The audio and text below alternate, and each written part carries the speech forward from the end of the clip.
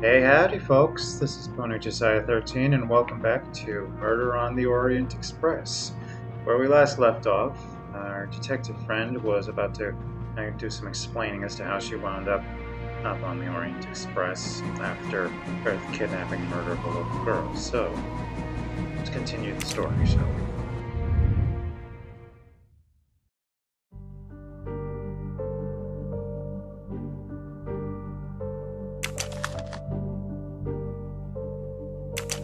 A bill from the power company with, I'm sure, plenty of excuses why my rates keep going up.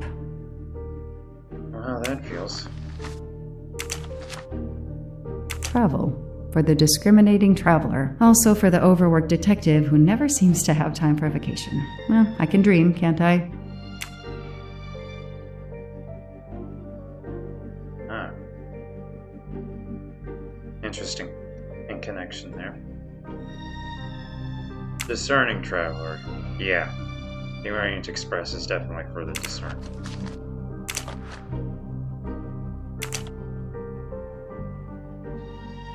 Body of investigative reporter Michael Clark was found buried in his Boston backyard. Clark was killed by single shot to the chest. State of decomposition suggests an estimated date of death. Burial fall 2018. Years of no new leads in the Armstrong case. And then this. Michael Clark. The sarcastic reporter, my prime suspect in the kidnapping, murdered 4 years ago? This is Michael Clark? He doesn't look anything like the journalist I interviewed. Michael, you have earned a place on my evidence board.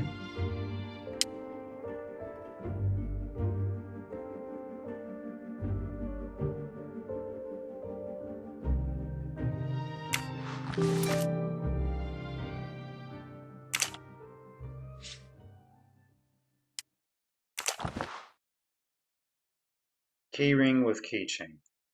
The lab team found this keychain in the cabin, but they wouldn't have bothered to examine the keys once the DA shut down the investigation. The keys were just tossed in the evidence box along with everything else. It's too unusual not to demand a closer look. And the D20 certainly isn't unique.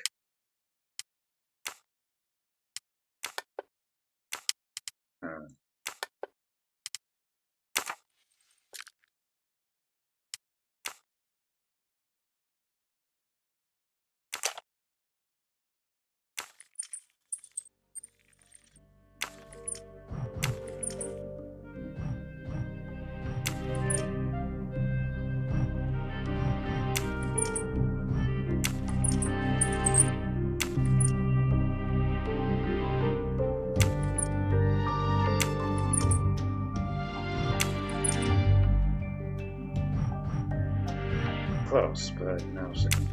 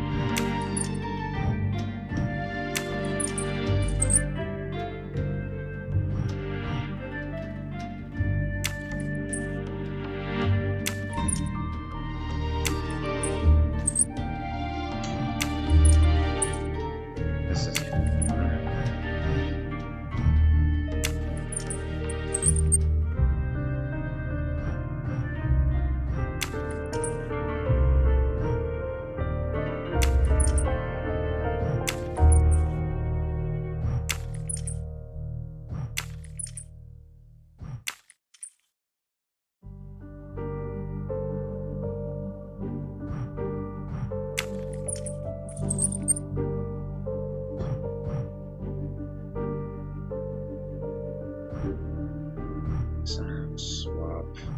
It's 2.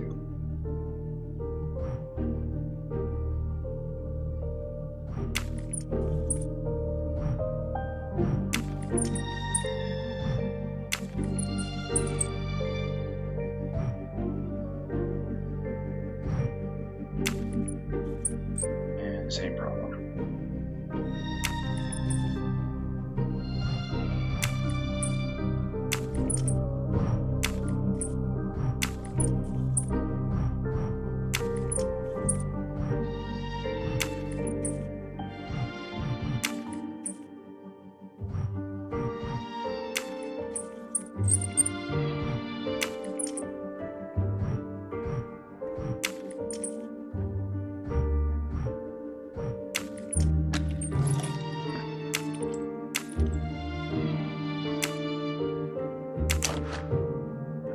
A USB key.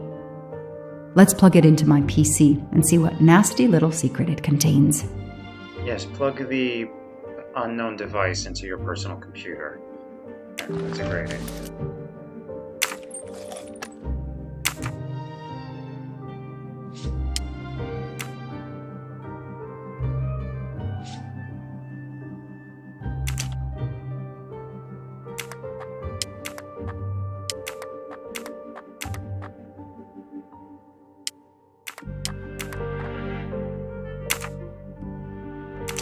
Try that again. This one.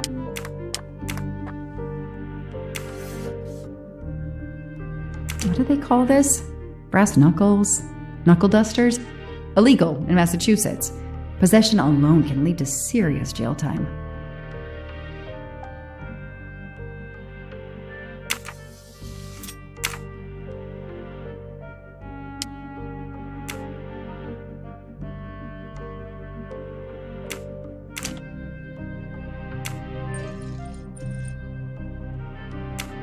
A key knife. They sell them on the internet for self-protection. Not sure how effective those are.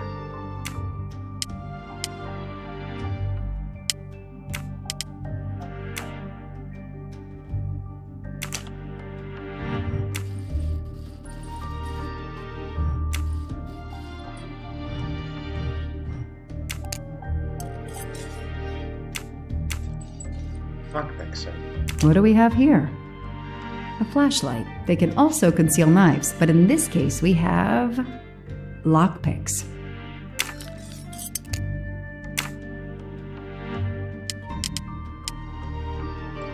Let's see. 3, 5, 6, 9. 3, 5,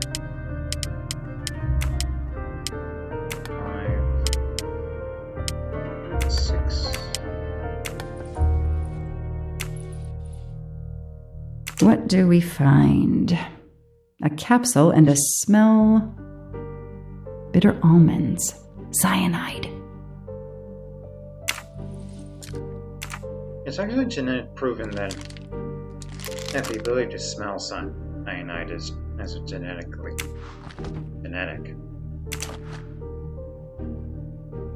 So clever. All that evidence and yet no DNA found.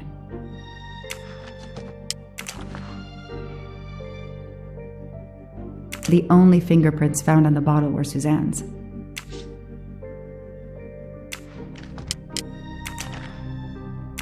Suzanne's hair, so conveniently left in the cabin for us to find.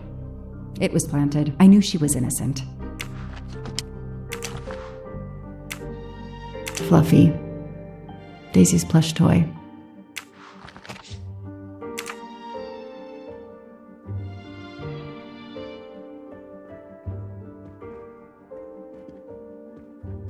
Kitty. I know I have to stop printing. It's bad for the planet. I actually prefer our paper. Shaved off the Metro beard.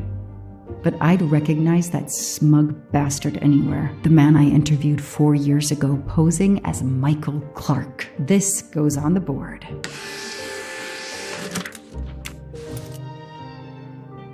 That's a lot of money. Maybe they needed to show the ransom to someone, to check if the serial numbers were still on record. I'll print them, and on the wall they go. Absolutely nothing on this Cassetti. His driver's license is almost surely a fake.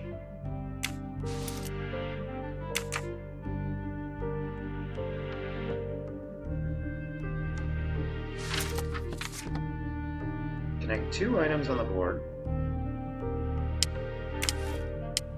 So, Ratchet's real name was Cassetti.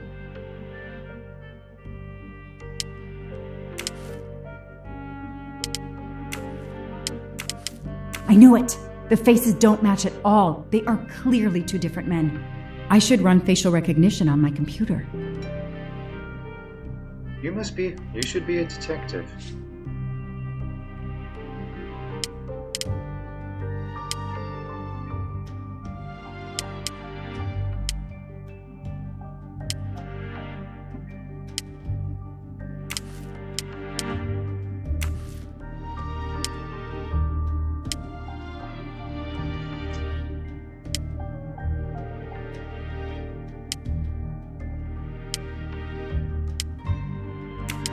The DA resigned soon after the Armstrong case. It haunted him just as it has haunted me.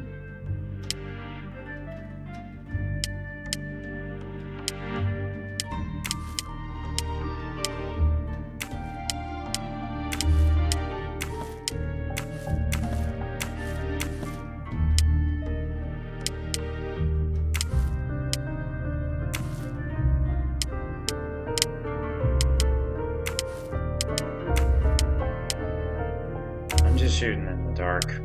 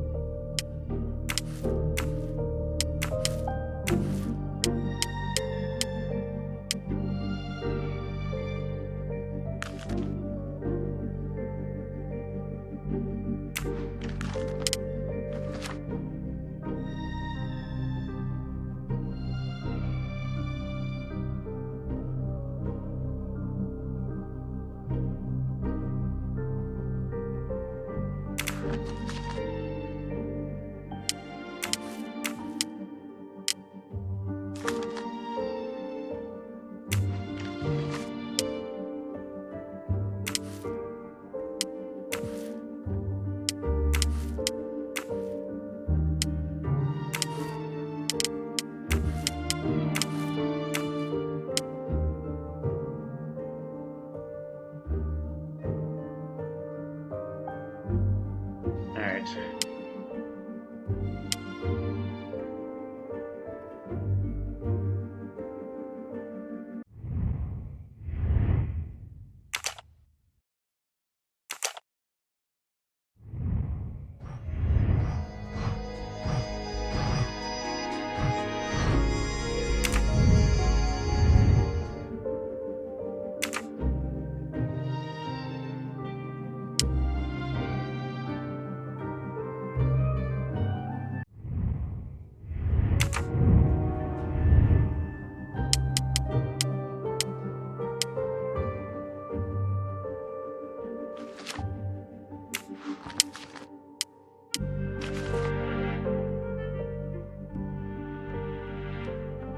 Death caused by chest wound left to sternum between 4th and 5th ribs, penetrating heart 22 caliber.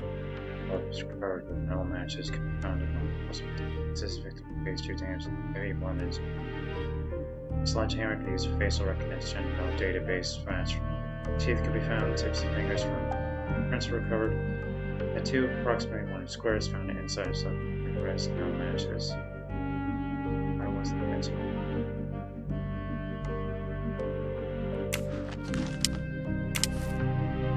This tattoo is the same on both pictures.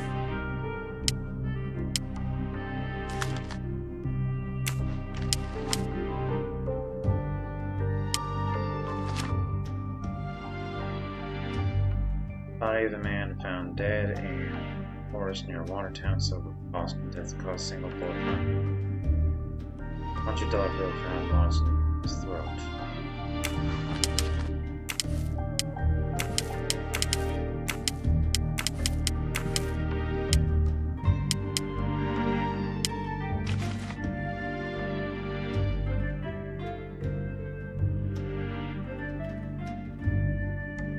That guy looks.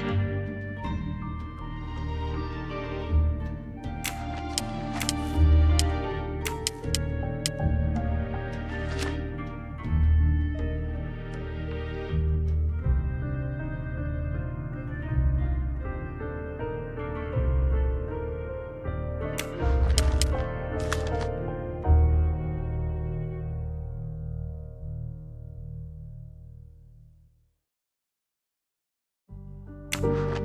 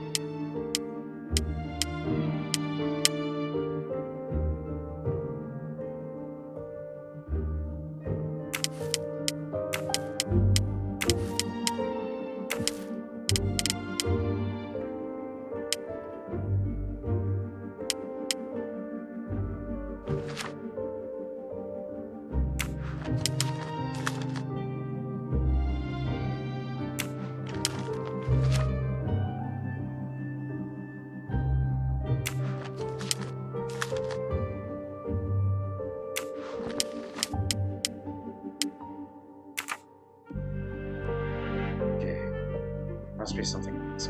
Oh, hello. Shiny facial hair. The good news is that it's gold. I don't like that this is being connected to... I've read it probably 10 times already, but I can't get enough of it. Don't know why. Maybe because it helps me sleep? Maybe because, as you identify with Ahab, problem is he dies at the end of it. I don't have time to waste on magazines.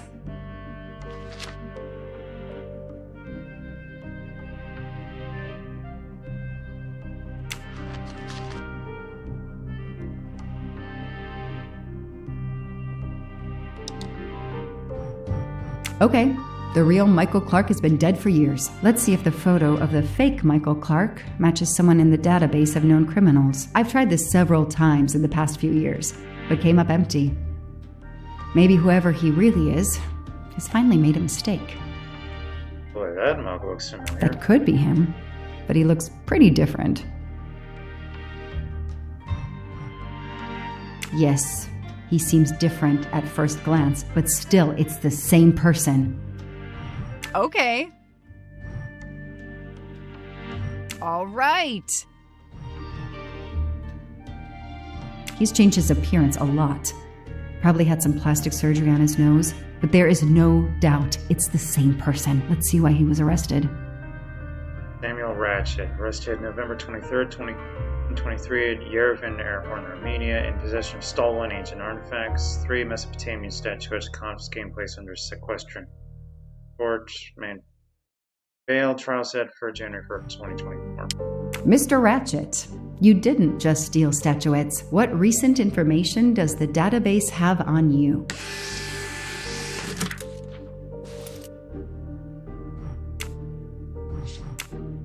It's so frustrating. I have a name, but I can't find anything about him. But I know just who to call.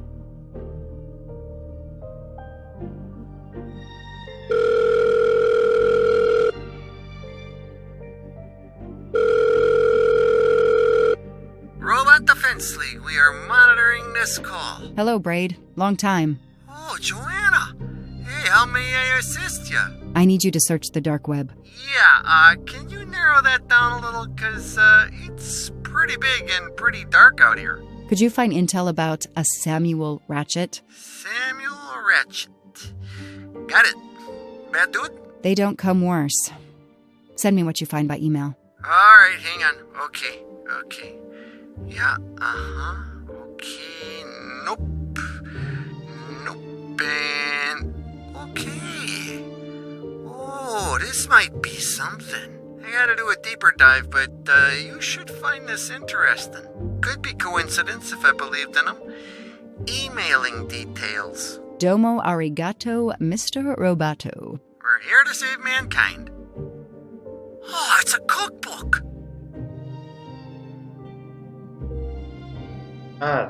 Fictional crime investigation where you can call a guy and get someone's life story in 2 minutes. The Orient Express. I'm gonna print these tickets and put them on the board.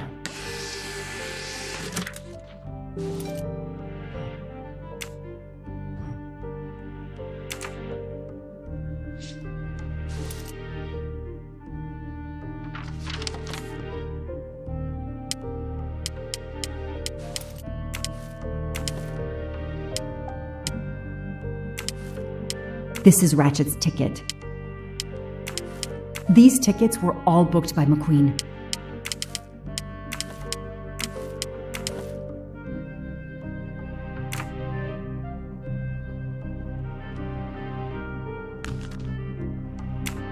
The Orient Express departs from Istanbul next week. Interesting.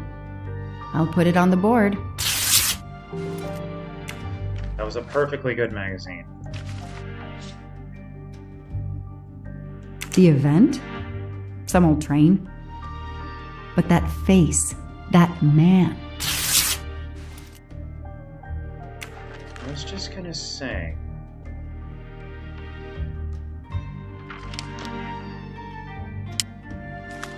take a closer look at that driver. I know that face. That's John Armstrong's driver.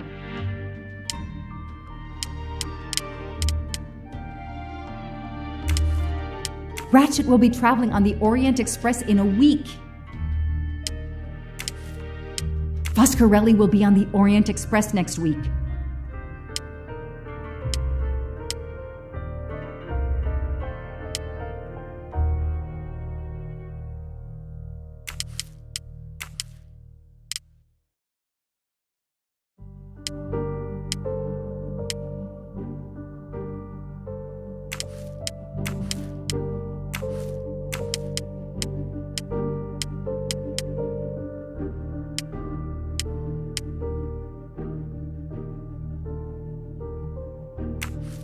Next week, a certain Edward Masterman will be on the Orient Express. Hector McQueen will be on the Orient Express next week. Like the man said, it could be coincidence if I believed in them.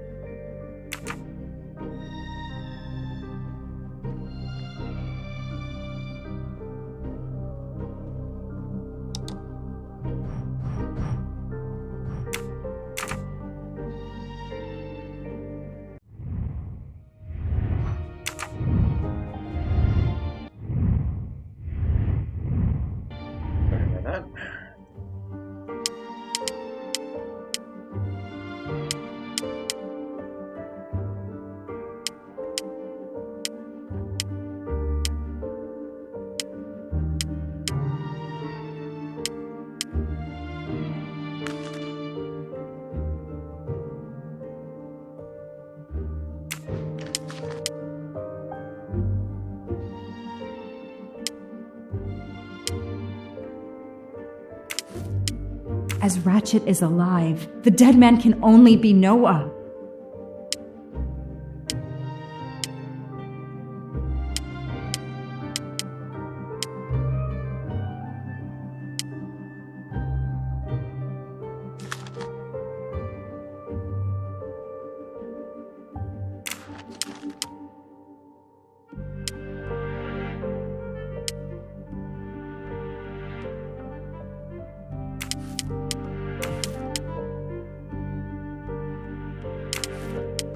Goodbye, Michael Clark. Hello, Samuel Ratchet, the man who stole your identity and your life.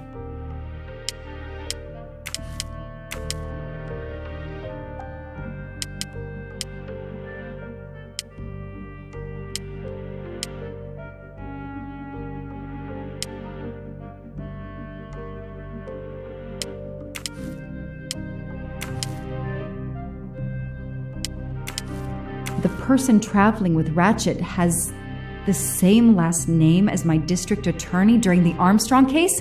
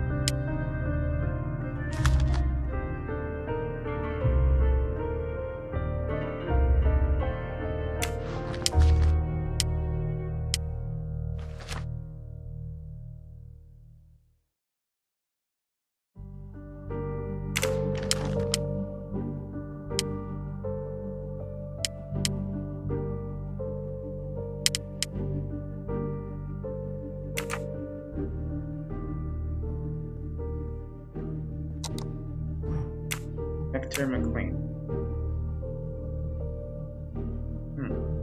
District Attorney McQueen's son. I knew it. He's the son of my former DA. He goes on the evidence board.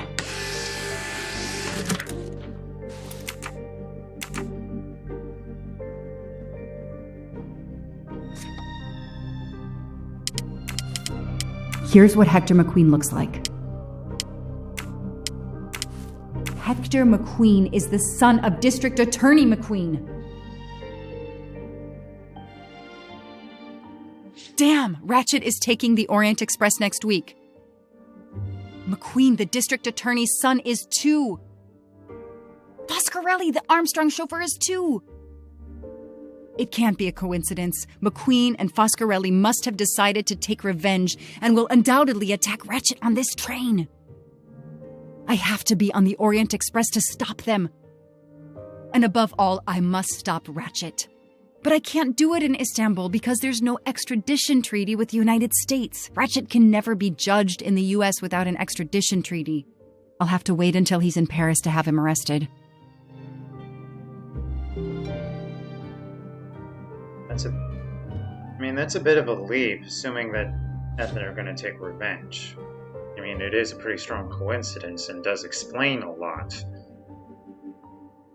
Every compartment is taken for this special anniversary journey. Oh, it's impossible to find a ticket. What can I do?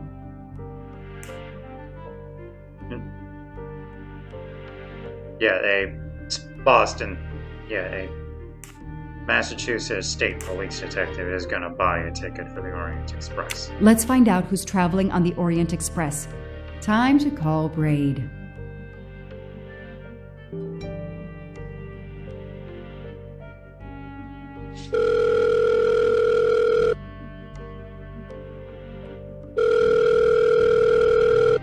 Braid! It's me again. I haven't found anything useful yet. I need one last favor. But it's a big one. Uh-oh. Can you find me the list of passengers of the Orient Express for that anniversary trip? Hold on. Jeez, their IT is surprisingly good. Maybe because of the big event. I found the list, but they sealed my back door as I was starting to capture it. Oh no. Whoa, calm down. I got one name. Female. The name I got before they kicked me off the server was Stacy Johnson. Do you feel like a Stacy Johnson? The question is, how is she going to feel about helping me? That's one you'll have to figure out for yourself. I gotta go back to weaving my magic on the web.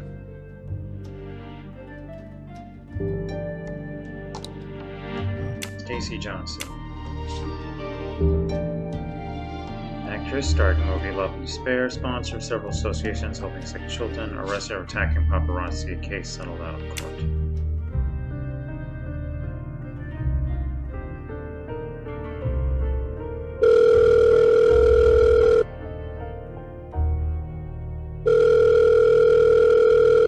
Hello, is this Stacy Johnson? Who's asking? My name is Joanna Locke. I'm a police detective. And I'm just an actress. Now what did I do wrong? Nothing. I need your help. I need to take your place in the Orient Express. Is this a joke? No way. I can get an arrest warrant if you don't cooperate. You gonna pull it out of your hat? I've done nothing wrong. Lately. I'm hanging up. Goodbye. Wait. Do you remember the Armstrong kidnapping? Of course I do. That poor little girl. I'm a police officer. I have a new lead that may help me find her killer. Wait, didn't they prove it was the nanny? I have found compelling new evidence. I've reopened my investigation. You know, I had my doubts about the murderous nanny. I played a nanny a couple years ago in a slasher. I was killed in the first episode, but it got me interested in helping kids. Stacy, please. You say you help kids? Well, I joined a couple of associations who are trying to help underprivileged kids. If this little girl's real killer is still out there somewhere, I'd do anything I could to help. Getting me on that train will help more than you can imagine. So, you want my ticket for the Orient Express? But I booked it months ago. I was so much looking forward to this trip.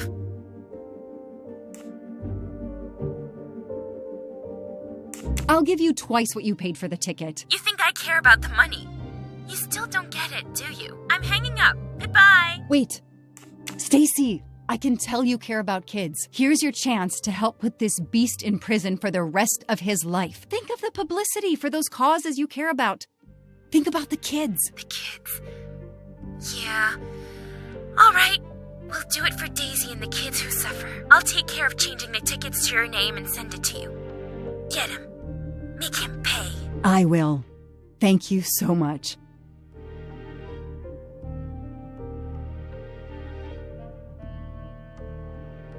Stacy was as good as her word. I received the ticket. I called my chief to let him know I was taking my vacation time. I had coming. I flew to Istanbul. I was finally going to nail the monster responsible for Daisy Armstrong's death, Michael Clark's death, even his accomplice, and, I suspected, so many others as well. You know the rest.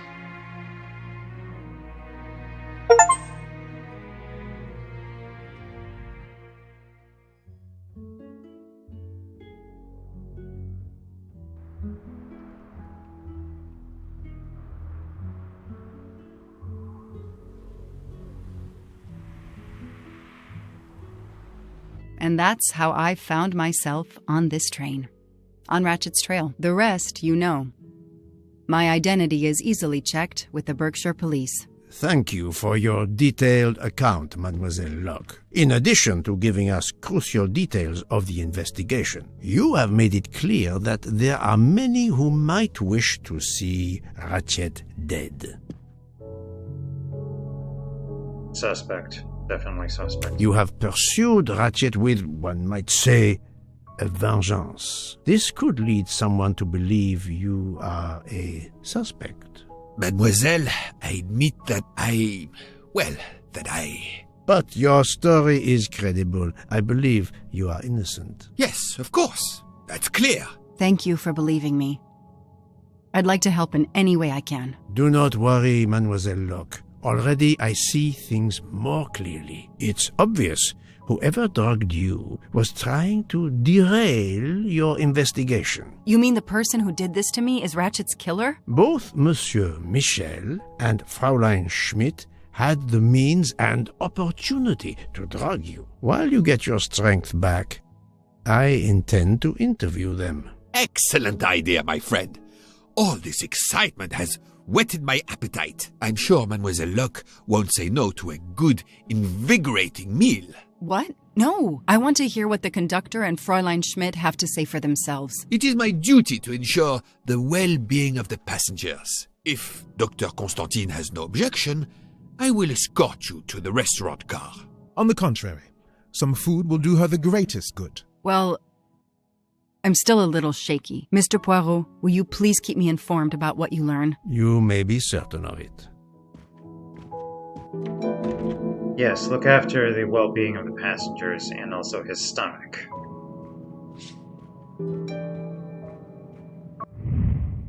Now, where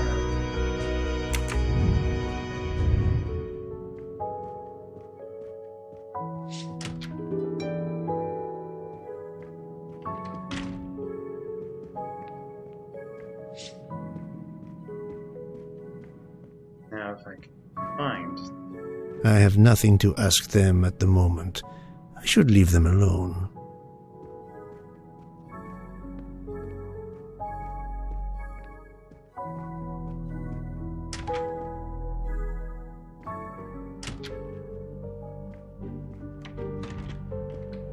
Good evening, Fräulein Schmidt. May I disturb you for a moment? You asked so politely, mein Herr, but I do not think I have a choice.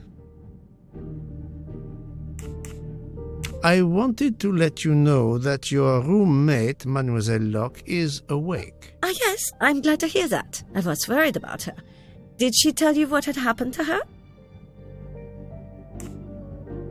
Unfortunately, she doesn't remember much, but we found a residue of a sleeping pill in her cup of tea. Since you two were alone together in your room when she drank it, who else but you could have dragged her? Must I point out I do not make the tea on this train? You should question the conductor or the kitchen staff.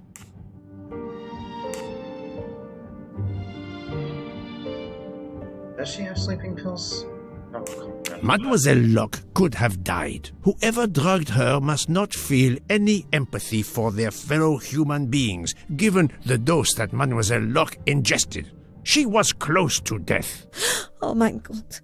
What did I do? I didn't want to hurt her. just have her sleep for a few hours while we had time. We? Time for what? Time for what, Madame Schmidt? You think I feel nothing? Nothing? That poor little girl. Indeed, that poor little girl. Fräulein Schmidt is somehow connected to the Armstrong case.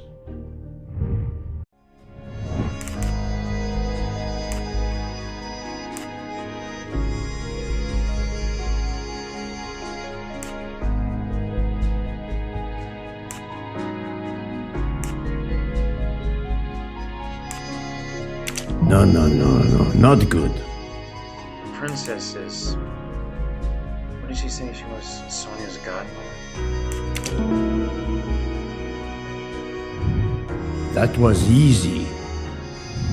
Fräulein Schmidt, I have a certain reputation for sniffing out... I am not a murderer. Forgive me, but I was going to say brilliant chefs. You were the Armstrong family's cook, were you not? But... Yes. I was the cook of that lovely, lovely family. I'm sorry, but I must ask you to give me some time to collect myself. It wasn't supposed to be like this. My darling, my poor darling child. I will give you that time, Fräulein. You have given me much more in exchange. I must check in with my other suspects to make certain I have all the pieces of the puzzle in my possession.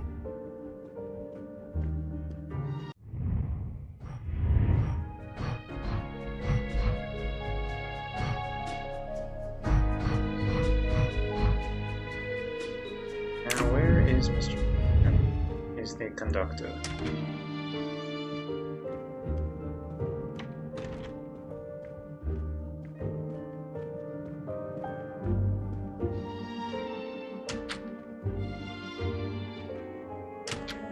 She said, "My poor little girl." Does that mean that Daisy is her daughter? Hey, there are a lot coincidences on this train. Oh, there you are.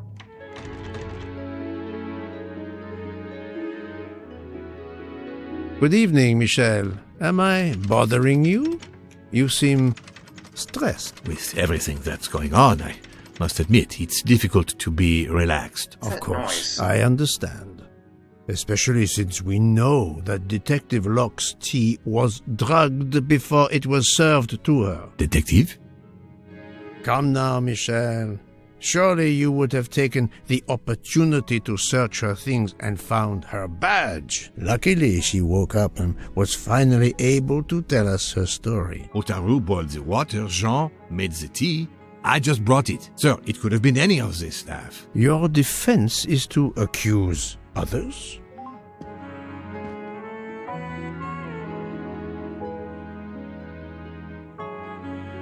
Wouldn't you know You have a network connection? No, unfortunately. It's just an automatic reminder to pay my rent. I always forget, and my landlord complains. Pierre Michel had to be involved in the murder. The drugged tea, his post at the end of the hall, and now I know why I know more than one of those people on the screen.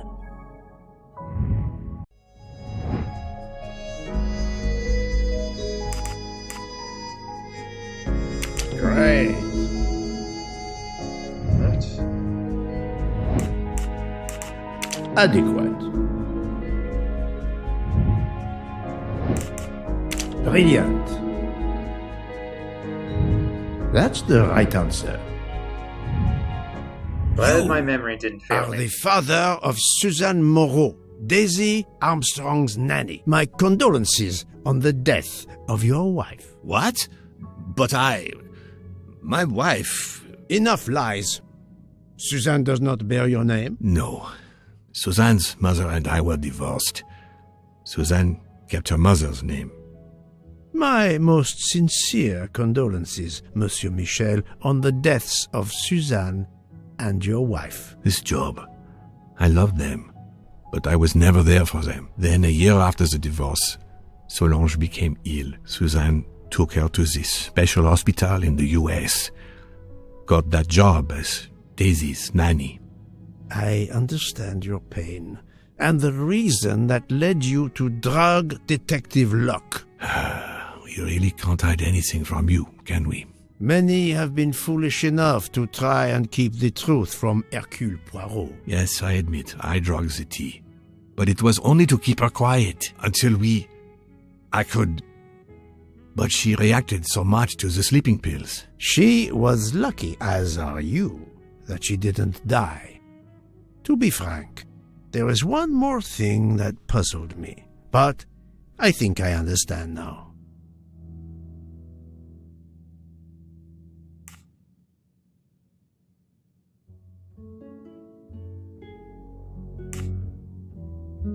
You have a certain fondness for Monsieur Hardman, no? Cyrus is a good friend, and I appreciate him a lot, but it's not that. Cyrus was my daughter's fiancé. Boy, I feel like I almost consider Cyrus as my own son. Of course, much more is clear now. I have been patient long enough. It is time to go and see what all the commotion is next door.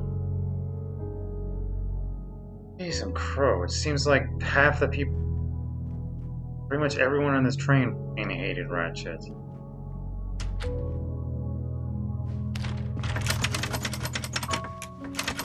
Monsieur Hardman, excellent. The gods who watch over detectives must have trapped you here. Why didn't they watch over me? I'm a detective too. I was talking to Michelle about a leaky faucet, and I wanted to go out, but you showed up. No need to invent some preposterous story. But really, Michel has told me everything. You are the fiancé of Suzanne Moreau, his daughter. Oh, I see. Surely this is not a big surprise to you. No. Suzanne was the only woman I ever loved. And I failed her. We got into a spat.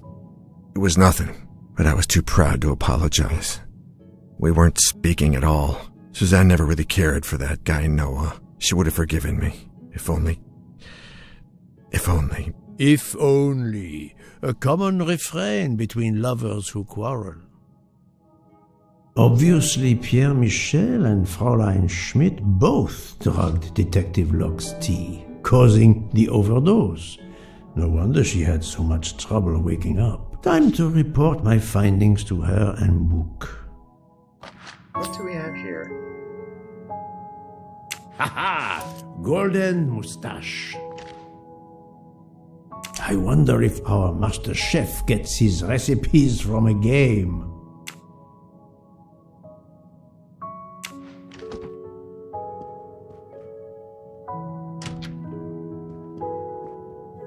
I was trying to figure out how Suzanne had a fiancé and she was already dating some other guy. Plus, I completely forgot who Noah was. It's been too long since I played this game. So, my friend, tell me, you have something new? Mademoiselle Locke, I know who drugged you. Fräulein Schmidt and our conductor Pierre Michel both admitted putting sleeping pills into your tea. This explains your overdose. They are relieved you are recovering. Michel drugged a passenger? On behalf of the company, I offer my apologies to you, Mademoiselle Locke. Michel will answer for this outrage. Both of them? I was pretty sure about Fräulein Schmidt, but I admit that I did not suspect the conductor. I have uncovered multiple connections with the Armstrong case. Pierre Michel is the father of Suzanne Moreau, little Daisy's nanny, and Monsieur Hardman was Suzanne's fiancé. As for Hildegard Schmidt, she was the cook of the Armstrong family. What a coincidence, don't you think? But it's incredible! What are the odds that so many people linked to that tragic affair ended up on the same train? About the same as you winning the lottery, my friend. I wasn't the officer who interviewed Fräulein Schmidt back then. So she couldn't recognize me here on the train. How could they know who I was? There were other passengers who might have. Or she may have seen you when you visited the Armstrong home. It is now clear to me that some of the clues to this elaborate plot were staged for my benefit. What do they want?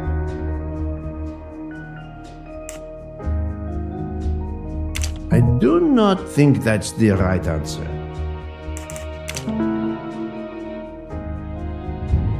Et voilà. Some clues and information collected so far could lead to a hypothesis. The murderer boarded the train in Vinkovsky, killed Ratchet, and then left the train immediately. How did you come to that possibility? Monsieur Hardman told me about a short man with a high-pitched voice who threatened Ratchet. Imagine for a moment that this man, wearing a wagon-lit conductor's jacket, killed him while Michel was on the platform at Vinkovsky. This murderer then hid the conductor's jacket in Detective Locke's room, then fled before the train left. Why choose Detective Locke's room? Why, indeed.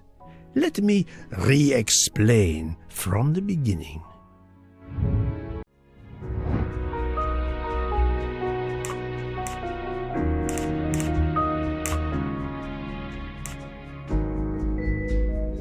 Train stops at Vinkovsky at midnight. Mr. Michel goes down to the platform, where they're both disguised as a conductor. Kills Ratchet, exits through Madame room, leaves a knife there, looks like a jacket button. Gets rid of the jacket, gets off the train. Michel now gets back on the train.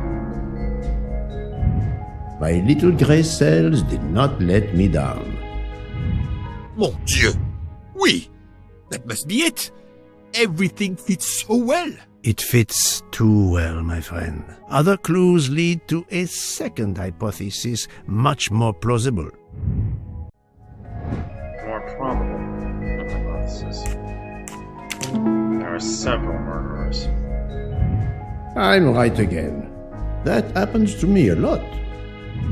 So, we have multiple murderers, all related to the Armstrong case. The murderer from Vinkovsky was a fabrication to turn suspicion away from those on the train. They expected the investigation to be led by some small-town official who could easily be misled. Mr. Poirot? Detective Locke, forgive me. You are an obvious exception. You tracked Ratchet with the tenacity of a bloodhound. Unfortunately for the killers, they not only had you to deal with, but now they had, and I say this with all modesty, the world's greatest detective, Hercule Poirot, dropped into the midst of their meticulous planning. Multiple murderers? Multiple detectives? Poirot, please take pity on me. Who is linked to this case, and who is not? I was just about to say. I have gone speeding out of the station without you. I will continue. No, we're connected.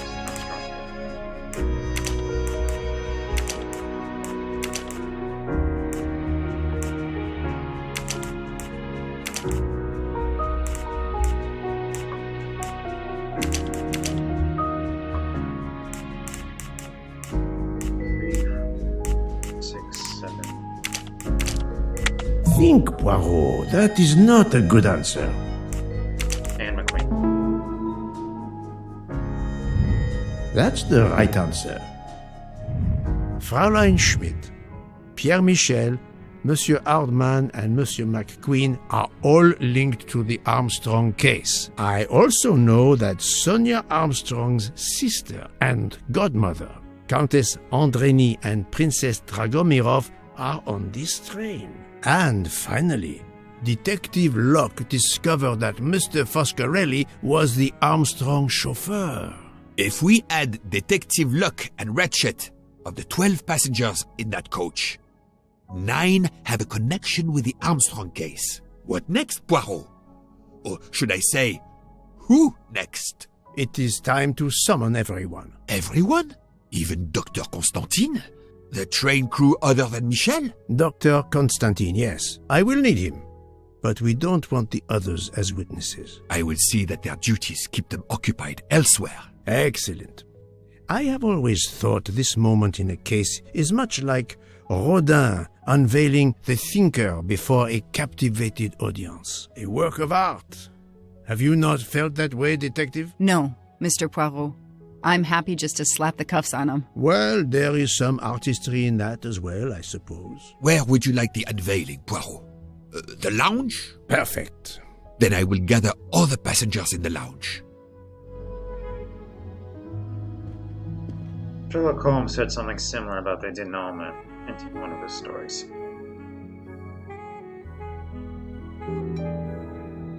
These detectives do have a tendency towards dramatic. What are the odds I come into the lounge and Schmidt is dead?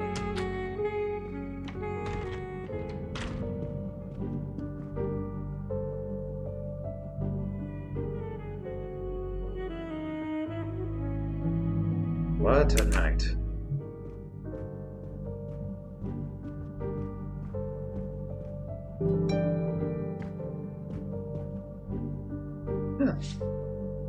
Found me mildly surprised. Let us begin. Monsieur Bouc, are the train crew locked in their quarters? Yes, they are. Then the stage is set for the final act.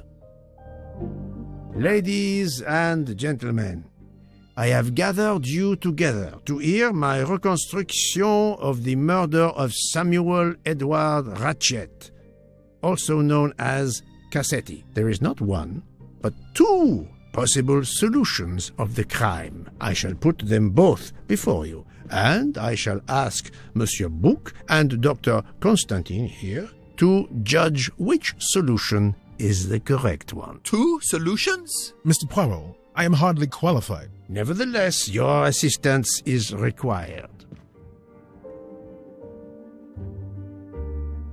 Now, you all know the facts of the case. Ratchet was found stabbed to death this morning. He was last known to be alive at 12:37 a.m. last night, when he spoke to the wagon-lit conductor through the door. His watch was found to be badly dented, and it had stopped at 1:15. Dr. Constantine, who examined the body, puts the time of death as having occurred between midnight and 2 in the morning. At half an hour after midnight, as you all know, the train ran into a snowdrift. After that time, it was impossible for anyone to leave the train. So, here is my first theory. The enemy, as Ratchet expected, joined the train at Vinkovsky by the door left open by Captain Arbuthnot and Monsieur McQueen, who had just descended to the platform. He was equipped with a wagon-lit jacket, which he wore over his ordinary clothes, and a pass key which enabled him to gain access to Ratchet's compartment in spite of the doors being locked. Ratchet was under the influence of a sleeping draught. This man stabbed him with great ferocity, 12 wounds in all. He left the compartment through the communicating door to Madame Hubbard's compartment. Yes, that's so. Scared me half out of my wits. The murderer thrust the dagger he had used into Mrs. Hubbard's handbag in passing. Without knowing it, he lost a button of his uniform. Then he slipped out of the compartment and along the corridor. He put the uniform jacket into Detective Locke's suitcase to cast suspicion on her. And a few minutes later, dressed in his ordinary clothes, he left the train just before it started off again, using the same means for egress, the door near the dining car.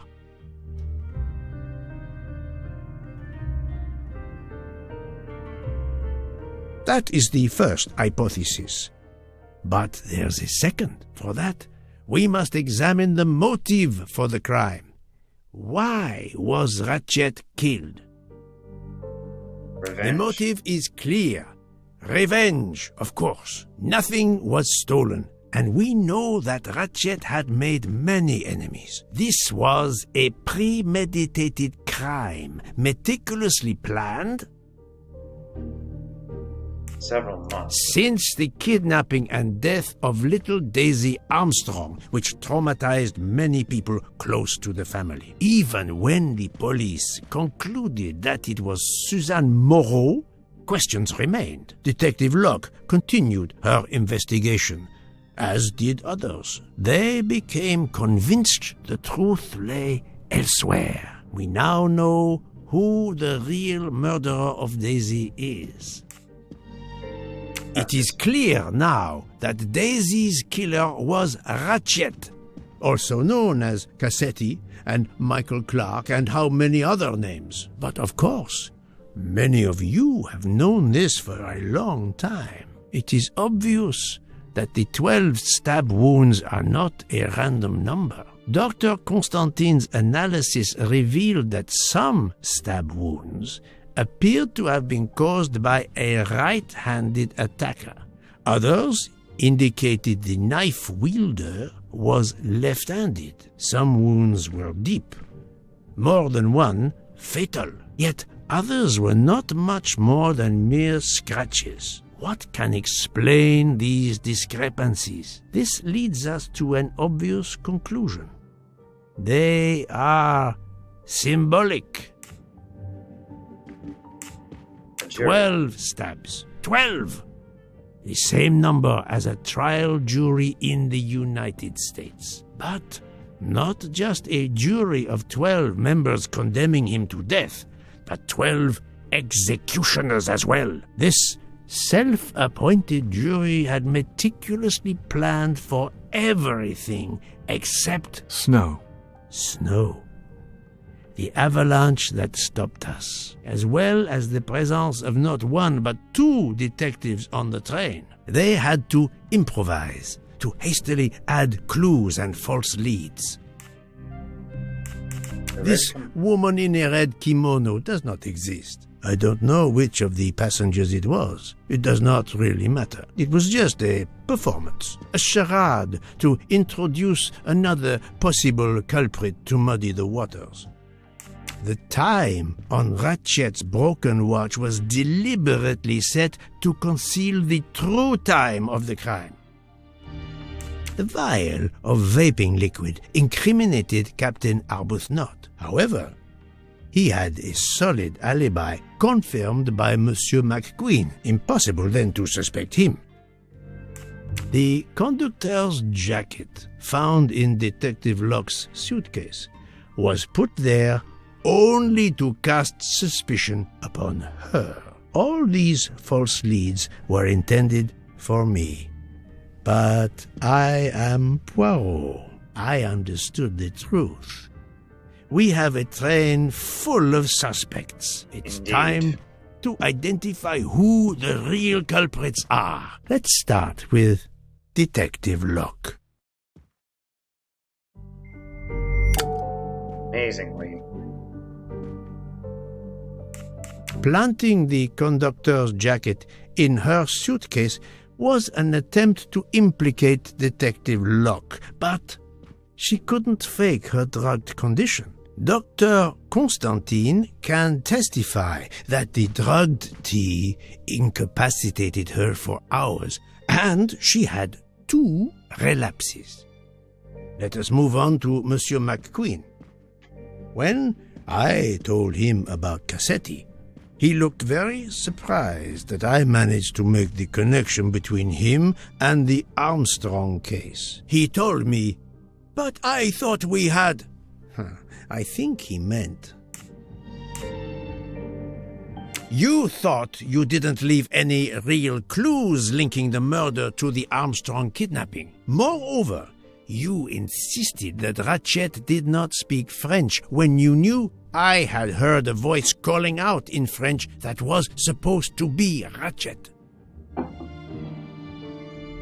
No, he was with Captain Armor. I do not think that's the right answer. You took some pleasure in leaving me false clues, I think. It was quite annoying. But you told me yourself that your father was the district attorney who handled the Armstrong case. The case haunted my father. At first, he believed Suzanne Moreau had helped her boyfriend, Noah, to kidnap Daisy, even though there were questions that went unanswered, and a young policewoman refused to let it go, continuing to find discrepancies, but never enough to reopen the official investigation. That policewoman sits there. Her name is Joanna Locke. Then tell him. Tell him how in the end my father believed you, how he resigned a job that he loved, racked with guilt that he may have let that monster go free. He died young, broken, his faith in justice broken. That's what Ratchet did to him. Thank you for your honesty, Monsieur McQueen. Your father is one more victim of the man who called himself Ratchet. Now, I will turn to Ratchet's valet, Monsieur Masterman. No, I don't think so. No, Poirot. Remember Ratchet's sleeping pills.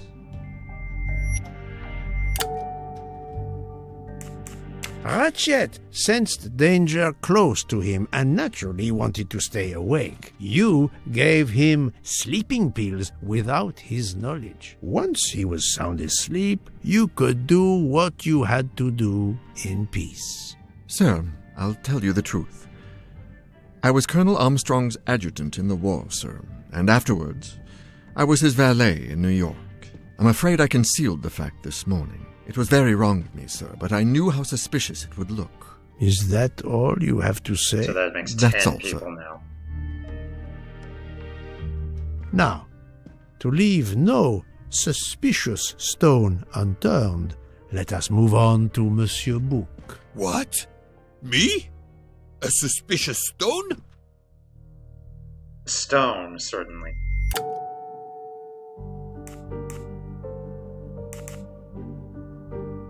His lofty position as director does not clear him of suspicion. Murderers can come in all shapes and sizes.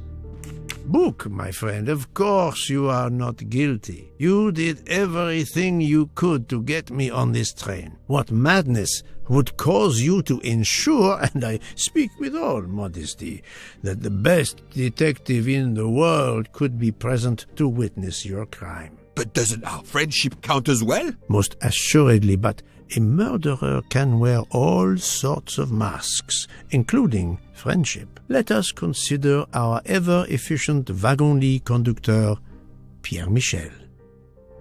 Yes, I'm afraid so. Your admission that you drugged Detective Locke immediately incriminates you, but the murder could not have been possible without your very capable assistance. Your knowledge of train procedures made the murder possible, and your position in the corridor of the train allowed you to be the perfect alibi for several passengers.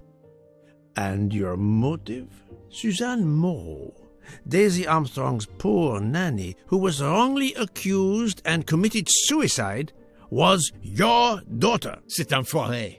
He got what he deserved. My poor daughter has finally been avenged. My Suzanne. My child. Let's move on now to Monsieur Hardman, one of 3 detectives on this train. Yes. I speak for all detectives when I say the fact that Monsieur Hardman is a detective does not make him a murderer. Monsieur Hardman, I think you are a real detective, but you were never hired by Ratchet. Your alibi was that you were watching the corridor to protect Ratchet, which, of course, you never did. You protected Pierre Michel. However, We just saw that his alibi doesn't hold up, so neither does yours. I don't know about the conductor. Being Suzanne's fiancé, you had a substantial motive to punish Ratchet. You used your detective skills, just as Detective Locke did, to hunt him down and finally avenge the death of your beloved. That's right, Mr. Poirot. I do have some detective skills. I never doubted it. Now, Fraulein Schmidt, the lady's maid with the soul of a cook.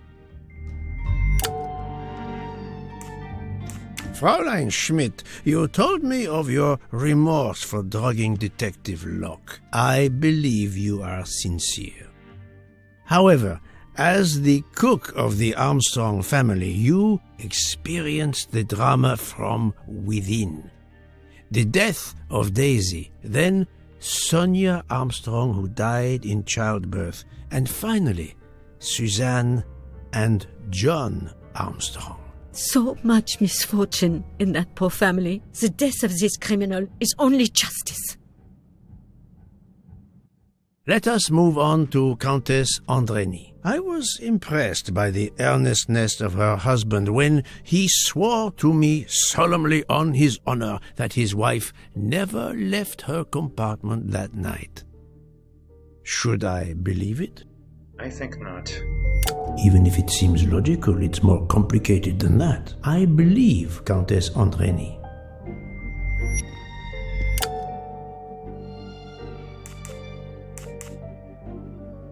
Countess Andreni is young and fit, physically quite capable of stabbing Ratchet.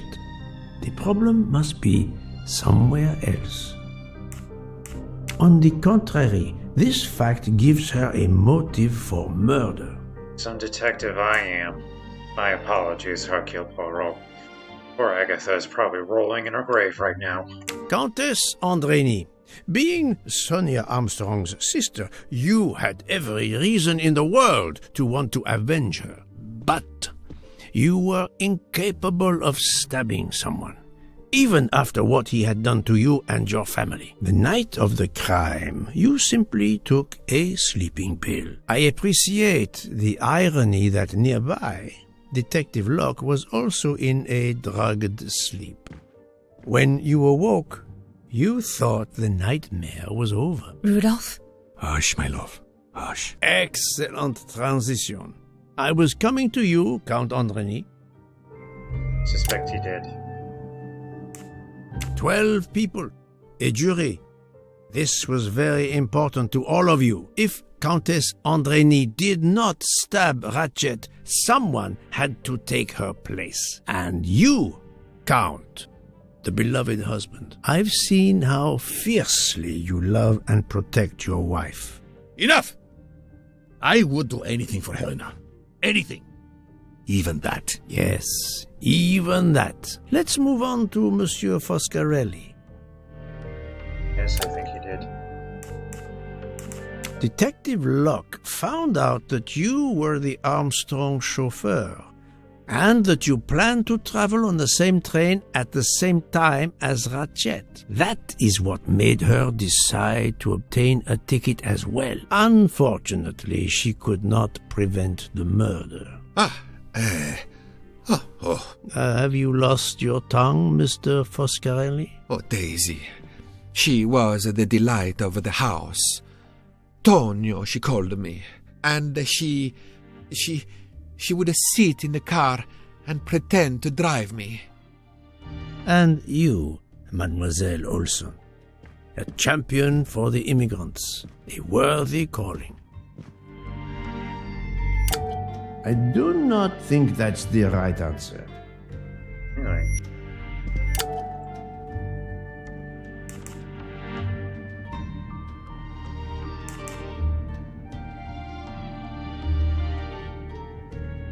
Admittedly, she lied to me about Mademoiselle Debenham's schedule. But one lie does not convict her. Sorry, it's been a while since I played this game. I'm not remembering all the Mademoiselle Olsen, you supported Madame Hubbard's story about her connecting door latch, a story that I later demonstrated to be impossible. So, you deliberately lied to me, and you also lied about Mademoiselle Debenham's whereabouts. Enough! I can't take this anymore. I know what you want from me, Mr. Poirot. Very well. Here it is. She was my little Daisy, my angel, so patient.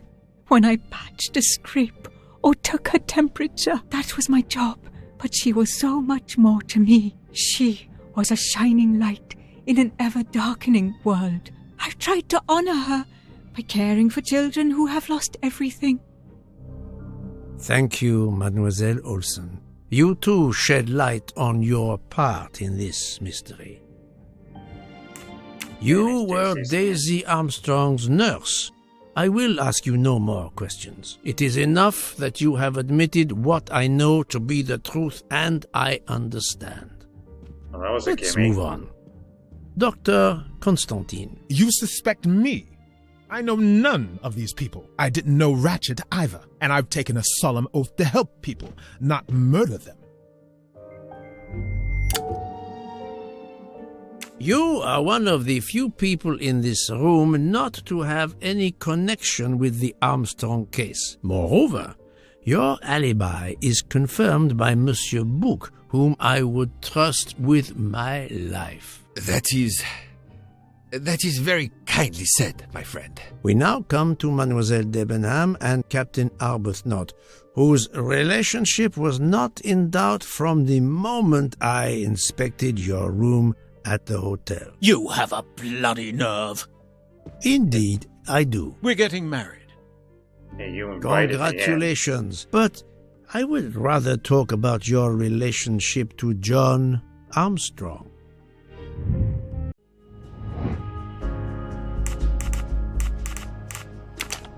We're both soldiers. My little grey cells did not let me down.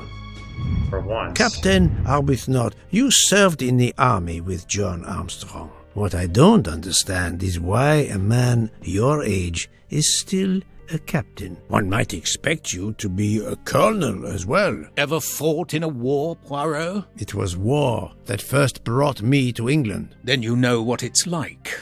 There's a shattering sound, and death, and mistakes, acting on intelligence that proved to be wrong.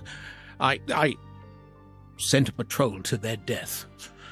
Good men, brave men, wasted. John testified on my behalf at a court-martial. I'm not a colonel. I don't deserve to be, you bloody fool. But I'm also not in prison.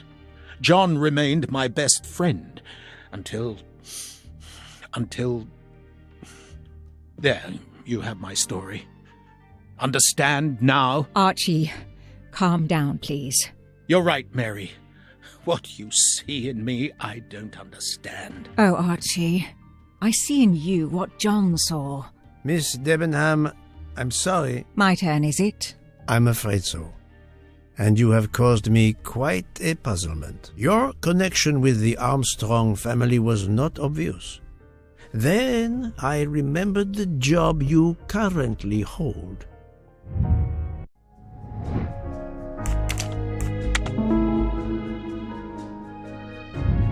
I'm right again. That happens to me a lot. Well, less often today. You were the teacher of... No, she was the teacher of Countess Andrény.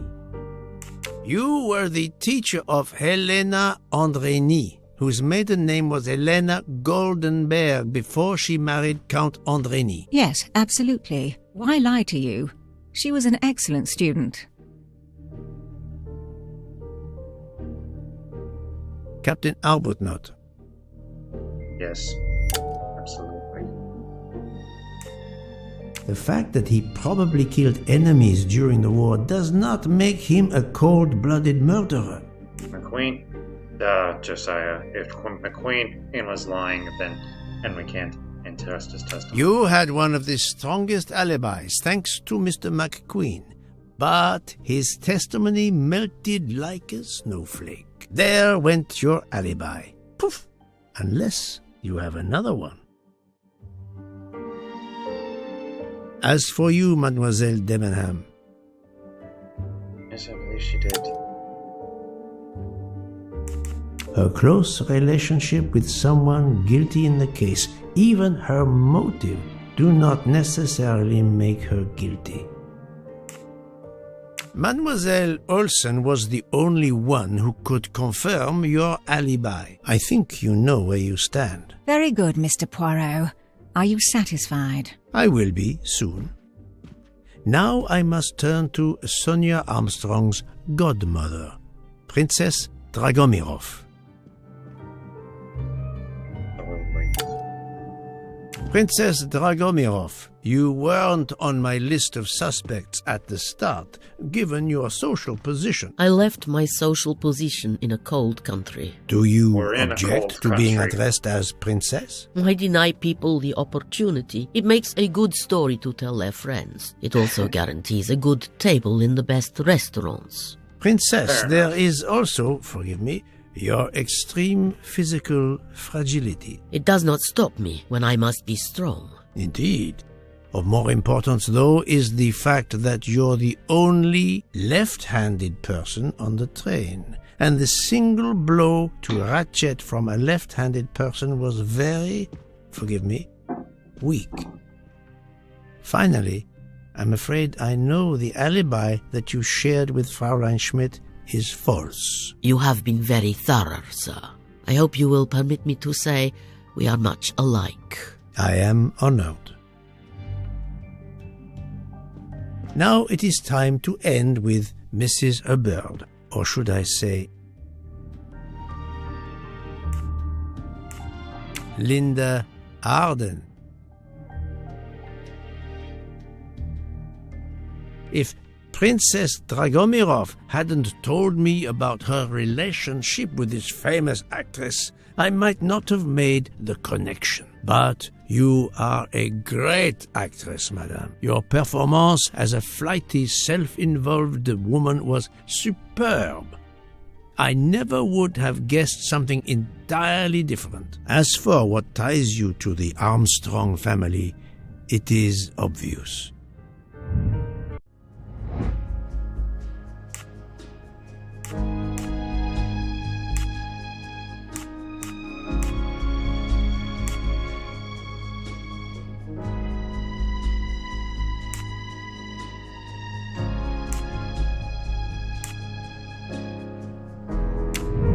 Can't remember.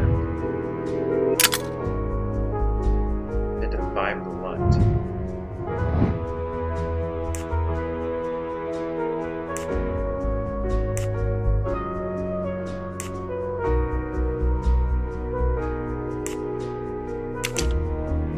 I do not think that's the right answer.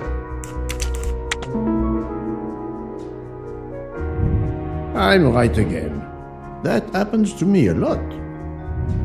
Mrs. Hubbard, you are the mother of Sonia Armstrong and Mrs. Andreni. Absolutely. Madame Hubbard, you really are a remarkable actress. You put so much effort into your character and into staging the murder. I saw it as a perfect mosaic, each person playing his or her allotted part, so carefully arranged that if suspicion should fall on any one person, the evidence of one or more of the others would clear the accused person and confuse the issue. Everything was meticulously planned. But you hadn't expected that Detective Locke and I would be on this train, and the avalanche would block it on the night of the murder. You had to improvise. But again, improvisation would be another of your skills as an actress. So you came up with the story that the latch on the door that communicated with Ratchet's compartment was hidden by the handbag. I always fancied myself in comedy parts. That slip about the sponge bag was silly. Shows you should always rehearse properly. You know all about it, Mr. Poirot. You're a very wonderful man, but even you can't quite imagine what it was like. That awful day, I was just crazy with grief. So were the servants. We decided then and there that the sentence of death that Ratchet had escaped had got to be carried out. There were 12 of us, or rather 11. Suzanne's father was over in France, of course. First, we thought we'd draw lots as to who should do it, but in the end we decided on this way. It was the driver, Antonio, who suggested it. Mary worked out all the details later with Hector McQueen. It took a long time to perfect our plan. We first had to track Ratchet down. Hardman managed that in the end. Then we had to try and get Edward and Hector into his employment. Well, we managed that. Then we had a consultation with Suzanne's father. Captain Arbuthnot was very keen on having 12 of us. He seemed to think it made it more orderly. He didn't like the stabbing idea much, but he agreed that it did solve most of our difficulties. Well, Suzanne's father was willing. Suzanne had been his only child. We knew from Hector that Ratchet would be coming back from the east sooner or later by the Orient Express. With Pierre Michel actually working on that train, the chance was too good to be missed. My daughter's husband had to know, of course, and he insisted on coming on the train with her. Hector wrangled it so that Ratchet selected the right day for traveling when Michel would be on duty. And then, at the last minute, you came. For the rest of the story, you worked out everything, Mr. Poirot. You were right about all of us. What are you going to do about it? If it must all come out, can't you lay the blame upon me, and me only? I would have stabbed that man 12 times willingly. It wasn't only that he was responsible for my daughter's death, and her child's, and that of the other child who might have been alive and happy now. It was more than that. There had been other children kidnapped before Daisy, and there might be others in the future. Society had condemned him. We were only carrying out the sentence, but it's unnecessary to bring all these others into it, all these good, faithful souls. You are a director of the company, Monsieur Bouc. What do you say?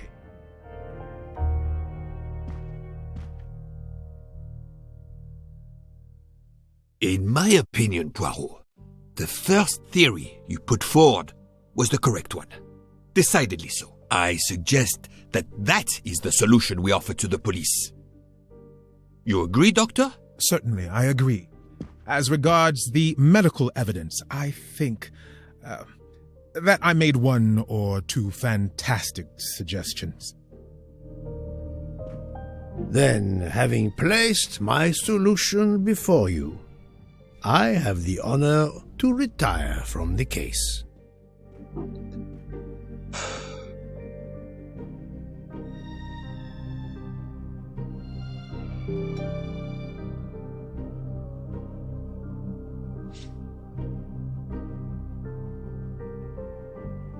I don't know how I feel about that.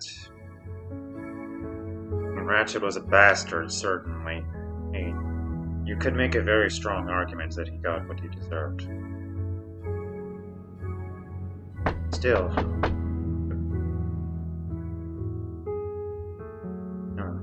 murder is murder. I'm sorry to wake you up in the middle of the night, Poirot, but it couldn't wait. There was a detail that bothered me in my preliminary autopsy of Ratchet's body. I went back to examine the body and I discovered a wound covered by another. The blow I hadn't seen was delivered by a thinner, sharper blade. So there were not 12, but 13 stab wounds. 12 stabs for 12 jurors. It doesn't work with 13 wounds. The symmetry is destroyed. It can't be one of the culprits who stabbed him twice? Doctor, a different knife was used. There is only one explanation. Somehow, some way, there is a 13th murderer on this train. We must tell Bouc. The case is not solved. Nice fake out.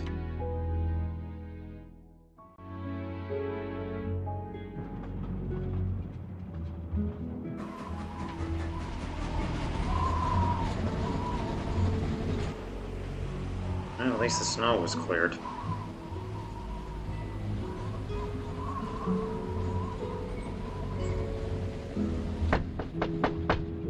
Please, come in.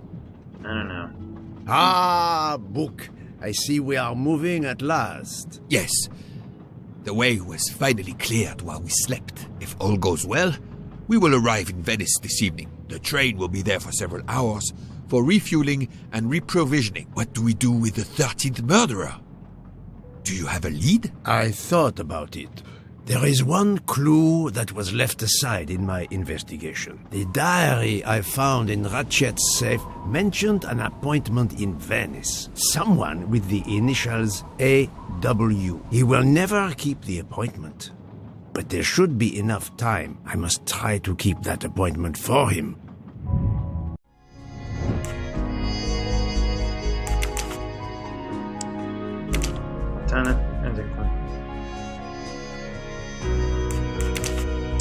Venice.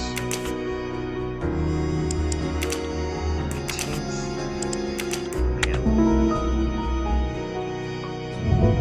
Et voilà. My little gray cells didn't let me down this time. Surprised that I remembered that. I don't know how I feel about that. I mean, you let the other 12 go. Why not let this 13th one? And have it.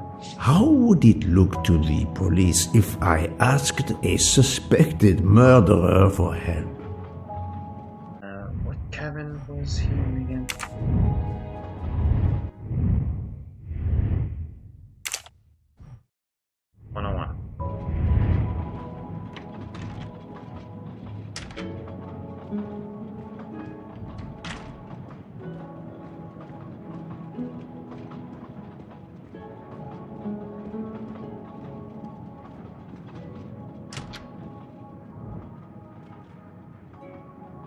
Well, where is he? I don't have time for small talk. How would it look to the police if I asked a suspected murderer for help?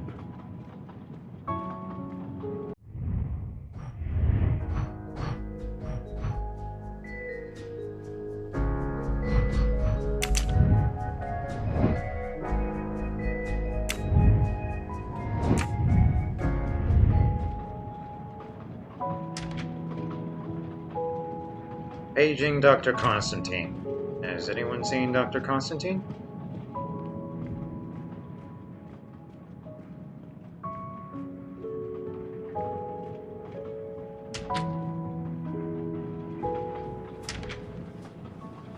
Oh, there you are.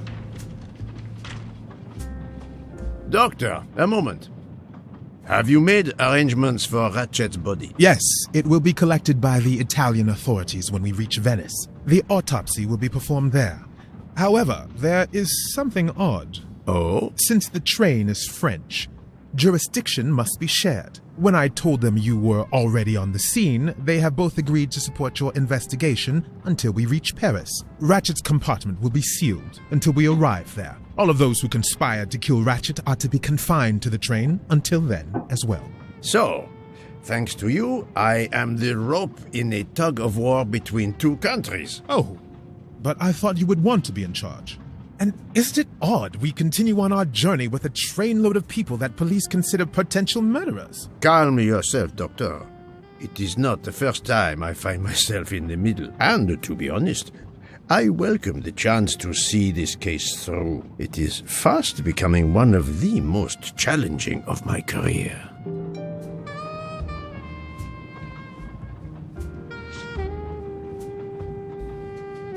I'm not going to ask a murderer to help me catch himself.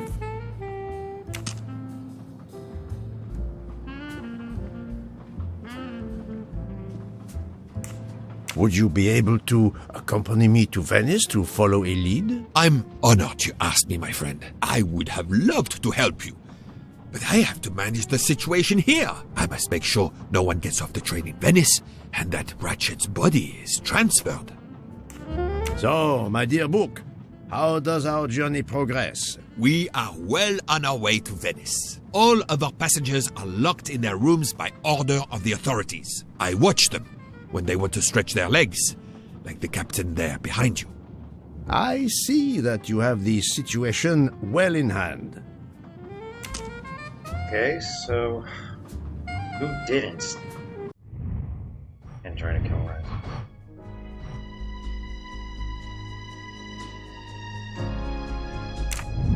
I'm gonna ask up and Suzanne Locke, aren't I?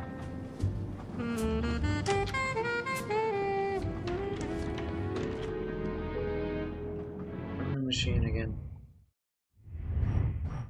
105.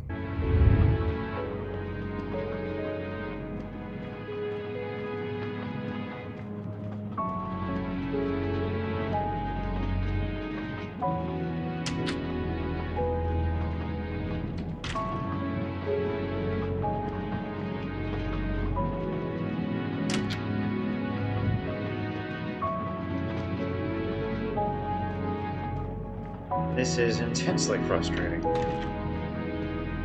one is where they're supposed to be. But at least I'm getting some steps in. Or at least Hercule is.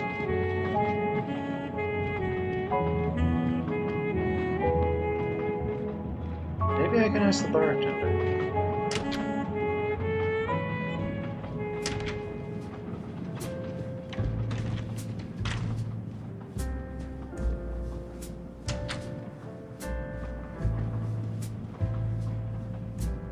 Mademoiselle Locke, you are clearly an excellent police officer. Could you accompany me to Venice for an investigation into Ratchet's activities? There is much we still need to know. Well, yes. It would be an honor to work with you. And I'm glad you trust me. What do you have in mind? There was a notation in Ratchet's appointment book. He had an appointment. With who? There were only the initials A.W. They were to meet at 10 o'clock at the Fontana dei Conigli. I want to know who Ratchet was meeting and why. But you've already discovered the 12 conspirators. Why is this meeting important? Unfortunately, the case is not complete. Dr. Constantine has discovered the presence of a 13th stab wound. One of them could have stabbed him twice. The wound was made with another, finer blade. Why would one of them have used 2 knives? Did they want to confess they killed him more than the others? And if so, why bother to deny it when they have already confessed? No, it makes no sense. And I do not close a case until all questions have been answered. You, of all people, must understand this. You're right. I do understand. I'll help you. Thank you. Together, we will uncover the truth. We will arrive in a few hours. Take the opportunity to rest. I slept well last night. No more effects of the drug. Excellent. Then be prepared when we reach Venice. We have another mystery to solve. Telling you it was her. Those knives in the keychain collection and were there for a reason.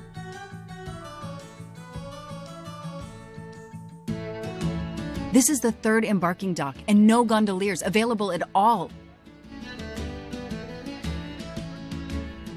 With Carnival, you can't find a gondolier to cross that damn canal. They're all booked. The worst thing is that the fountain is just across this canal. We're almost there.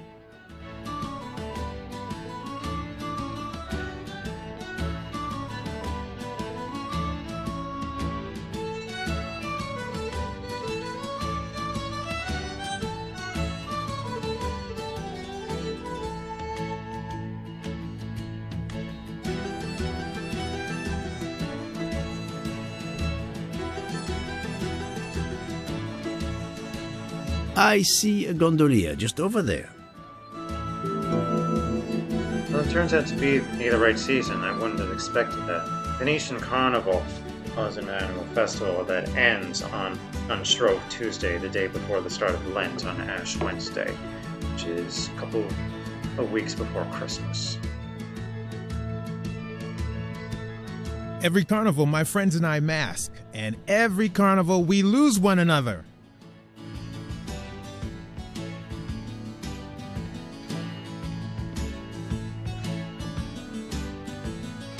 Shove. It's impossible to find a gondolier during Carnival.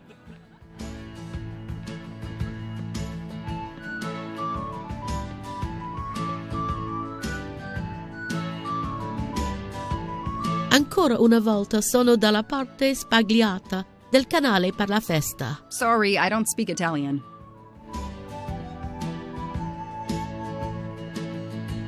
Dang, it's dark. Not a picture for the tourist brochures. Not a picture for the tourist brochures.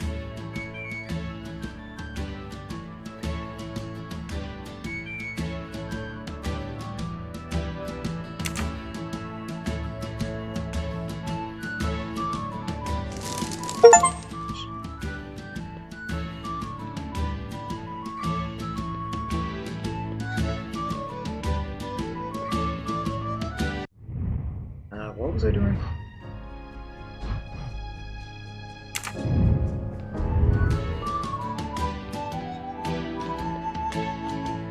Oh.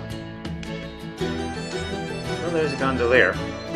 Hi there. We'd like to cross the canal, please. There is a bridge about a kilometer down the canal. Please. According to the map, the Fontana dei Conigli is just across the canal here. No. I, Gabriele, cannot help you. I'm sorry. We'll miss the 10 o'clock rendezvous if we try to get through this crowd and have to walk a kilometer in both directions. Why is he refusing to take us across? He looks upset. I should try to find out why.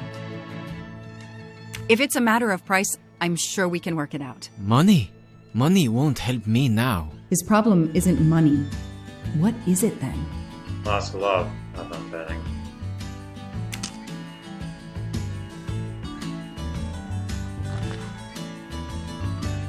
What a sham. A beautiful bouquet crushed by revelers. Wait, did she say sham? Bella Chiara, the beautiful Chiara. A beautiful name for a beautiful gondola. I'm gonna have to find this guy some flowers, aren't I?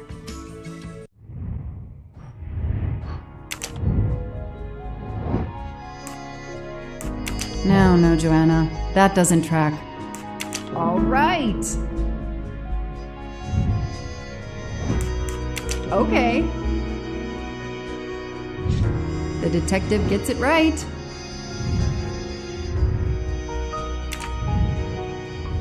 Show me how an American detective would handle this.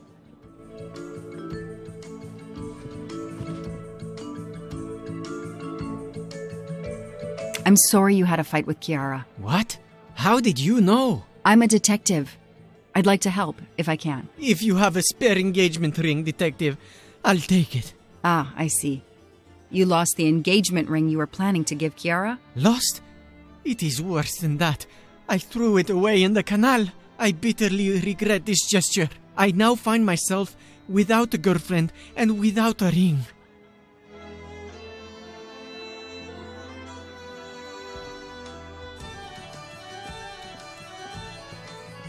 If we find the ring, maybe the gondolier will take us across. You are right. There is not much time. I will help you. Well, such is the life. You'll help by standing there.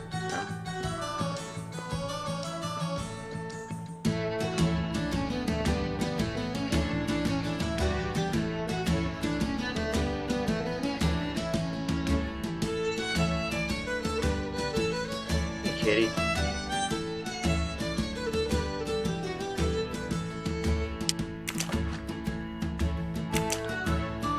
I know someone who will be happy.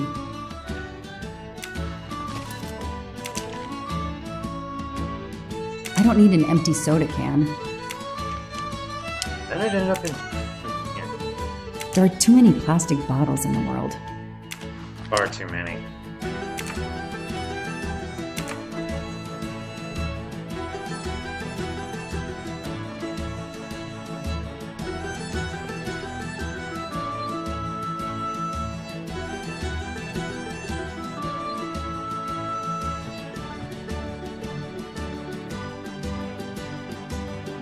Excuse me.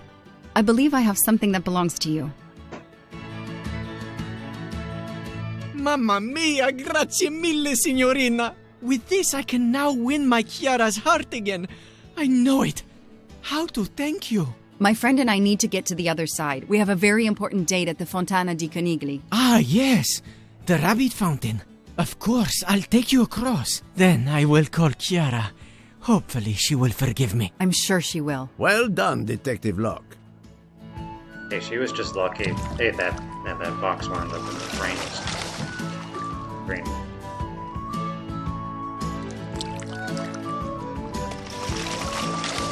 This district of Venice is very charming. You will love it. I'd love it more if I could see.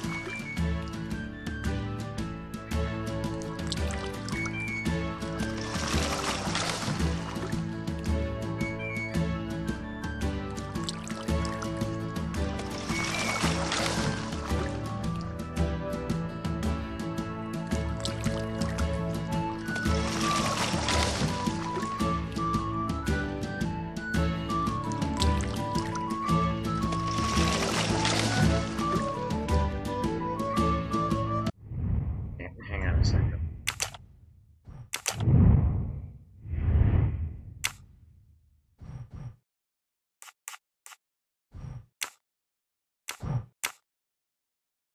Hopefully that solves that. If it's not too much to ask, can you wait for us until we return? Yes, no worries. I can call Chiara from here. To find the fountain, walk along the quay on the left, then cross the bridge and you are there. You cannot miss it. Got it. Thank you. Thank you, Signorina. You have made me the happiest gondolier in Venice. Chiara, I'm sorry. Well, I hope it works out for him. Okay, to the left. Perdón.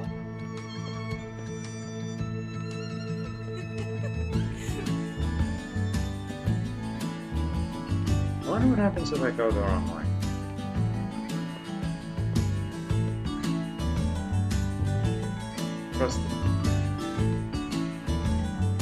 Cross the bridge.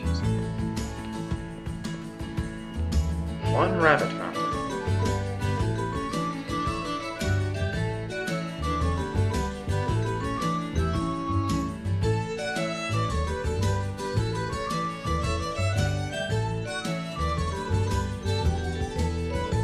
So, how are we going to recognize him as a contact in here? Do you think of that point at all?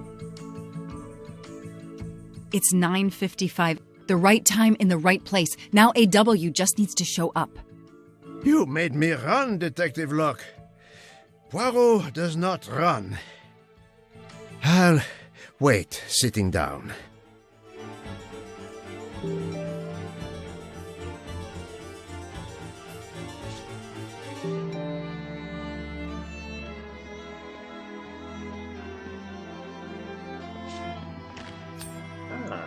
I've earned a gold mustache. I have an appointment with you, don't I? No, dove la tua mascara? No idea. Gelato. Italian ice cream. Very nice.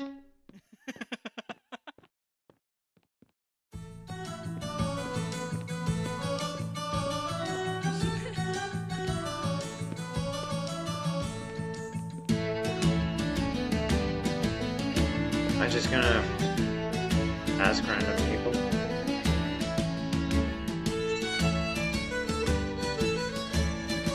That guy looks like he's waiting for something. We have an appointment, I believe? I don't think so. I've never met you.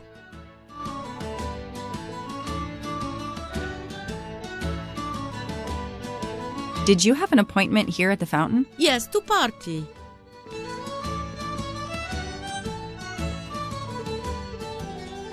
This is rapidly getting us nowhere.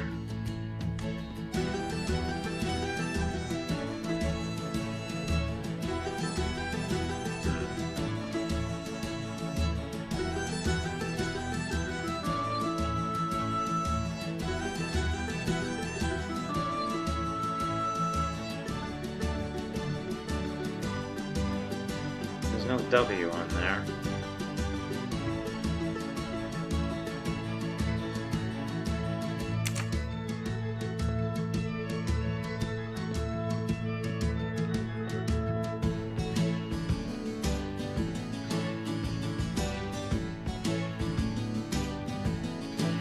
Did you see anyone who could be AW? No, no one.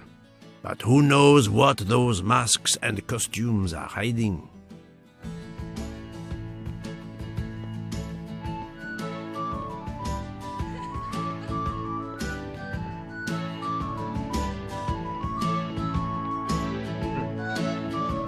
If I could read Italian, I could probably spend some time there. Via Verde.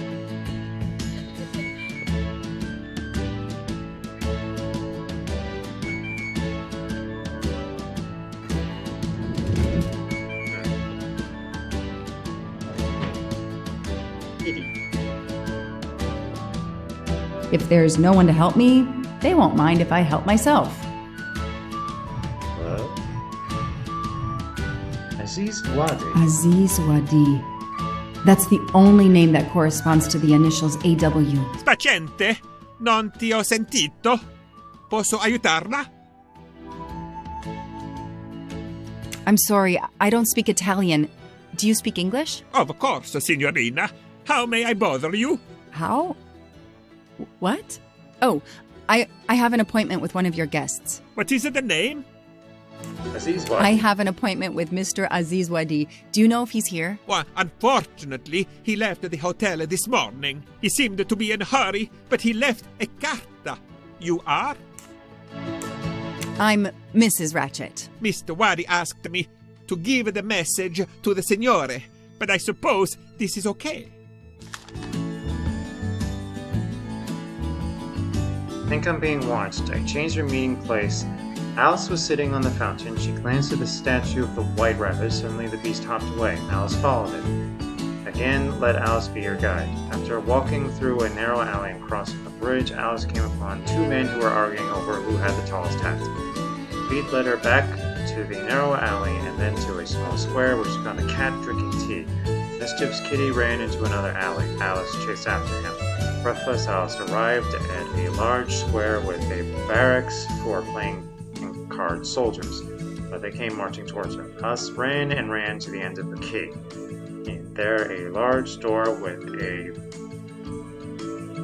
Gorgon's face on it demanded a secret code, the code that Alice collected throughout her journey. White rabbit again. The receptionist is here. No need to ring the bell.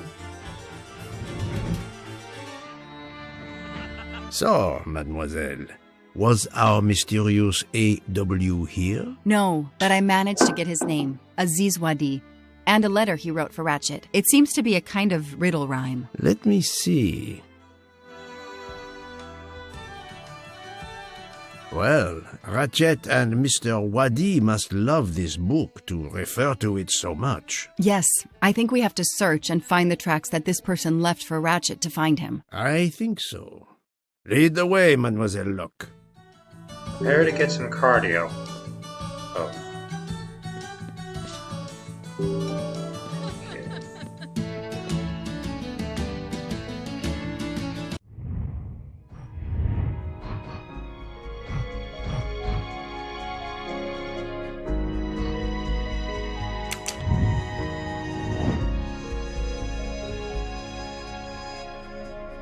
Walk through a narrow alley and cross a bridge.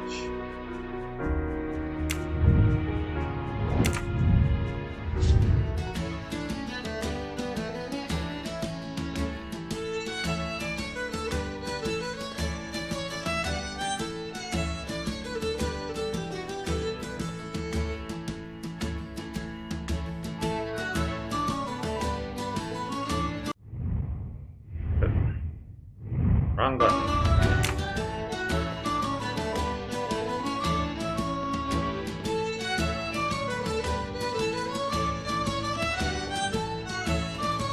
Narrow alley, then cross a bridge.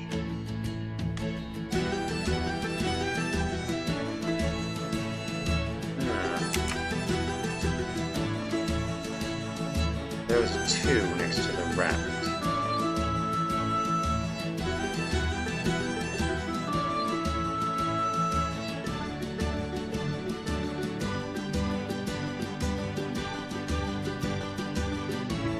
Take note of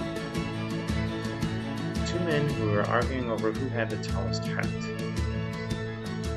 8.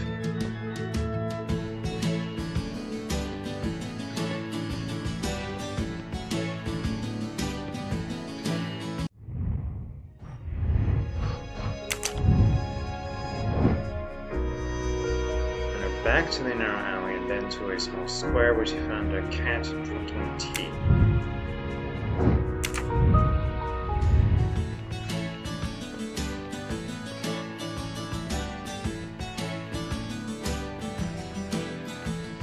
Head on.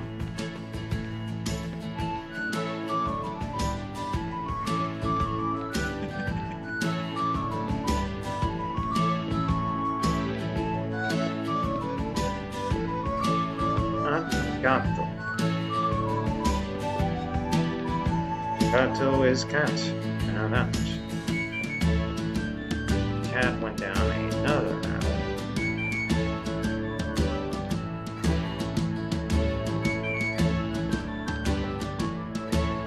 Bags of card players.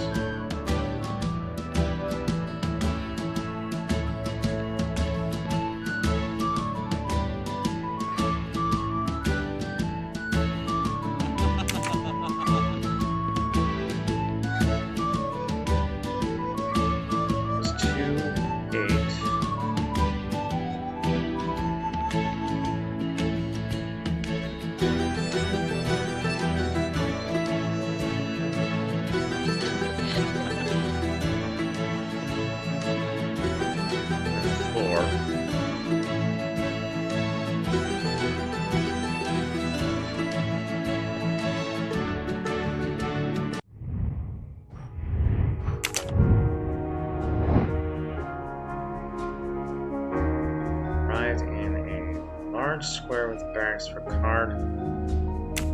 playing cards.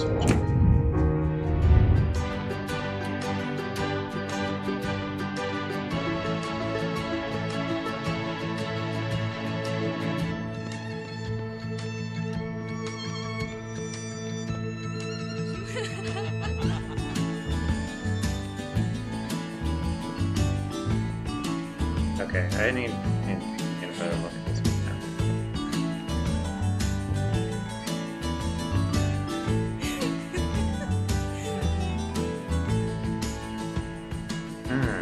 Piazza della Polizia. Plaza of the Police. Via del Forno.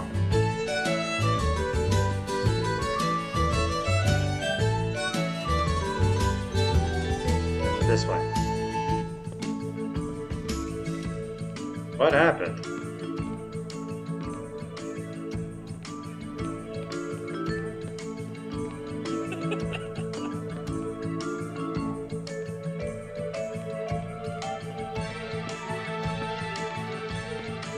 Anchors.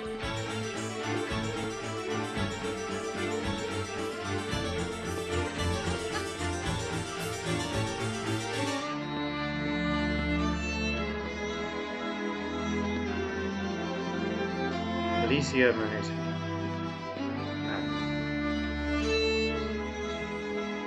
It's 2846. Then she ran to a kid.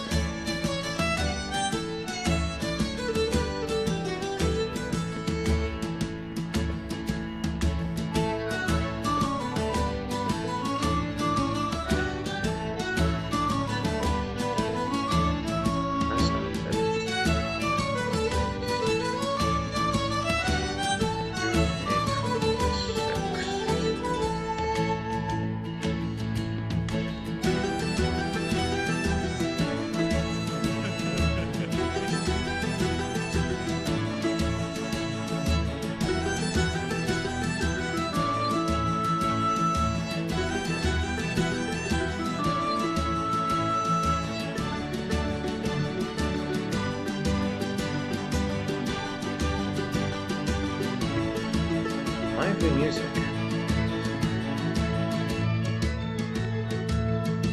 Music.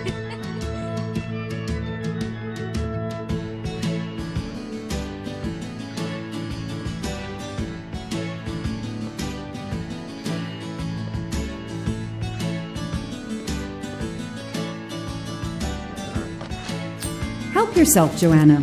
You earned it.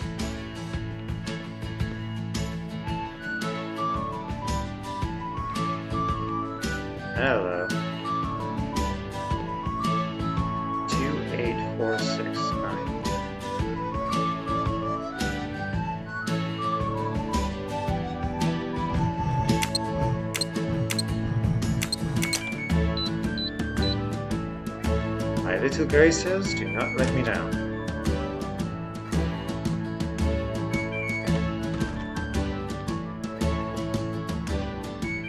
Oh, there you are. Huh. Wondering about that guy. Hey, you. I can't lose them. Come back here. Stop! Police!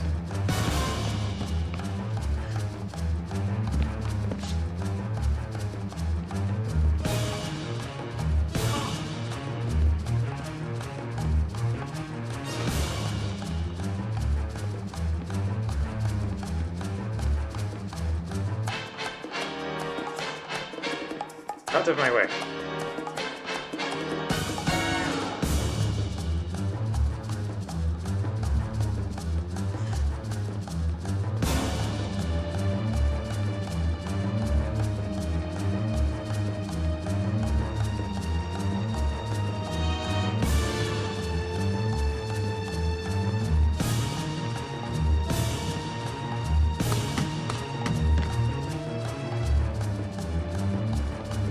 Thank God I have this track.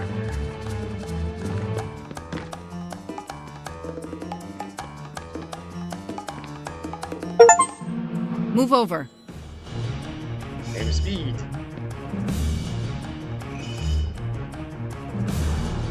Oh, this is just great.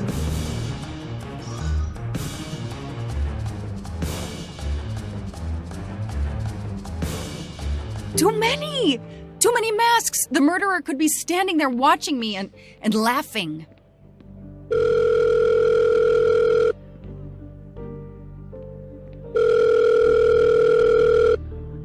Yes, Detective Locke? The murderer got away. I'm coming back. But it looked like he dropped something when he climbed the first wall. All right, I'll go and see. For my part, unfortunately, I could do nothing for the victim. He was already dead. I have already alerted the Italian authorities. I will see what I can find while I wait for them.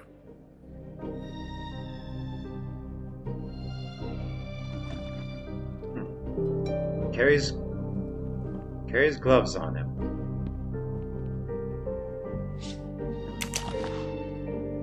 A pair of women's glasses. Was Ratchet planning a new identity? There must be several tens of thousands of dollars in this bag. What do you want to bet that the serial numbers on the dollars match the money from the ransom from the Armstrong? The victim was stabbed. Apparently the method of choice in this case.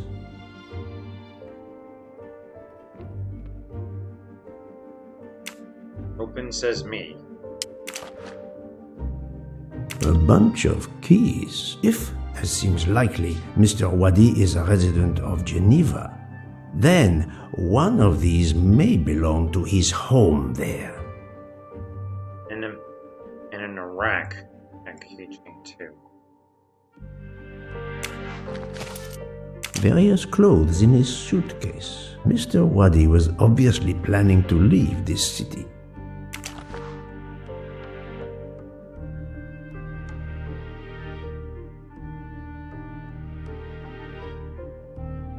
Passport. Swiss passport. Mr. Wadi's Swiss passport. I'll see if I can find a match on the internet to confirm his identity.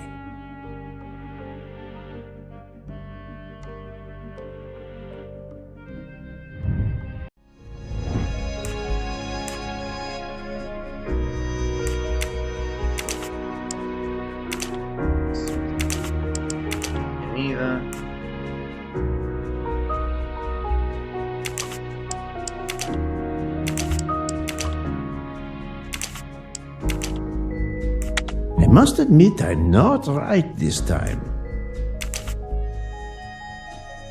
Aziz what?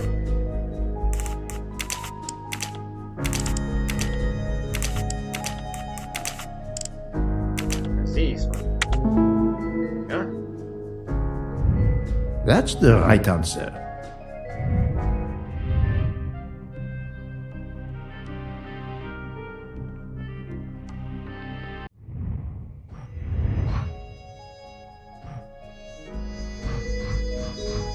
Banker at the Banque de l'Eau.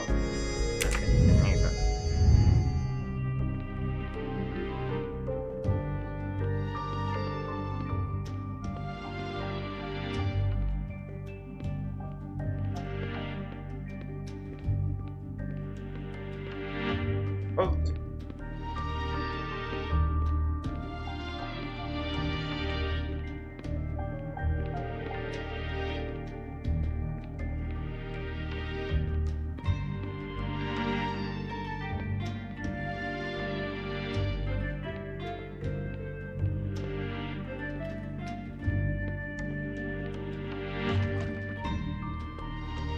Poirot was kidding when he said he doesn't run. I'm holding on the shift key now and he's barely managing a quick walk.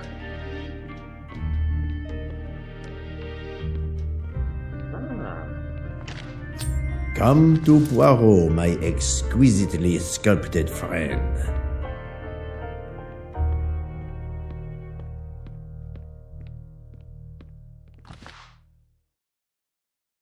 Italian passport. Oh wow. A false passport with Ratchet's picture. Clark? Ratchet? How many others? Now he will become Enrico Caldo. It appears Ratchet changed his identity as often as his socks. Something else just struck me. You remember that tattoo on the dead guy and the wall, Locke's apartment?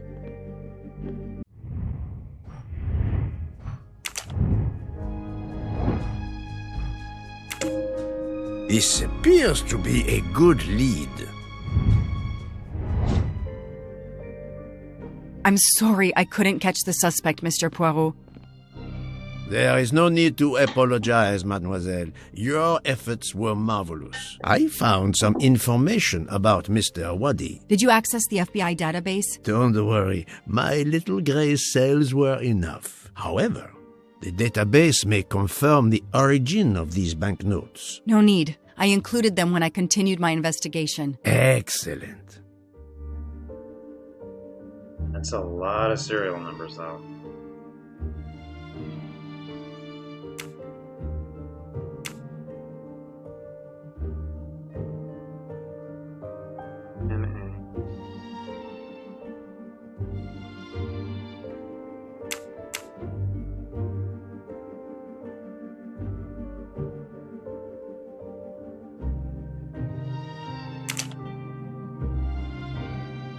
Hey, I'm a pretty good detective after all.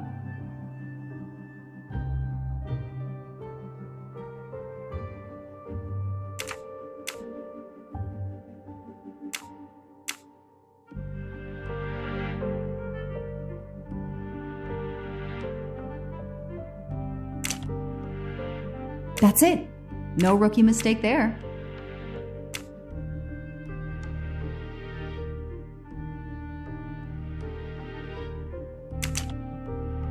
Score. 1 for the good guys. Mr. Poirot, it's part of the ransom money from the Armstrong case. You are surprised? I suppose not. So Ratchet had it in an account at the Banque du Lac. It would seem so. He knew the serial numbers on the banknotes could be traced, and he could not spend it. So, He stashed it there. But now he's run low, something he didn't count on. He hopes enough time has passed so he can begin to spend the ransom money. There is something else he didn't count on. What's that? He didn't count on you, Detective Locke, and your tenacity. Thank you. But we are still left with a murderer on the loose. But we progress. We know Mr. Wadi had an appointment with Ratchet. He had a bag full of money and a passport with Ratchet's photo, but a new name. What is your opinion about the passport? I discovered that he was arrested in Armenia for trafficking and stolen art, and was supposed to be arraigned in January. Once again, he changed his identity and vanished. You are correct, mademoiselle. He also told me that he was threatened, and that threatening letter we found in his room was real. He had to disappear once again. The bag isn't very big. He could have easily run away with it. If he didn't take it, it was deliberate. He wasn't interested in the money. If the motive wasn't money, it leaves passion or revenge for motive. So, Detective Locke, what do you think? Passion or revenge? Revenge seems like an obvious motive to me. The murderer carefully followed Wadi from the fountain to the new meeting place despite Wadi's precautions. That is cold and careful. Excellent. We cannot yet know for certain, but that is a sound psychological analysis. We have an idea of the motive. It is the same motive as that of our 12 would-be murderers on the train. But we still must know who was under that mask.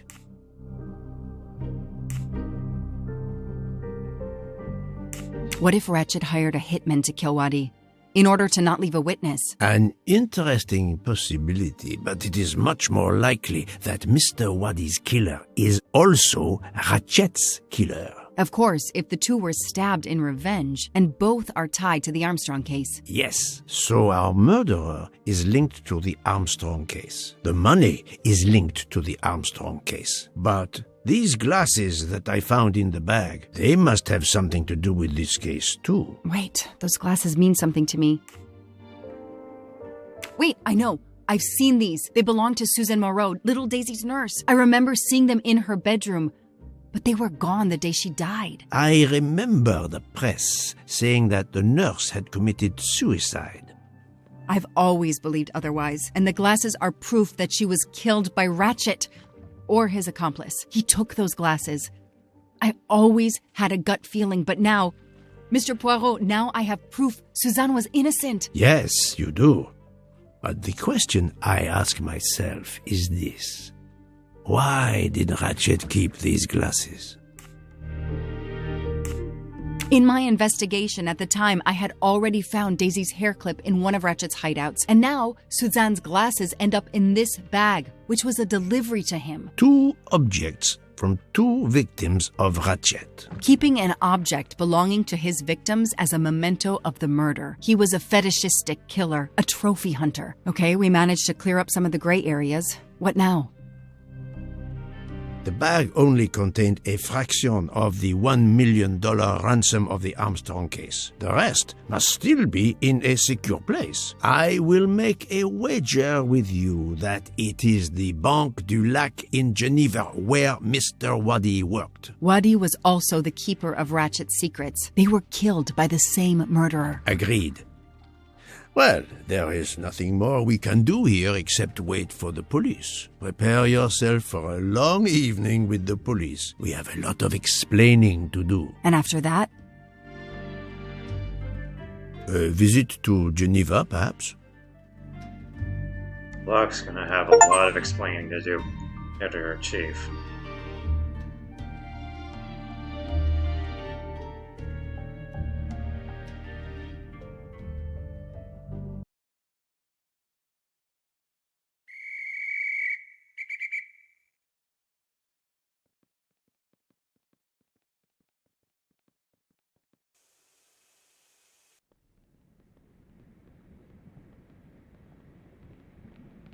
Here you are at last. I was worried about you. We just left the police station. We had to explain to the Italian police that we were not murderers. What? Another murder? I'll tell you when we're underway. Are all passengers and staff aboard? Yes, everyone is here. We were waiting for you. Excellent. Let's not waste any more time. We have to make a longer than usual stop in Lausanne. What? How long? Long enough to do a little banking in Geneva.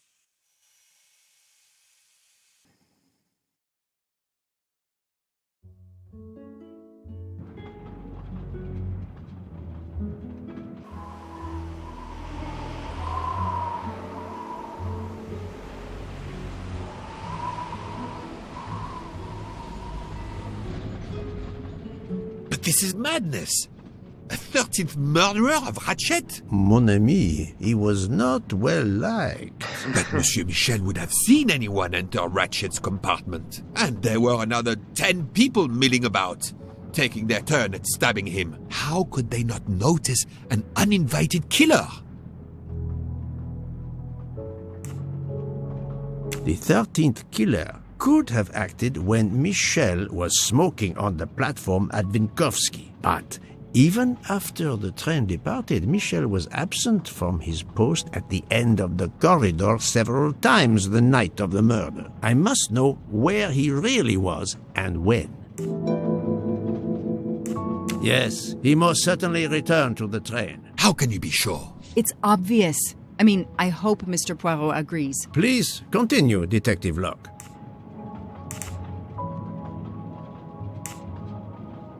All the passengers and crew are still aboard. If the killer of Mr. Wadi had remained in Venice, we would have noticed right away that someone was missing, and we could have alerted the authorities. I promise you, I made certain everyone was aboard before we embarked. Book, calm yourself. Calm myself? But we're back where we started. There is still another murderer on my train. Wait a moment. Can I change my mind about my verdict? Can we turn everyone over to the police? Everyone? Including ourselves? What? No. No. Oh, it's a nightmare. Let us take it step by step, my friend. We can start by eliminating all of the members of the Ratchet jury. You.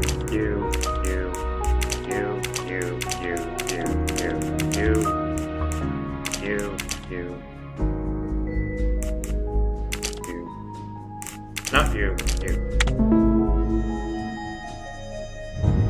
My little gray cells did not let me down. If we eliminate the 12 jurors, we are left with 7 additional suspects. 7? It's still too many. I agree. We must reduce our list. Excuse my impatience, Poirot. It's as if my beautiful train is cursed. Can you exonerate any of the 7? Brilliant. No.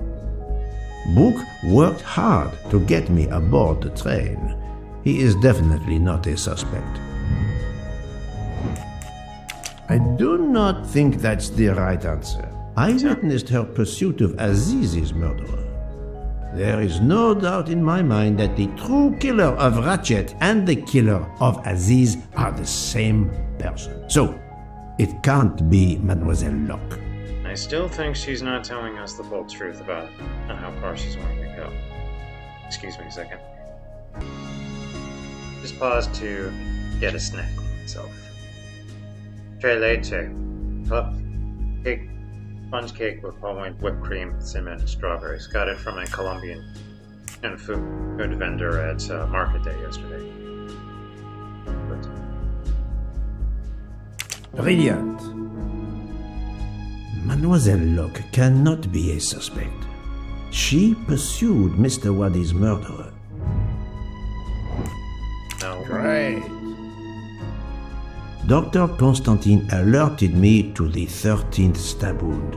He is not a suspect. I'm right again. That happens to me a lot. I have 4 suspects left who I must now examine more closely. Miss Nielsen, Monsieur Maury, Monsieur Fauché, and Countess Andrény. One of my employees? Suspicious? All three got off the train in Venice to restock supplies. Any one of them might have slipped away without being noticed. I suppose. But what of Countess Andreni? You cleared her yourself. She is cleared of the first murder, but we know little of her movements here in Venice, so we still have 4 suspects to interview. Detective Locke? I can't join you, Poirot. My chief saw something on the news about the case and my involvement. He's demanding an explanation. If I want to keep my badge, I have to call him. Then you must do so by all means. I'm sorry. No need to apologize. I understand. I'll make the call from my compartment. If you're looking for me, I'll be there. I hate to say this, Poirot, but I must. There is, of course, one other suspect with a motive for murder. The ransom money. You mean Detective Locke? Then who did she chase? Who killed Aziz? We both saw the masked murderer standing over the body.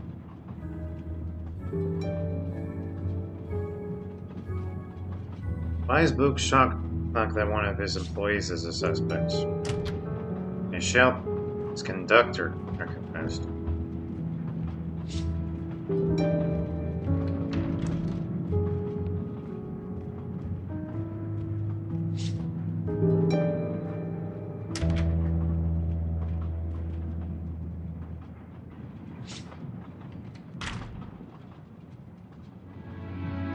Doctor, I need to question Countess Andreni. I'm afraid that won't be possible, Mr. Poirot. The Countess had an anxiety attack when we arrived in Venice. She was terrified the police would come for her and her husband, despite how you concluded your investigation. I had to give her a sedative. She has been sleeping since.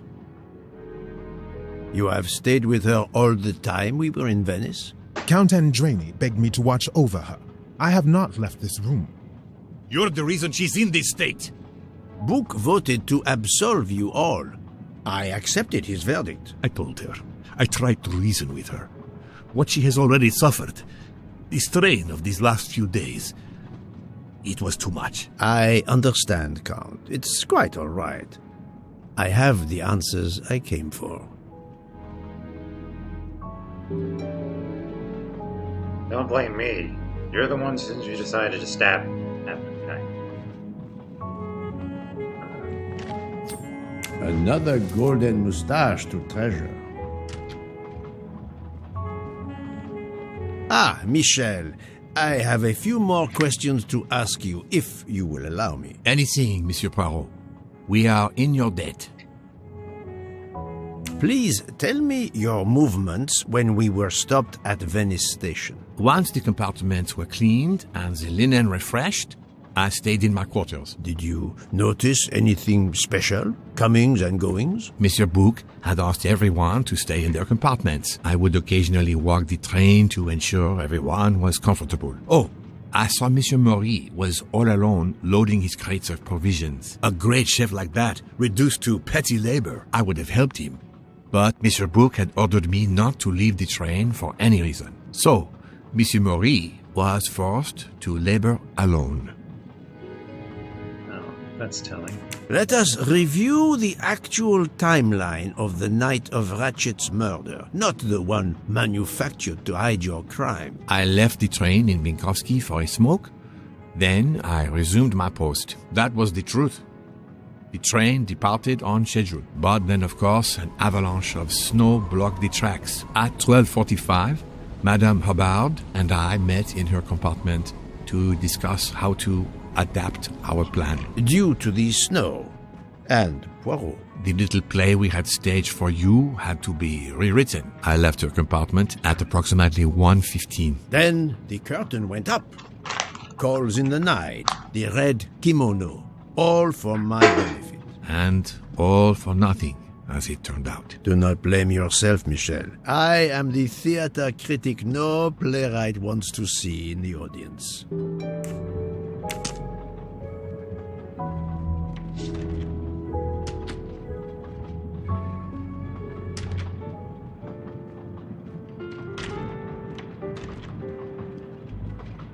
Rather odd seeing the place empty. You play well. I didn't mean to interrupt you. Thank you. Many years of piano lessons thanks to my mother. I try to play in a few clubs in Paris when I get the chance, but as you can see, it hasn't made me rich. What can I do for you? Conversation only.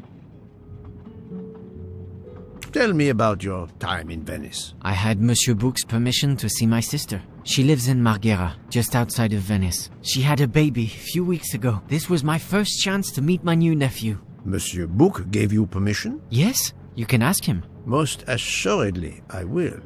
What time did you leave, and when did you return? I left around 9-10 p.m. I was back by 10:45 p.m. When I got back, Hotaru was in a lot of pain. I gave him a back massage. That would have been enough time to kill Monsieur Wadi and return to the train. May I see your knives? Of course. They are here. If you don't mind. Help yourself. They are under the bar counter. Tell me again about your poker game the night of the murder. It's a regular game to help relax after a long day. Let's see, we started around 11 p.m. We took a short break in Vinkovsky, Hotaru, Pierre and I. The game finished up around 2 a.m. We'd all had quite a bit to drink. Ah, yes, I left for about 10 minutes to refrigerate champagne for the next day. That must have been around 1 a.m. Let's have a look at those knives. None of these come close to the wounds on either body.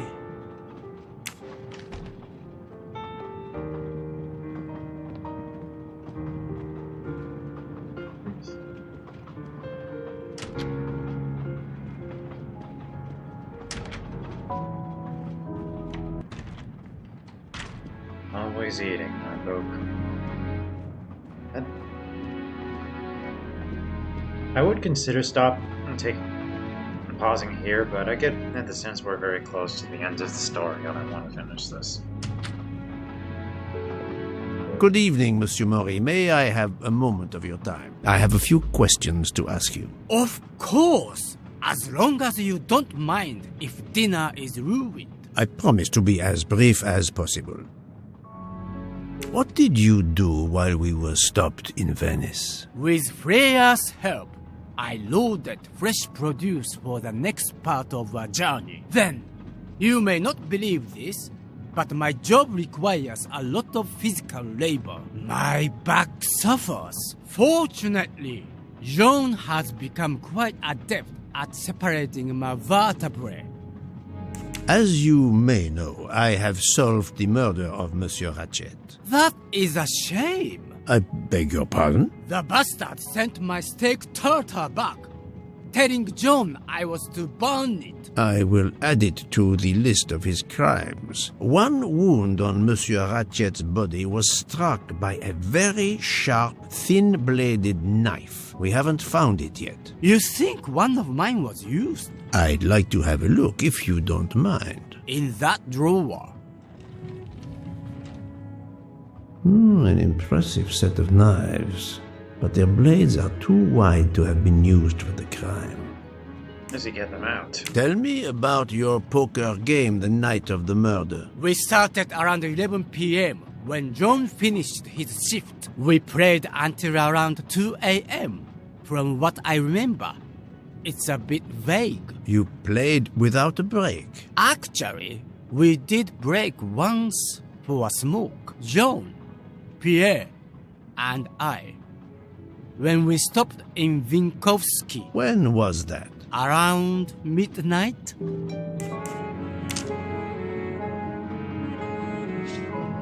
I have a hard time believing it's just them on the train.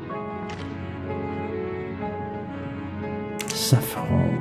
It must be worth a small fortune. Only the best. Nope, nothing interesting in there.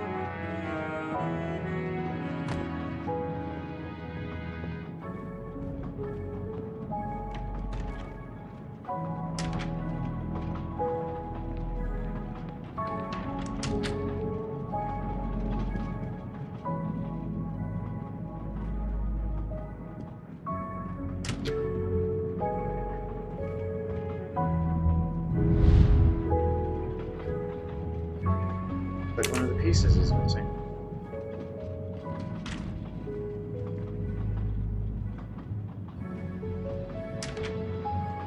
And where's that pastry chef?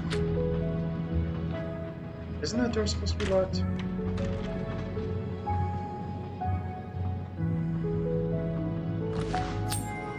You can never have too many of these.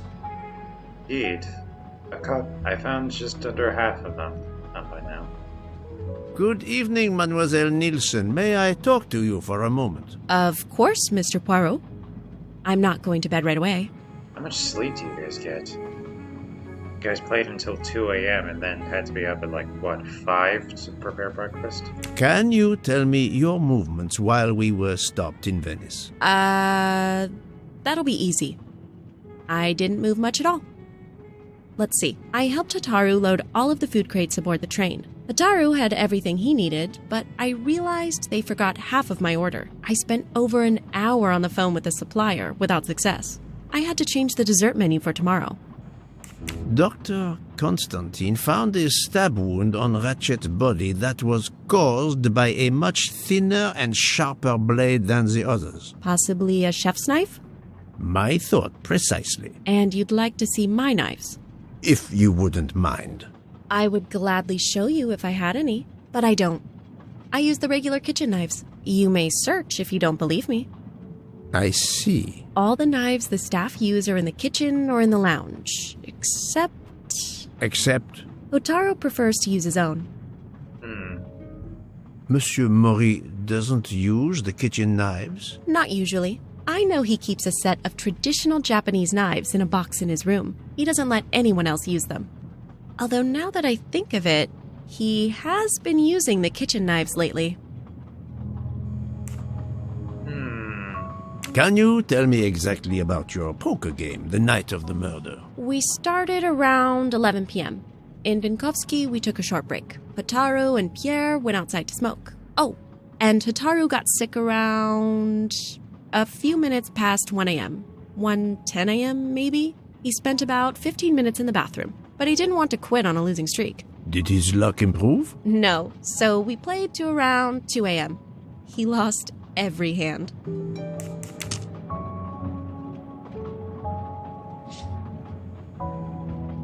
Someone is not telling the whole story.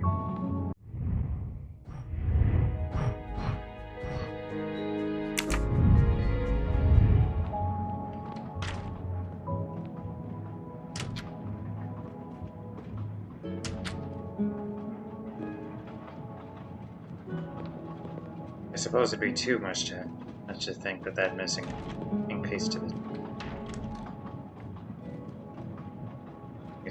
the case, wasn't it? You told Fauché he could go into Venice? Marghera, actually. Not so far away. It was his only chance to see his sister. He's been working every train for weeks. There is never time to see the new baby. Enough, Book. Your heart does you credit, but your common sense, it... I know. But it's fine. Isn't it? He did come back. Oh, it's fine, as you say. Unless he saw the baby, then killed someone else and returned to the train. But that's monstrous. Murder is always monstrous, my friend. I've talked to everyone, but some elements of the testimonies do not seem to correspond. I need to recheck a few things.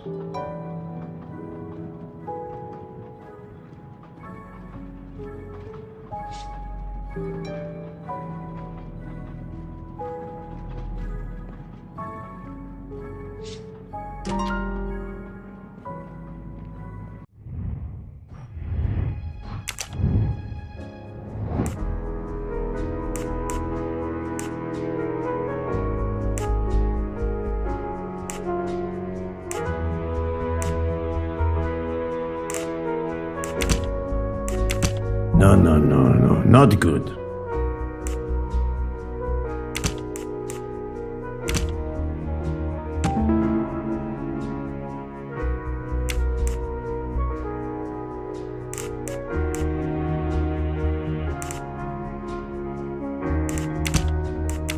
I do not think that's the right answer.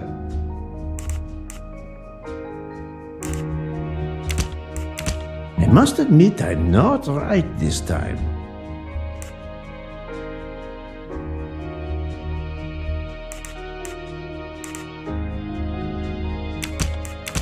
Think, Poirot. That is not a good answer.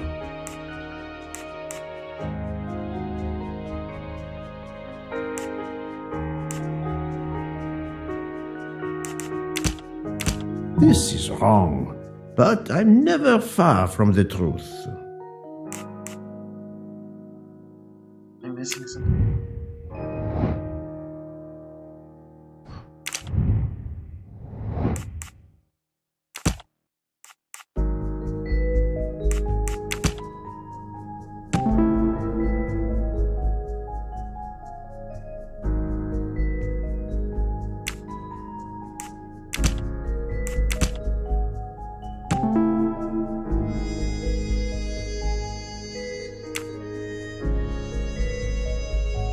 Any of the three staff members had the opportunity to kill Ratchet when Monsieur Michel wasn't watching the hallway. That was easy. Actually, that was harder than it should have been.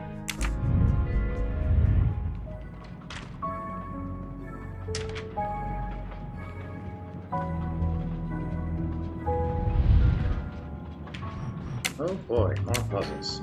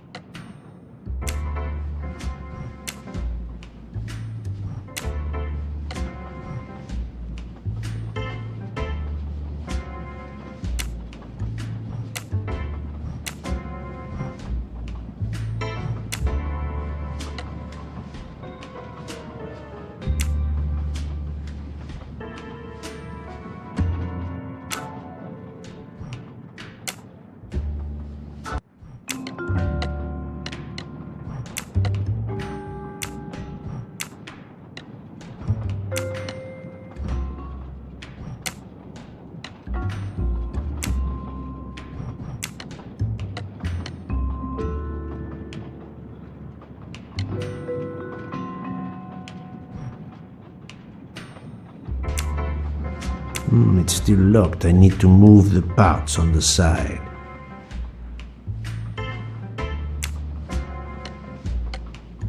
I have no idea what I'm doing, in case you haven't figured that out.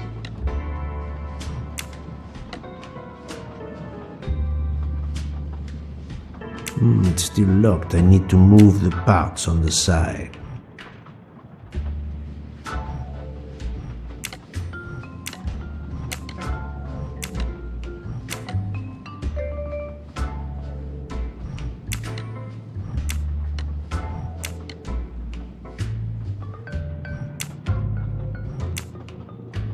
It's still locked. I need to move the parts on the side.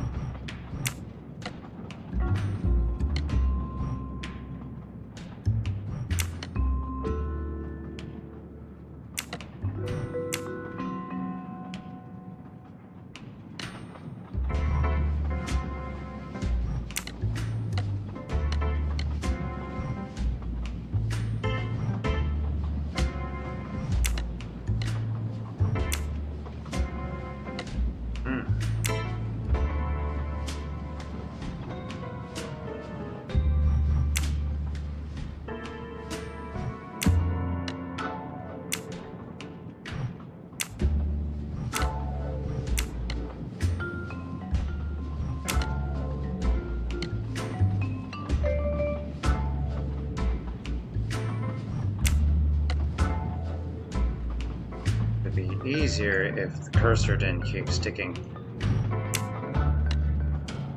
to the nose when I don't want it to.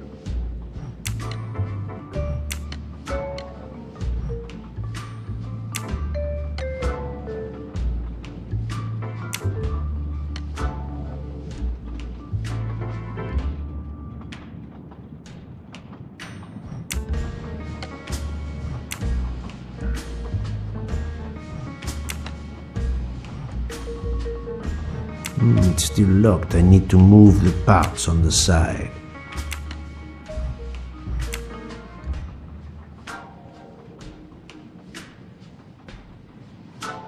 It's still locked. I need to move the parts on the side.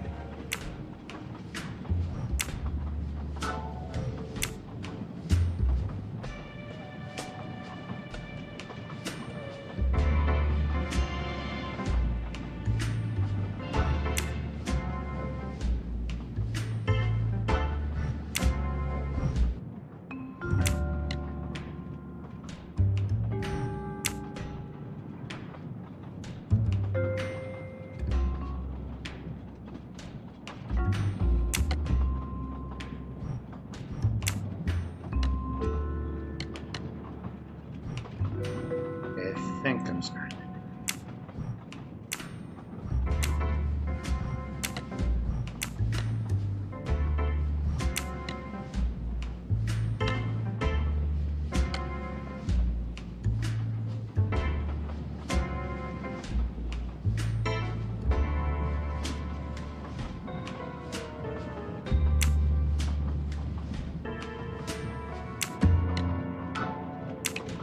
There we go.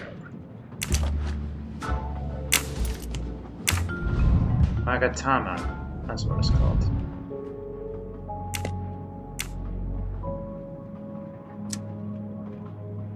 Open, says me.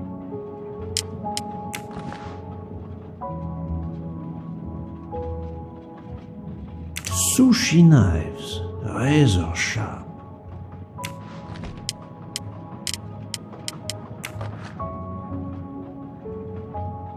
Colteria Venezia.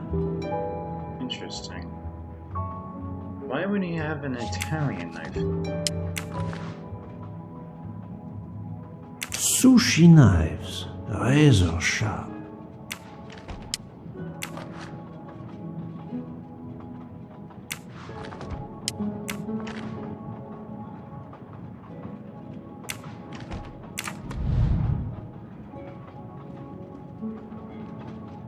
What's this?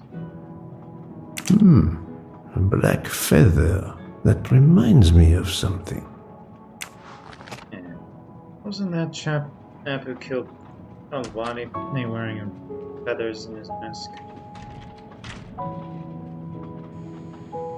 Remind me of what you did when the train stopped in Venice. No problem. I helped Hotaru load all of the food crates aboard the train. Hotaru had everything he needed, but I realized they forgot half of my order. I spent over an hour on the phone with the supplier, without success. I had to change the dessert menu for tomorrow.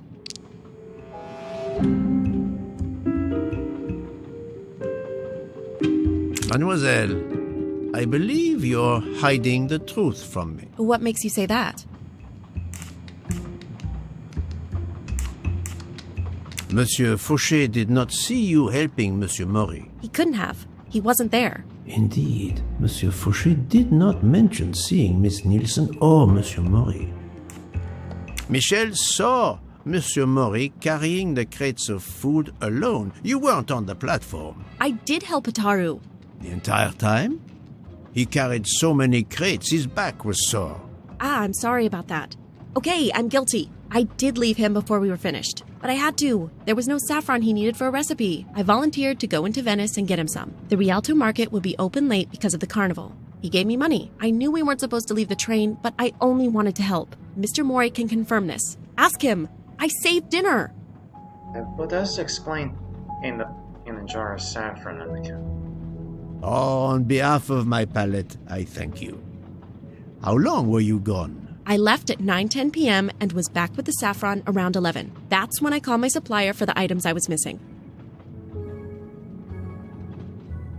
Miss Nielsen had almost 2 hours to buy the saffron, find a costume, kill Monsieur Wadi, elude Detective Locke, and make it back to the train for that phone call. Yes, it's possible that was enough time. Thank you, Mademoiselle Nielsen. That is all for now. Sorry again, Mr. Poirot. I hope you enjoy tonight's dessert.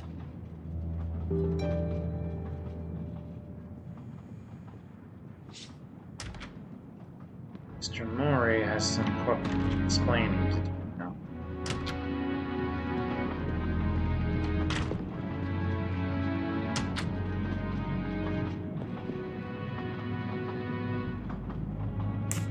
I'm sorry, Monsieur Mori, but haven't you forgotten something? You haven't told me about the knives hidden in your room. Ha! Yes, indeed. I forgot to tell you about those. They are my personal knives. I only use these knives. There are none better. I bought them all in Japan. No one is allowed to touch them, except me. If you bought them all in Japan, why does one have an Italian name? I'm afraid you are better at sushi than lying. What? What do you mean? One of the knives has an inscription, Coltelleria Venezia. Did you happen to go shopping tonight, monsieur? Damn you, Poirot. Very well. One of my sushi knives has been missing since the night of the murder. I thought you were going to believe I killed Ratchet. He routinely sent back my dishes to be ruined. Why does God give rich people the money to afford the best cuisine, but not the palate to appreciate it? I panic. I know a very good store in Venice. I went to buy a knife to replace the one that had gone missing, so I wouldn't be accused. I assure you that I had nothing to do with any murders. I would have an easier time believing you, monsieur, if you put that knife down. Oh, yes, of course. Sorry. What time did you leave on your little shopping trip? I left around 9:30 p.m. I was back a little after 11:15 p.m. Time enough to stab Monsieur Wadi and return. Very well, Monsieur Mori. That's all for now. If I have another question... I'll be right here, cooking.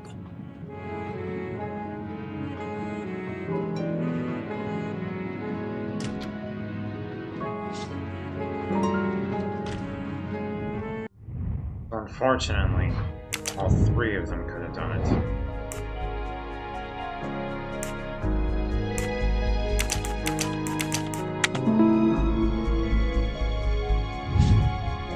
Et voilà.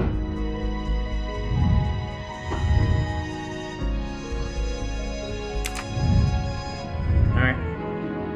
Back to Locke's compartment.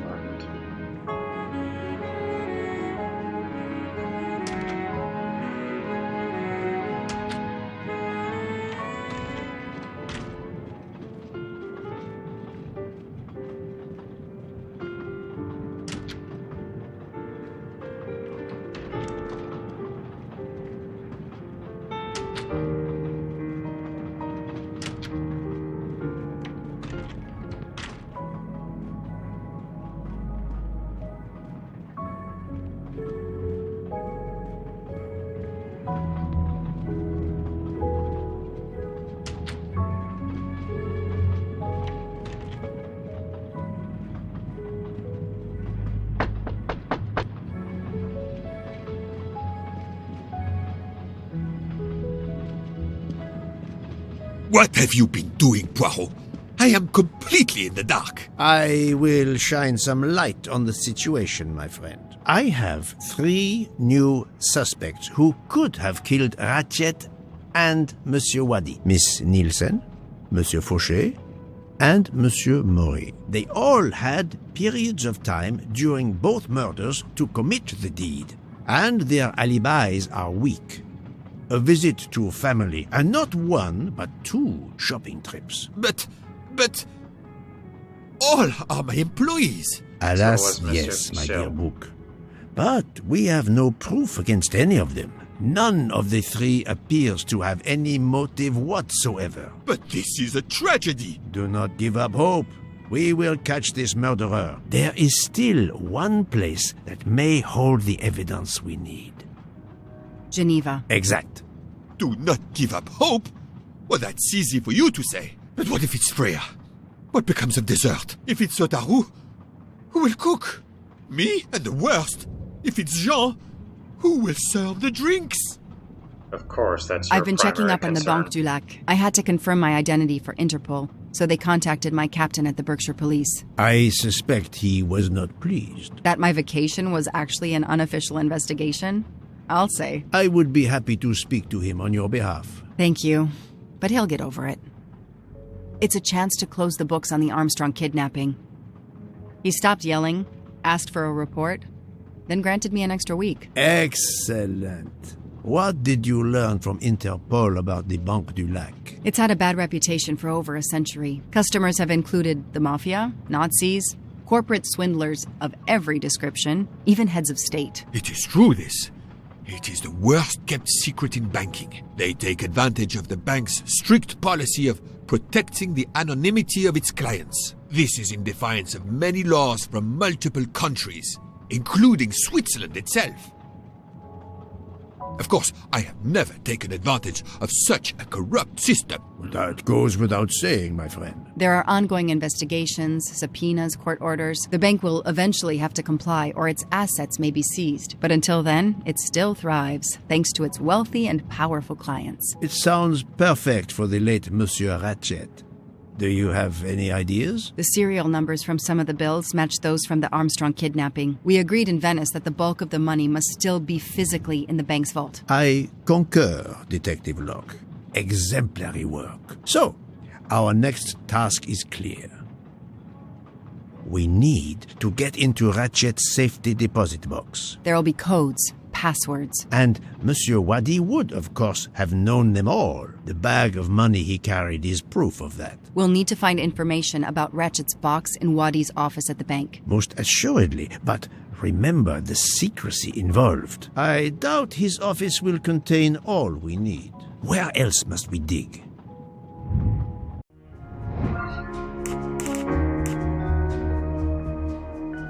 I must admit I'm not right this time. There was nothing helpful in Ratchet's diary.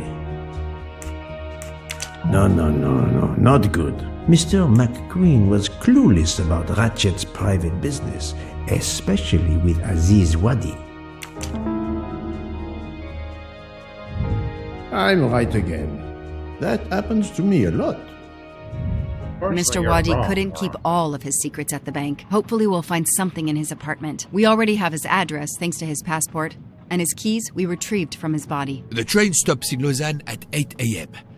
But that's far from Geneva. I can delay the departure until 11 a.m.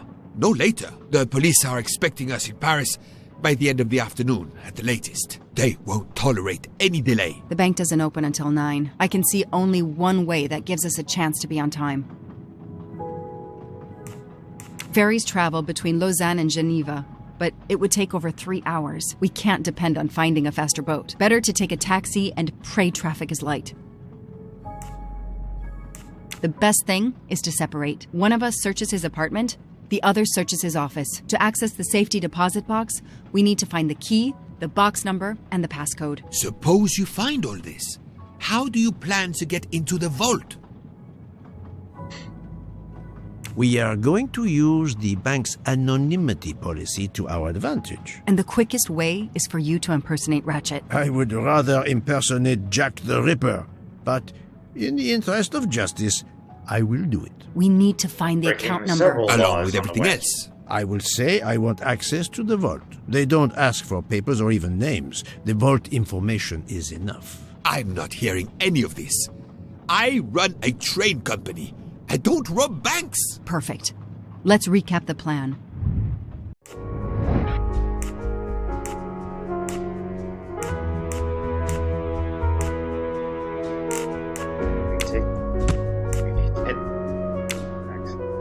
Separate. Search Wadi's office. Find information. Meet up at the bank.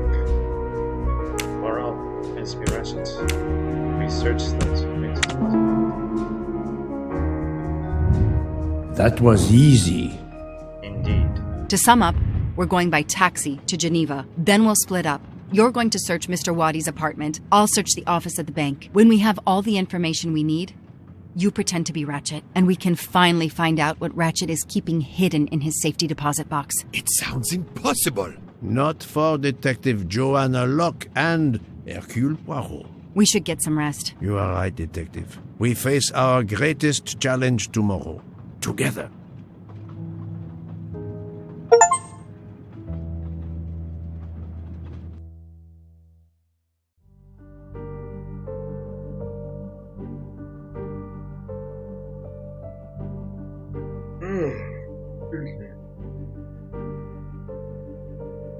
Nine o'clock. Our driver did well. It took barely an hour to get here from Lausanne. But we must conclude our business in 1 hour as well. Book can only hold the train until 11 o'clock. 1 hour to find the key of Ratchet's safety deposit box, the box number, and its passcode. A lot to ask. Indeed, which is why we must split our forces. I will take the cab to Monsieur Wadi's address. You must search his office. I have you on speed dial. And thank you, Mr. Poirot. For what, mademoiselle? For trusting me.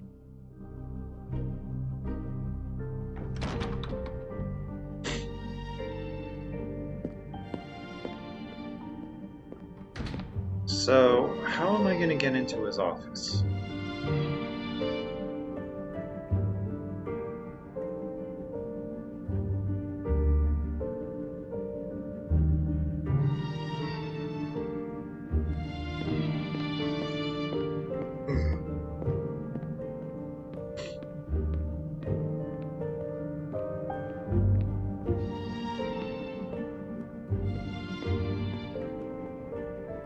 You there.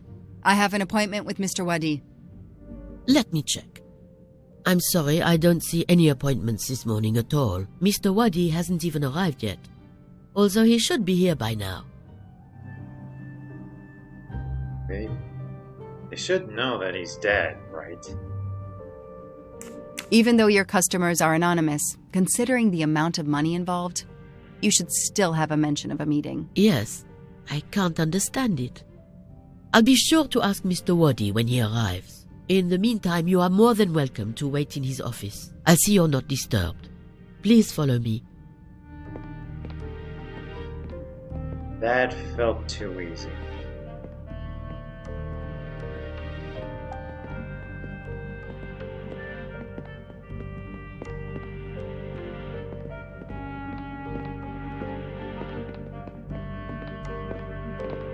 Why do NPCs in these games always walk slower than you? I can't understand where Mr. Wadi might be. You're right. I don't have much time at all.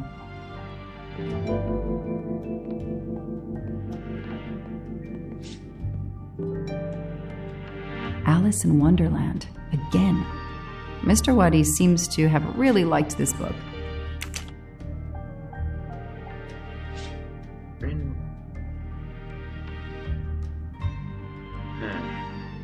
Two,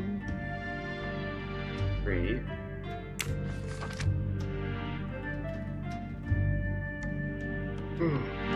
three, 4,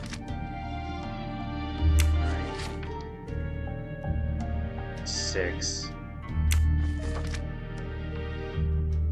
2, 6.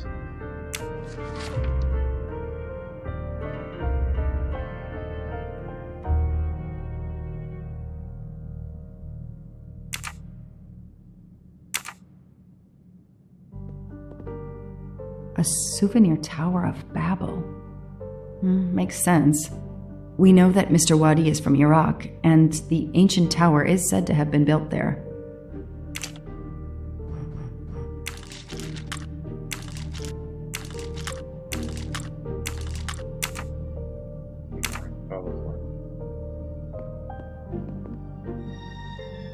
Locked.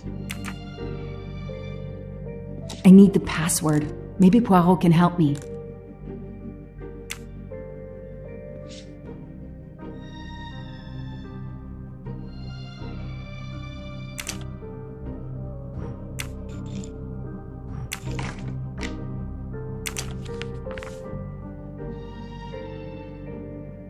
I'm taking a picture of it.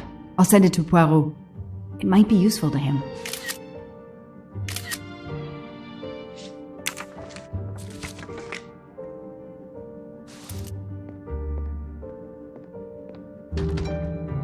It's closed.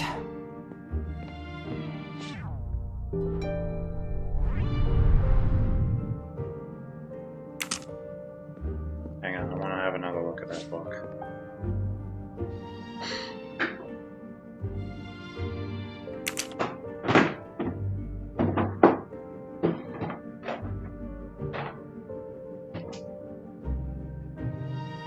Two, three.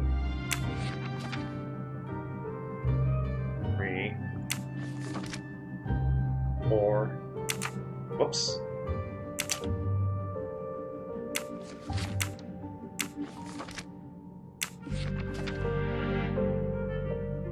9. 6. 2.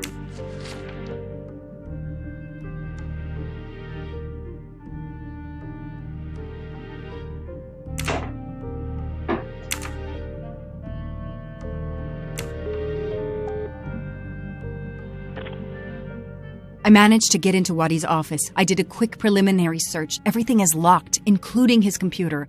All I could find was a photo with a date on it. I just sent it to you. Maybe you can use it. Thank you. That might help.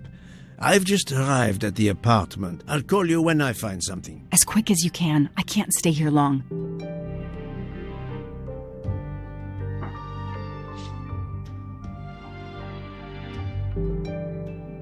This is definitely not Monsieur Wadi's apartment. Ah, here we are. Let's see if the key I picked up in Monsieur Wadi's luggage in Venice will open his door.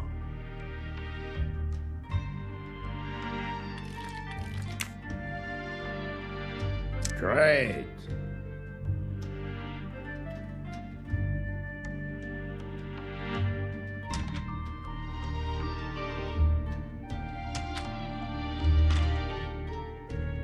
Any golden mustaches in here?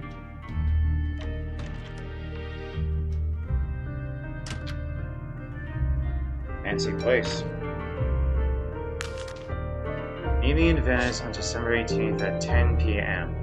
Confirm the appointment by sending me a postcard of the meeting place. Bring me 50 bundles, the Italian passport, and the red glasses. As usual, I have changed the passcode. The new one is... Look at the old edition of 1865 on page... is... The key to the password is close. I can feel it. Page 88, 91, 94.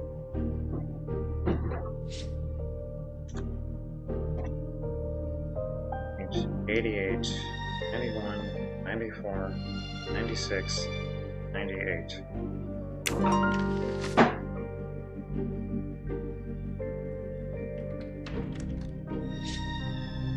That may be useful to Mademoiselle Locke or me. I'll take a photo. Tower of Babel.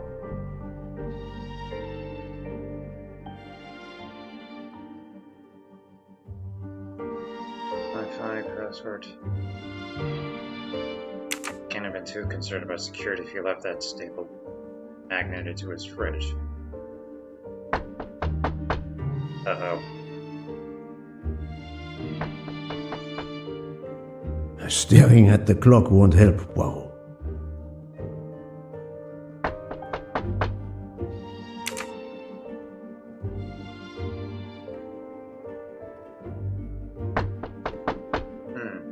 It's that guy from the picture.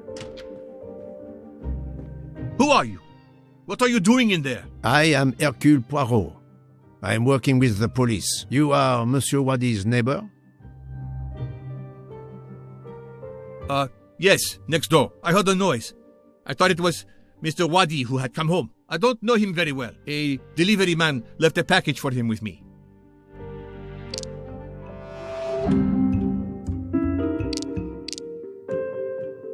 You don't know your neighbor very well. Yes, what of it? How is it that Monsieur Wadi has a picture of you on his desk? There is quite a family resemblance. You wouldn't be his brother by any chance? Why are you going through his things? As I told you, I am working with the police. All right, yes. I'm his brother, Mehdi Wadi. Do you know where he is? I am very sorry, sir, but I have some terrible news for you. Your brother has been murdered. You have my sincere condolences. Oh no.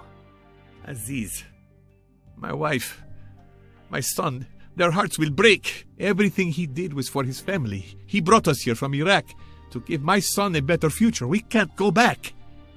You won't. Do not fret, Monsieur Wadi. I do not want to cause trouble for you and your family. I am here to catch his murderer. When did you last see your brother? 2 days ago. He was on his way to Venice. It was not a journey he was looking forward to. I knew something was wrong, but he promised all would be well soon. My son will be heartbroken. Aziz made a point of reading to Fadi every night so he could learn English. We hope to legally emigrate there one day. Your son, Fadi. What did Monsieur Wadi read to him? His favorite book is Alice in Wonderland. The nonsense of it all. Why? It is the answer to a question I had. I believe your brother was a good man, forced for some reason to keep secrets, and that got him killed. Sir, there is something else. Aziz left me a letter to open if anything should happen to him. Could you show it to me? Yes, I will get it.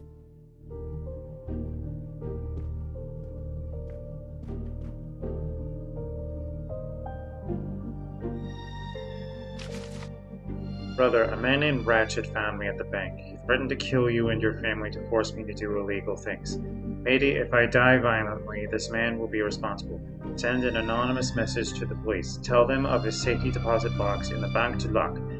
Bank account number is 82664. You'll know what to do. Goodbye, my brother. Give my love to Aisha and Fadi. I wish you all a good life. It all makes sense. It's horrific. But to Ratchet, it would be just business as usual. At least I have Ratchet's account number, 82664. Thank you for giving me this letter. Let me assure you, the man Ratchet cannot harm you. He was killed before your brother was. Really? Who did it? The one you say hunted Ratchet? Yes, without a doubt. I promise you I will find them. Sir, we have no papers. The police... Your secret is safe with me, monsieur. Thank you. Thank you, sir. Now, I must go to my wife and son. Tonight, I will read to Fadi from Alice in Wonderland, and we will remember my brother.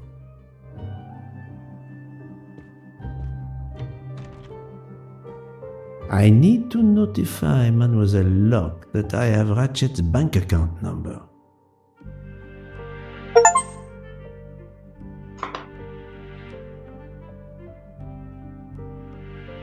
Let me finish looking around first. A dart. A familiar projectile found in any pub in England.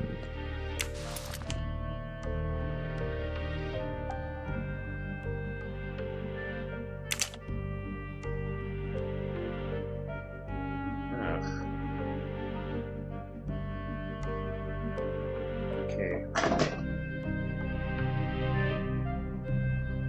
3.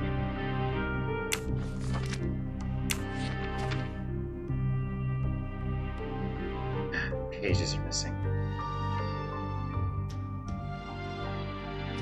2. 4.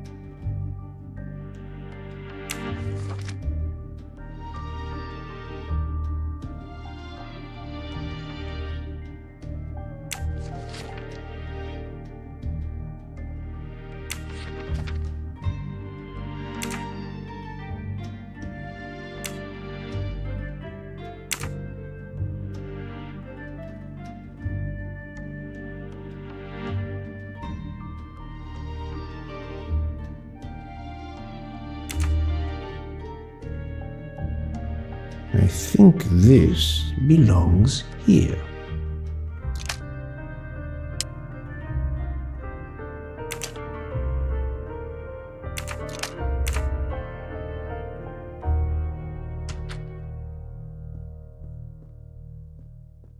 Staring at the clock won't help, Poirot.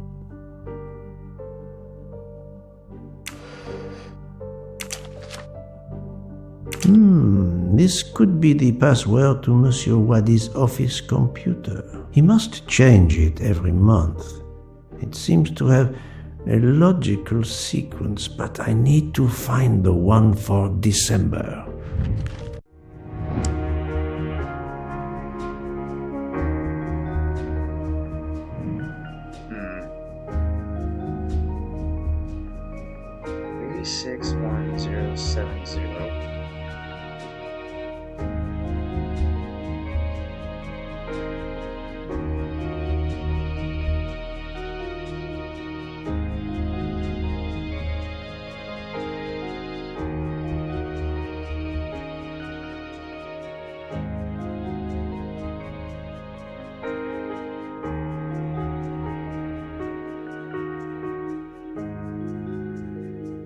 Maybe I'm just dumb, but I'm not seeing a pattern.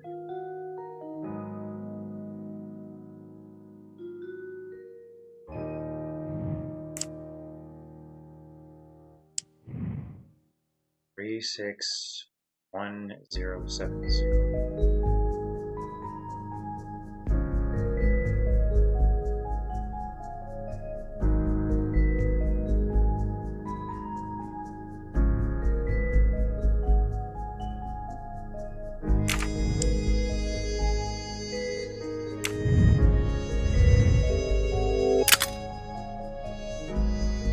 Well, that's no friggin' help.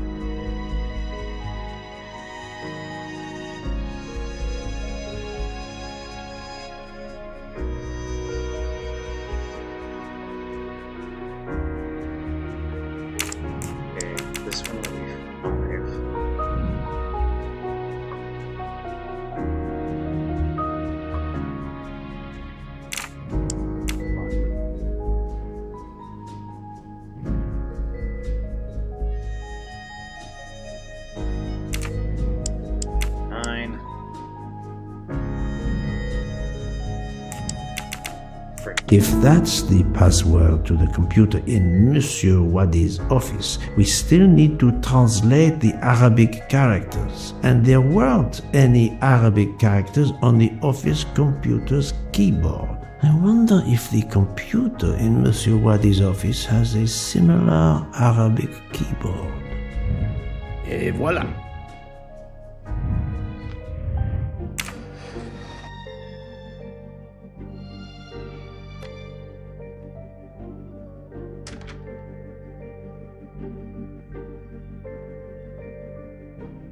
This keyboard should help me translate this code.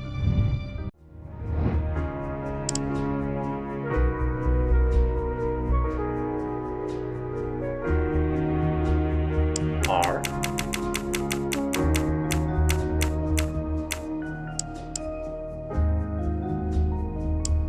A.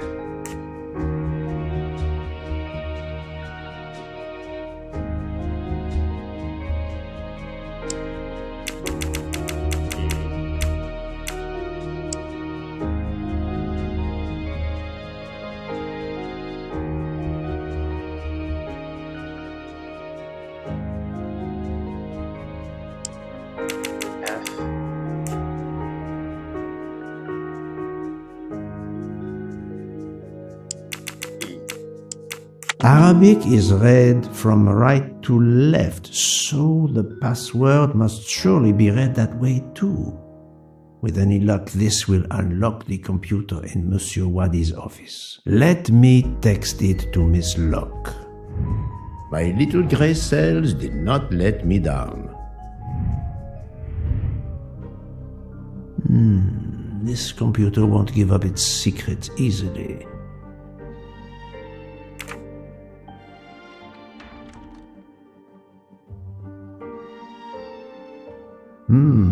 A bizarre endgame to be sure, but I suspect checkmate is possible for white in 3 moves. Let's see.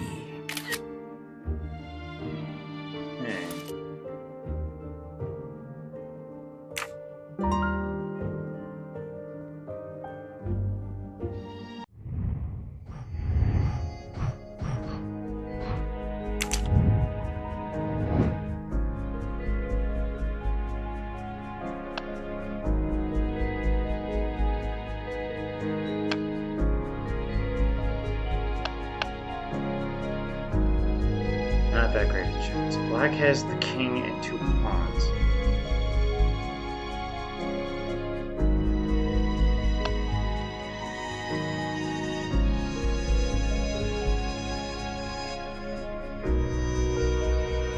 That would put the king in check. No, not good.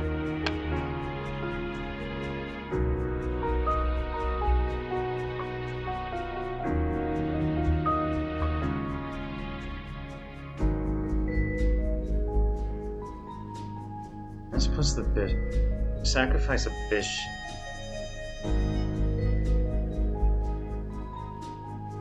No points. That would be sacrifice a bishop.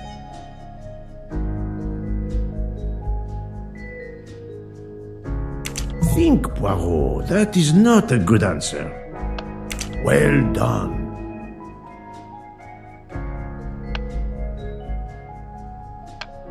Black takes.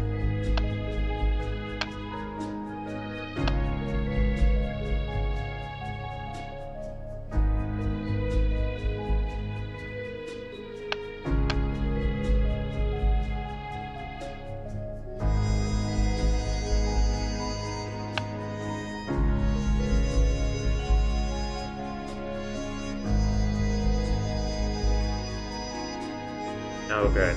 Then the king won't be in it. The king can simply move to B7 or B8, and neither of them will be able to reach it. Think, Poirot. That is not a good answer. Good.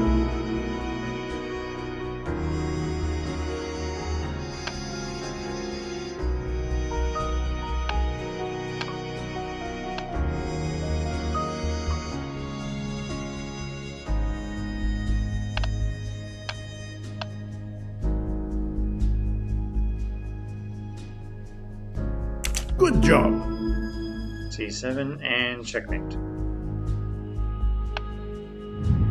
Et voilà.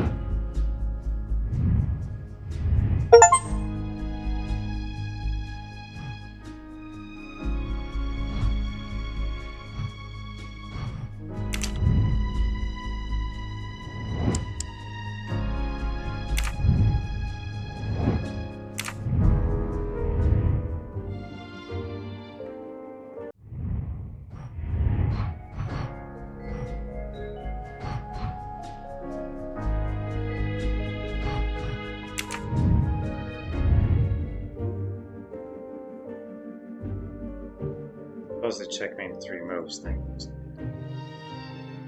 But black is at A8, A7, B7. White is at D8, A6, D5.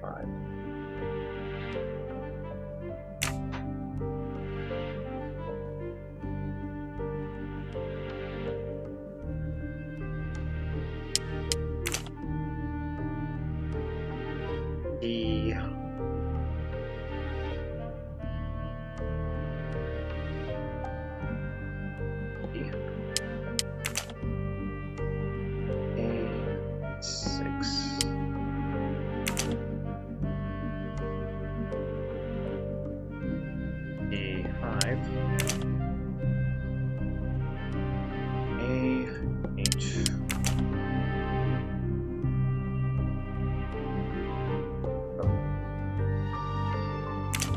A7, B7. No.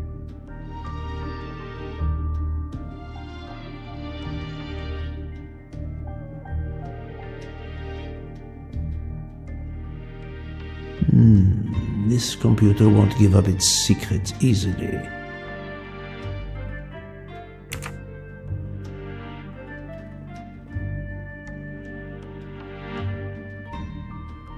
Let me take another look at that book.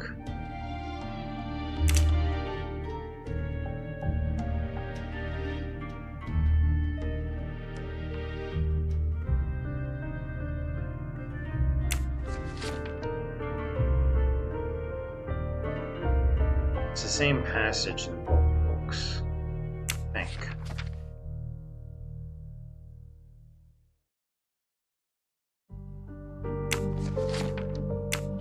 Starting from chapter 7, which is page 87 in this one.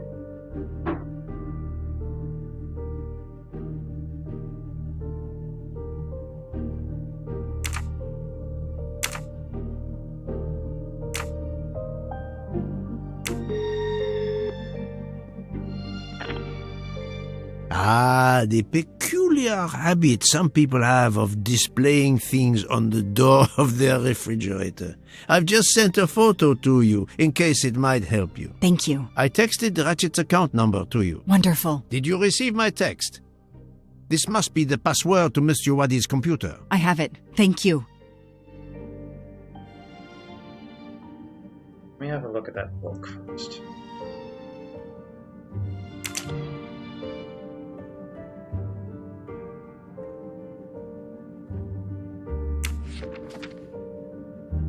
So this is page 89 in this version, but it's got to be page 88 in the old version, and it is home. So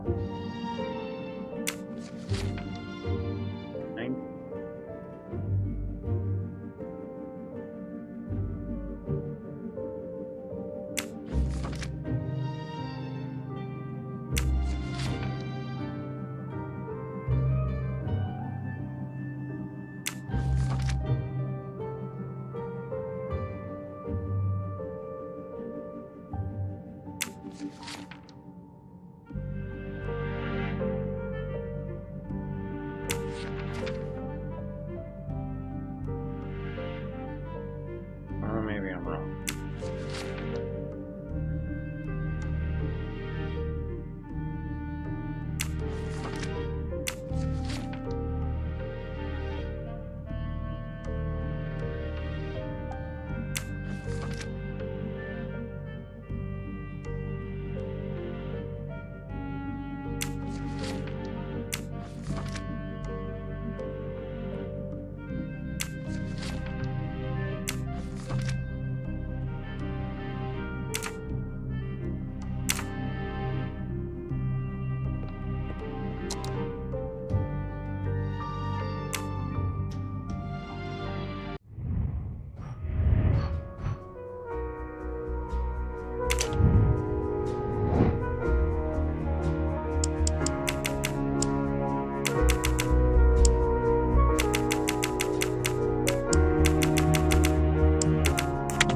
Ratchet's password. Here it is. That is a great detective job. Yeah, let's never mind that we're robbing a bank here.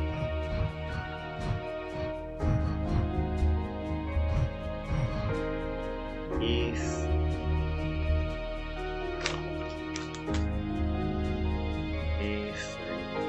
F9.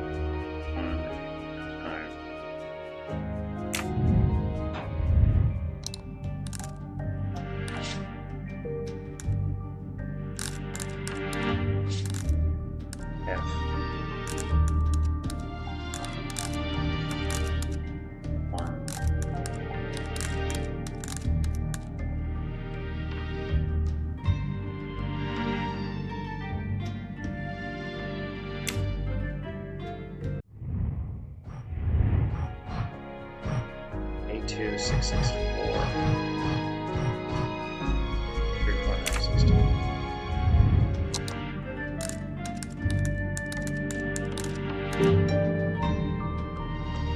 The number of Ratchet's safety deposit box. At last. I should let Mr. Poirot know. 4346.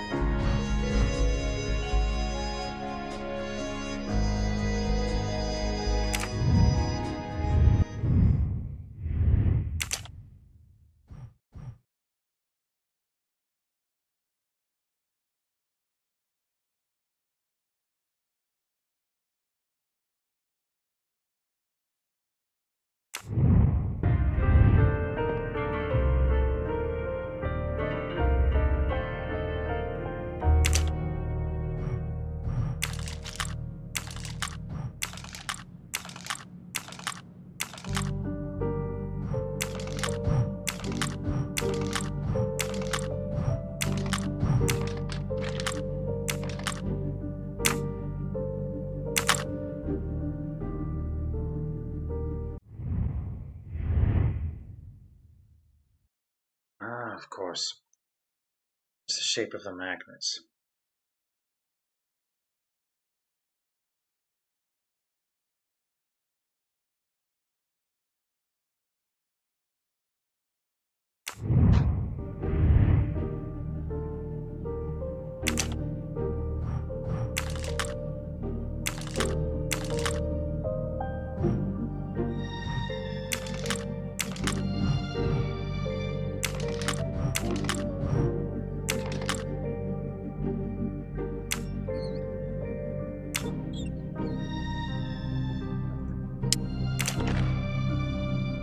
Key. I wonder if it will fit the desk drawer. Why is everyone around here so fascinated with puzzle models?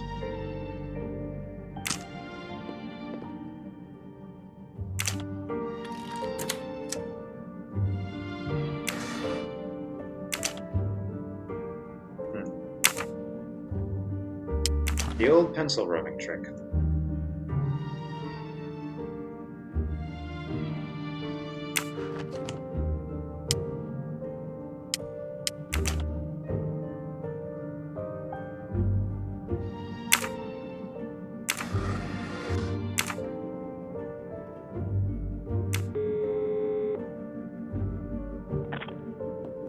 I was able to access Mr. Waddy's computer. I have Ratchet's safety deposit box number. Excellent. I think I've discovered Ratchet's safety deposit box passcode. Well done, Mademoiselle Locke.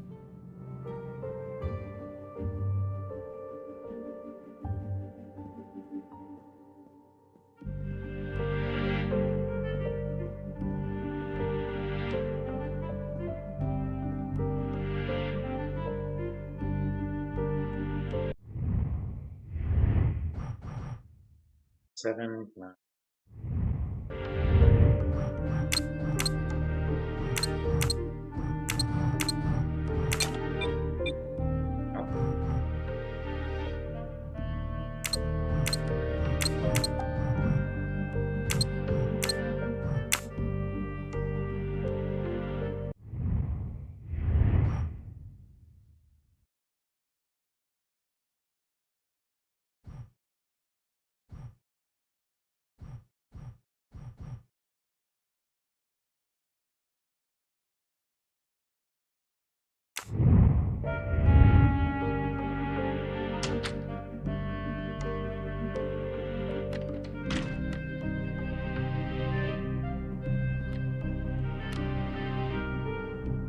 That's everything I've here.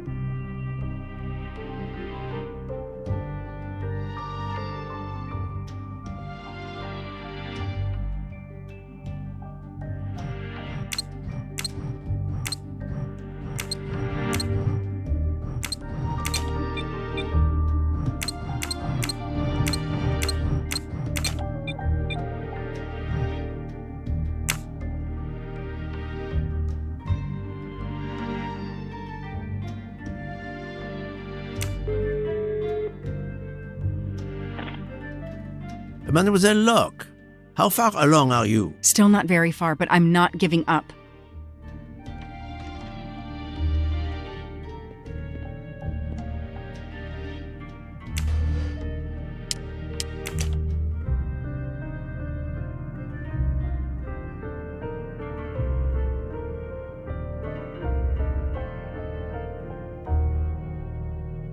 See his shape here.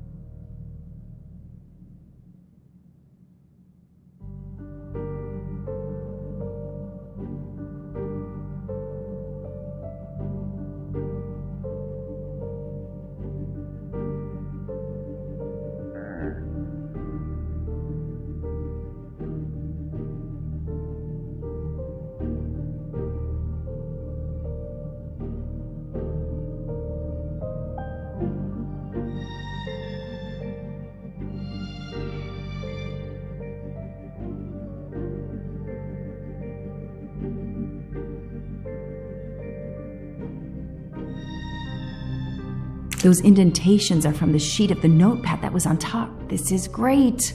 All those mystery movies I watched as a kid. I know what to do.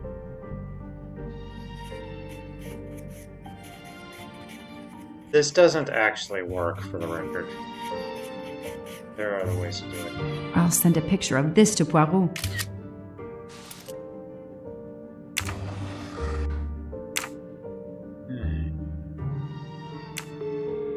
That's an idea. I sent you a photo of doodles I found on a notepad. I hope it can help you. I hope so as well.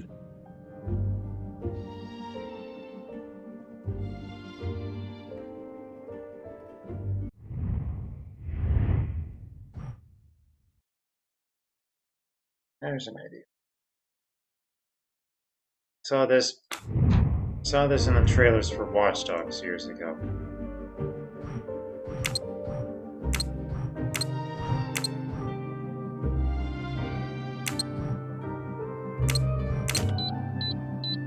Just follow the shape. Open wide. It looks like a safe key to me. We finally found it.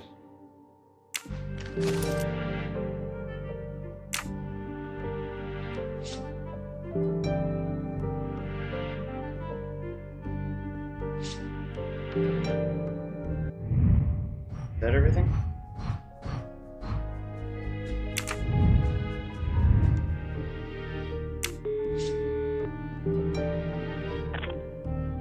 Good news. I have found the key to Ratchet's safe. Perfect. We're running out of time. Do we have everything? I have the key to the safety deposit box. I have the number of the box. And we have the passcode. I'm on my way. Time to rob a bank.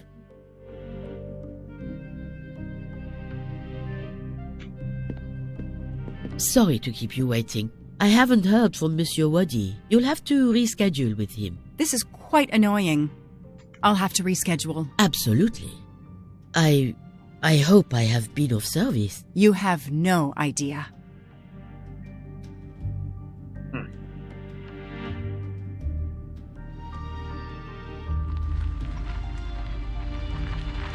It only happened last night. They had to have figured out. That was fast. We do this as planned? Yes, I am, Monsieur Ratchet. But with the bank's questionable policy, I do not expect anyone to ask. Right. Absolute secrecy regarding their clients. The last Swiss bank of its kind. And so we begin.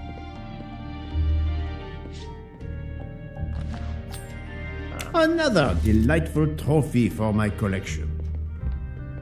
Madame, I still haven't heard from Mr. Waddy. Well, we'll have to make do without him, now that my friend is here. It's his box we want to access. And the clock is ticking. I trust there is no problem. No problem at all. May I have your safety deposit box number? 4346. Glad I don't have to remember those. May I see your key? Do you know your passcode? Yes. Mademoiselle will be able to accompany me? No names, of course. Of course. I'll open the door. Go down the stairs. The guard will accompany you.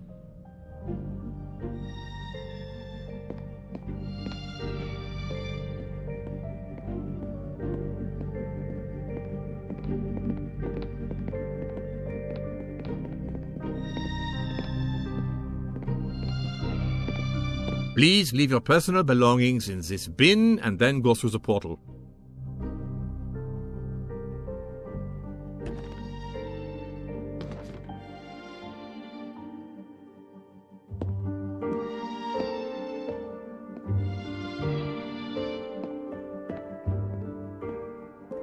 I'll open it for you.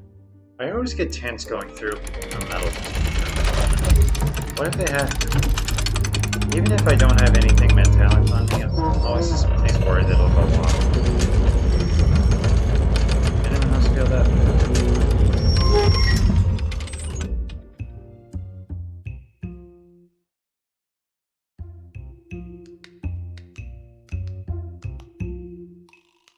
So we begin. Fall 3, fall 0.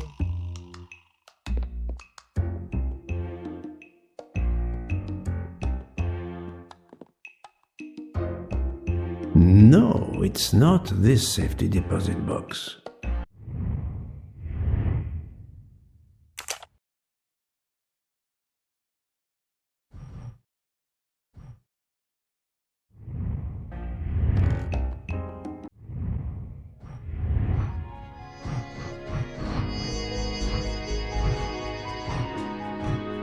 Fall 3, fall 6.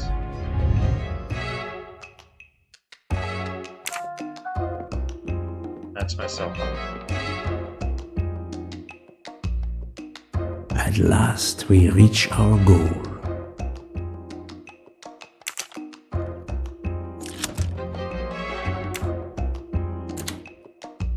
Now I will insert my key, if you allow. Thank you.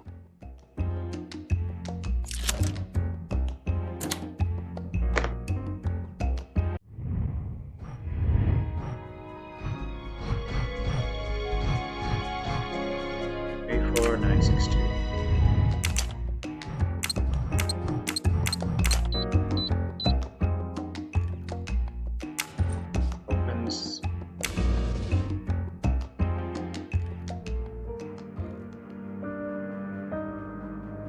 I'll be by the door should you need any assistance. At last!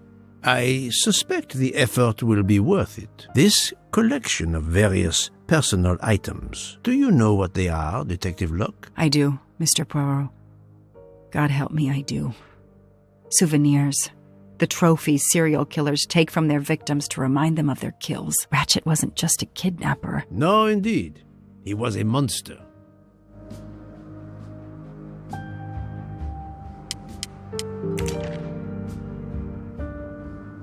Another trophy.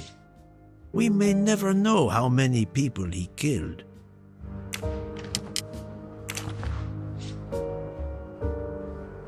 For every soul Ratchet claimed, even more are suffering. Diamonds. A fortune. Crime does pay. No, mademoiselle. This time it was the criminal who finally paid. Another trophy. A woman. We may never know her name. You were lucky, mademoiselle, when you met him at that cabin in the forest, alone. How many victims do you think Ratchet had? Too many.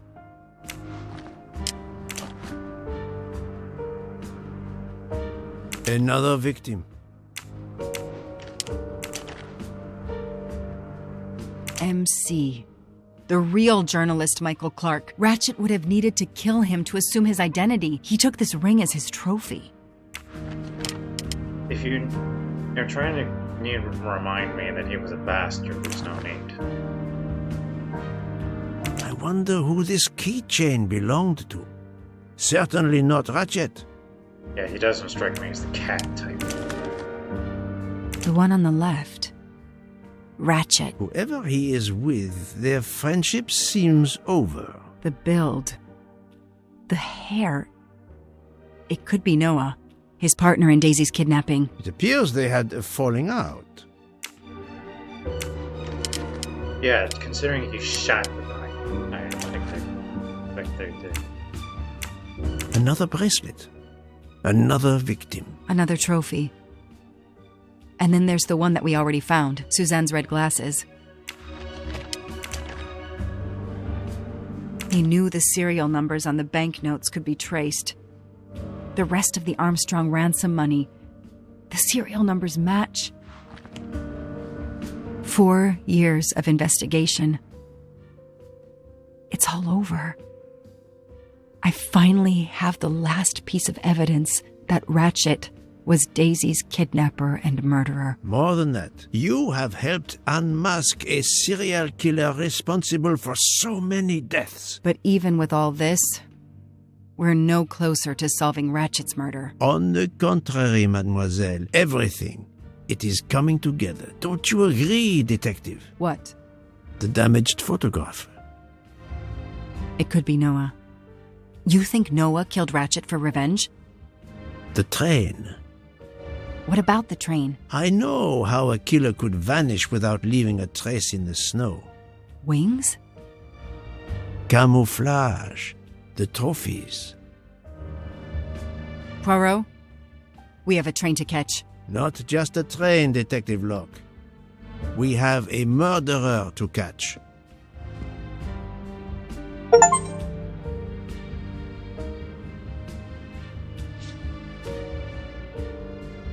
Well, that was an amusing diversion, but I'm not sure how much that solved. Class.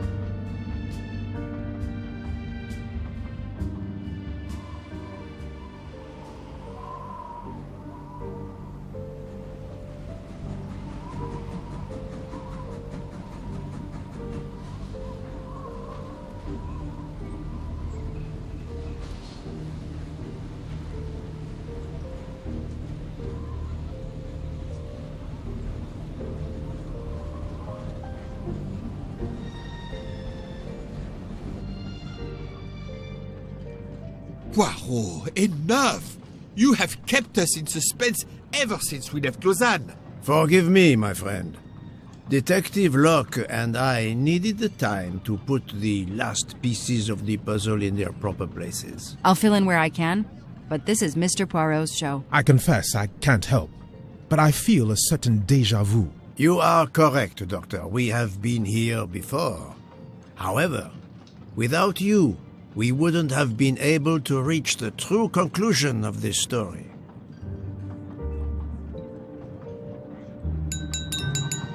My friends, your attention, please. I hope you have finished your dessert. You have every right to think the solution to the murder of Ratchet is a closed book. You are wrong. I, Poirot, admit that I was wrong. There is a final chapter. What in bloody hell? What does he mean? Perhaps if we are silent, Monsieur Poirot will explain. Most of us naturally expect a journey by train to proceed in an orderly fashion from station to station. But this journey has gone off the rails. A comfortable journey, which should have been restful, turned out to be quite a challenge for my little grey cells. I beg your indulgence. I know it will be painful, but I must update you on the strange turn the Ratchet murder investigation has taken. I had two hypotheses, as you recall. A stranger boarded the train in Vinkovsky, killed Ratchet, and then exited the train unobserved. That was the first possibility. The second solution gave us 12 jurors who condemned Ratchet to death for the kidnapping and murder of Daisy Armstrong. My friend, Book, properly chose the first solution for the authorities. However, thanks to Dr. Constantine here, a 13th stab wound was discovered, throwing that solution into disarray. Moreover, the words of a witness called into question the chronology of the night of the murder upon which the first two solutions were based. Detective Locke?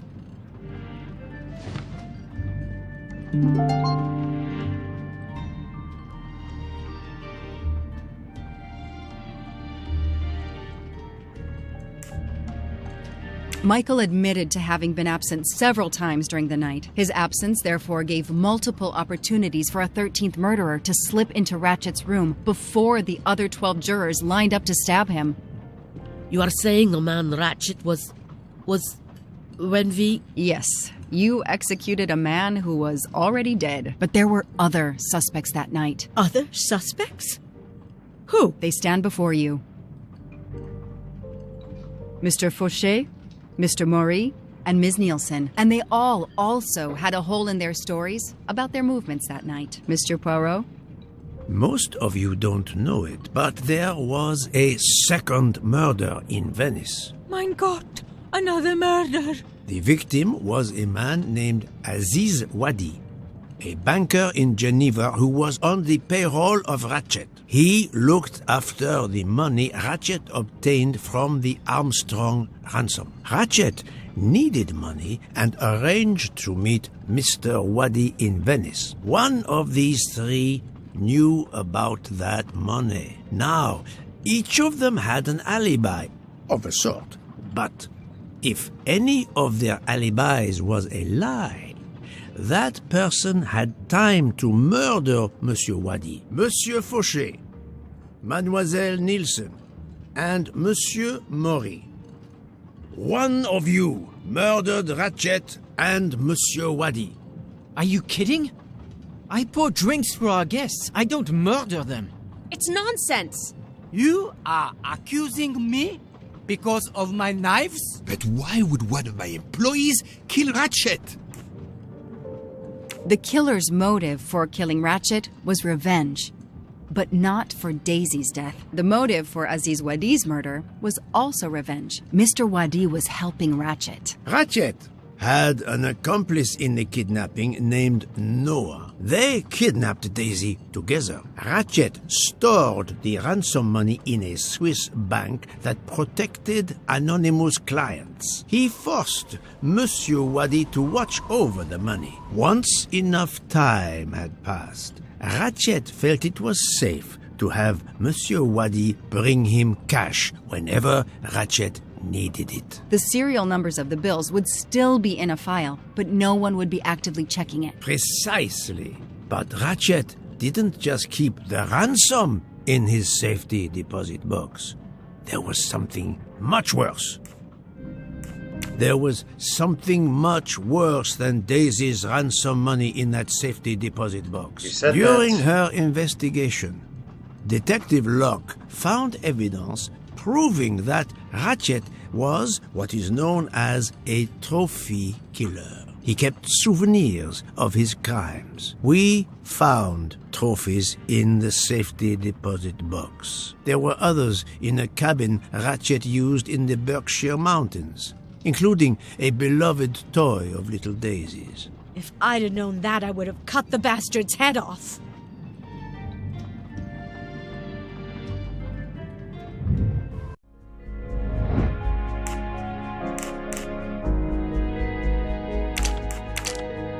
This is wrong, but I'm never far from the truth. I do not think that's the right answer.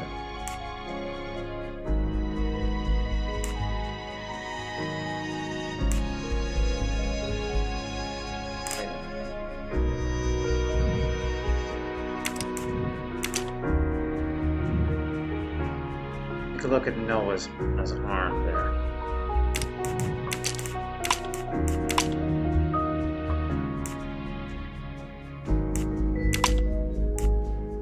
No, not good.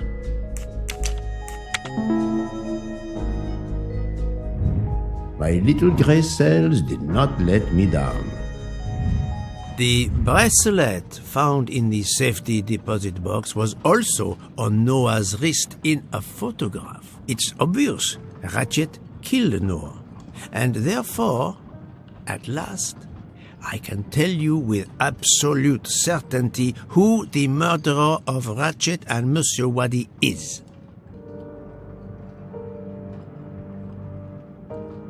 That's a very distinctive bracelet you've got there. Mademoiselle Nielsen has the same bracelet as the one found in the safety deposit box in Geneva. A trophy from a victim of Ratchet. Noah. Having a similar bracelet doesn't prove anything. Yes, that might be true, if there were not an inscription on it. Mr. Poirot, you're right. The bracelet looks similar to mine, but I have no idea what the marks on it mean. I just like the design. The marks are not random, mademoiselle. These are special bracelets. They are called Morse code bracelets. Because, well, you know why.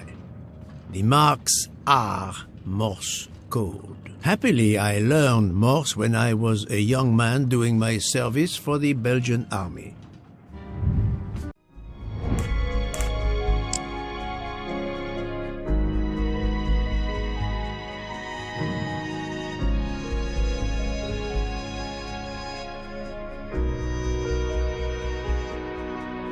Got that dash dot.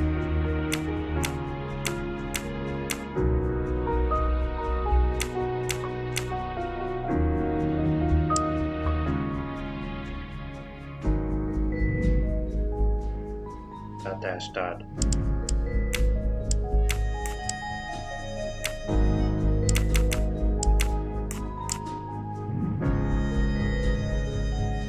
Dot dash dash dash.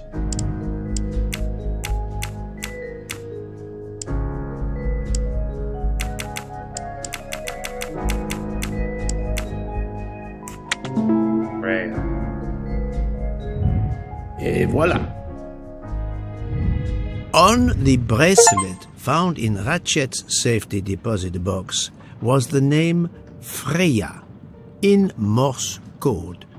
Your first name. It belonged to your father, Noah. Noah Nielsen. Let's stop playing this little game, mademoiselle. What does yours say? Noah? It says father. Ratchet. That bastard. He kept my father's bracelet as a trophy. Thank you. I have to admit your timing for Ratchet's murder was perfect. Do you mind if I continue? Would it matter? Go ahead. You've earned the right to crow. I do not make bird sounds, mademoiselle. I take no pleasure in this.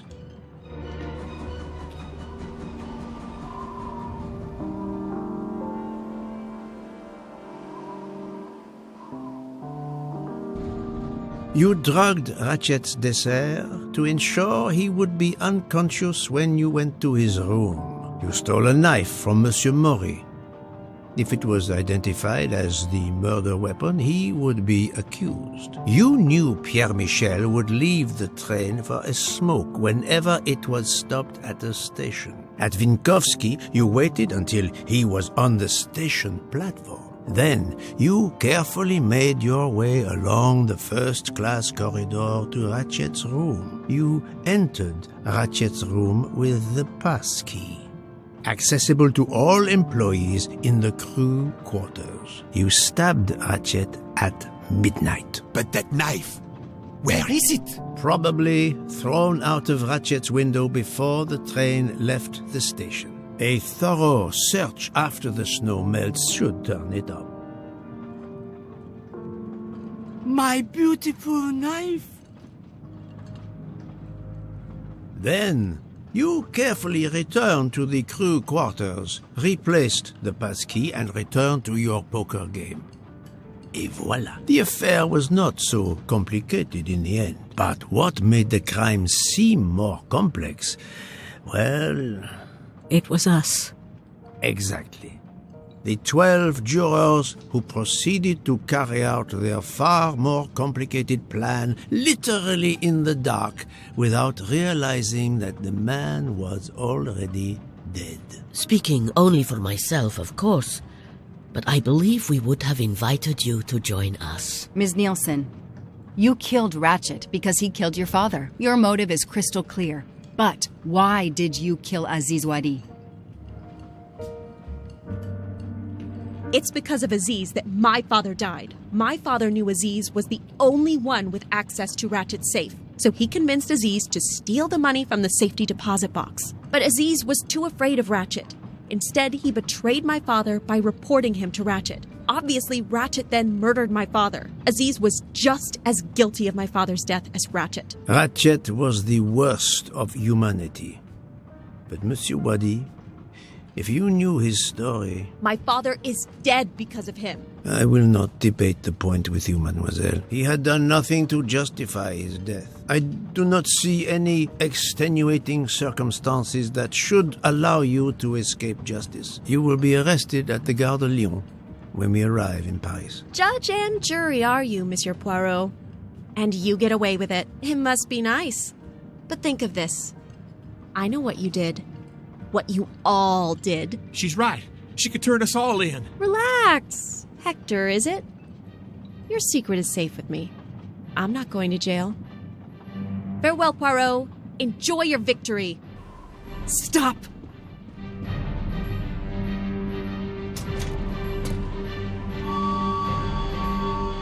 Oh, good timing. No, Freya, don't jump. You're going to die. I've made my choice. We'll let fate decide. No! How did he manage to get through the steel columns?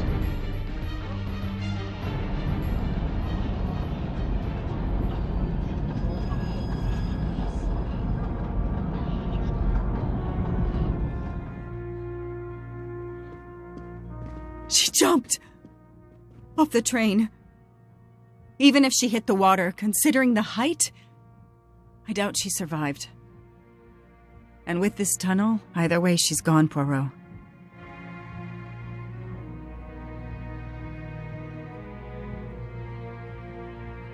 I'd say I feel great about that. Honestly, we let the other 12 go. Why couldn't we let her? No, to be fair, she did murder our Wadi. That was too far.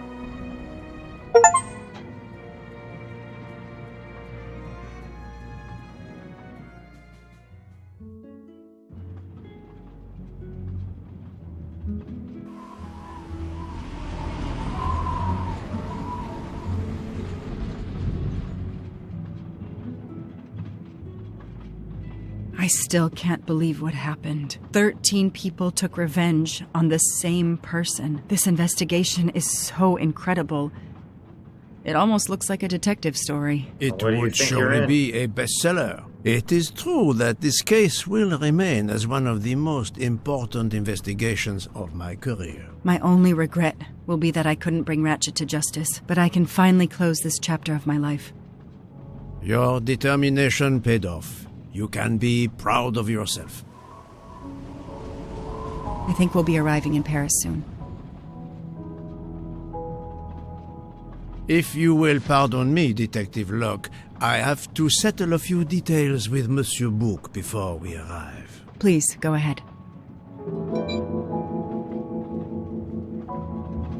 I still can't believe Freya was the killer. She never even cheated when we played poker. She used too much sugar. Nonsense! Her desserts were divine. Unfortunately, her actions were not so divine. There you are, my friend. Bouc, I have a favor to ask. There. Anything. When we arrive in Paris, will you speak to the police? I would rather keep a low profile. But why? Bouc, my first solution was incorrect. Nonsense. The nuttier the mystery became, the greater your brilliance. Please. Very well, if you insist. I want to thank you, gentlemen, for your service. The cuisine. Under difficult conditions, you surpass the reputation of the Orient Express. That is true. I look forward to seeing you again abroad, Monsieur Poirot. I promise, not all of our trips are this eventful. Princess Dragomirov would like a word with you, Monsieur Poirot. It is important. She is waiting for you in her compartment. When a princess summons me, how can I refuse? No. Did say she's not a princess anymore.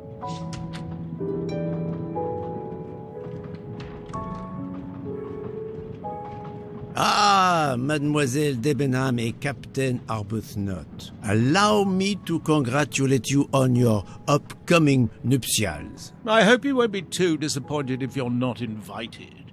Archie, really? Thanks to Mr. Poirot, there will actually be a wedding. As you say, my darling. Sorry, old man, and thanks for everything, including finding my train ticket.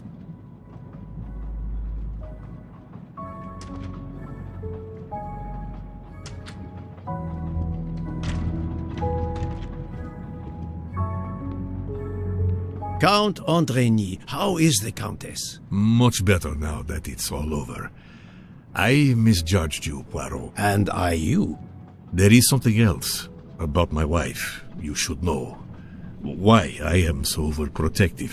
She is pregnant. You are quite the detective. Actually, Dr. Constantine told me. She admitted as much when he was attending to her. If it's a girl, we're going to name her Daisy. If it's a boy, Hercule, he'll be stuck with Rudolph. It's a family tradition. I wish you and all of your family much happiness. Thank you.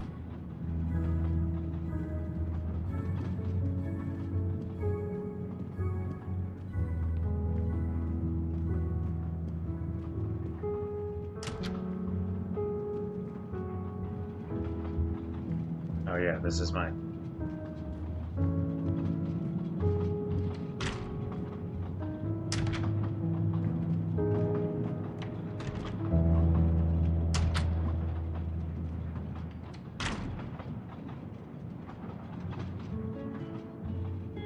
My daughter, my great friend, and I wanted to talk to you one last time. I speak on behalf of the entire Armstrong family, as well as those close to us. You have shown compassion. We know your reputation, and we understand that your choice was not easy for you. We are all the more grateful. Thank you. Congratulations, my dear. You managed to say the word thank you, although he did manage to put us through quite a lot. You have given us all closure and some peace of mind. You should know that I regret nothing. If this Freya Nielsen person had not been involved, I would have done it again. Someone told me the Stalinists were frightened of you. I believe them. The country of my birth breeds its share of brutes and bullies, but also some of the greatest intellectual and artistic minds the world has ever known. I pray that one day we will again be remembered for that. I share your hope, Princess. And of course, with the real murderer of that man out there somewhere, we are no longer guilty of much. Correct? Princess, don't push your luck too far. If you'll excuse me, I have some packing to do. Ladies?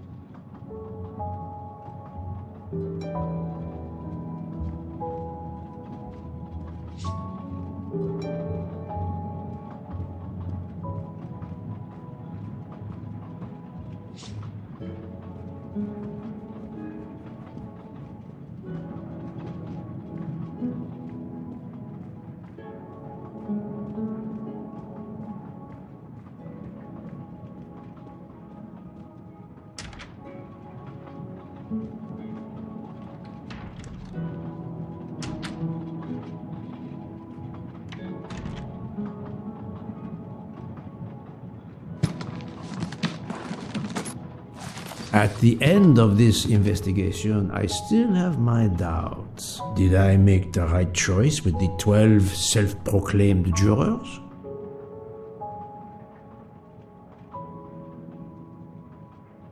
I still say we should at least be consistent, but...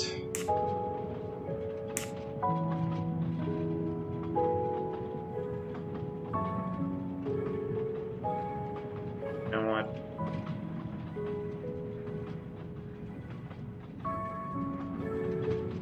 If I was in their shoes, maybe I would have done it myself. Yes, it was the right thing to do.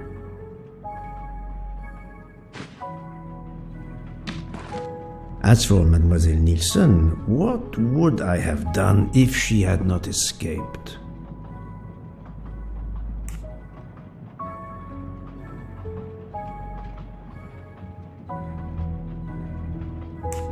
Ratchet we can forgive. but she killed Wadi. Is it justice to let the 12 go free but have Mademoiselle Nielsen arrested? A vast question indeed. One that philosophers would agonize over for years.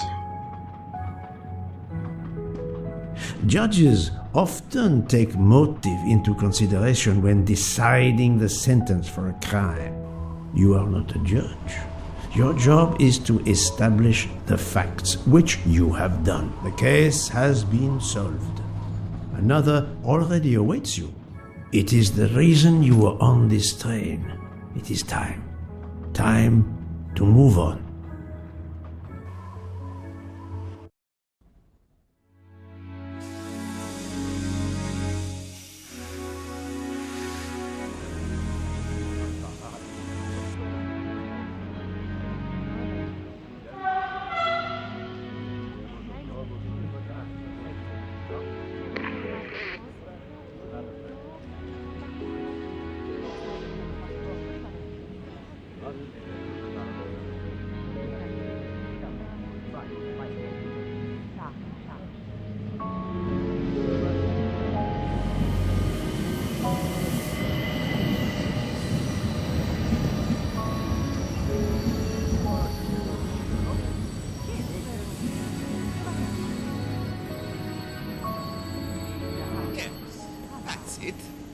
I hope you will travel with us again, Monsieur Poirot. Very well. Monsieur Poirot, I spoke with my associates. I convinced them to give you a deal on our new Firenze SUV. No need to thank me. It's the least I could do. That is very generous, but no, I do not drive. You don't?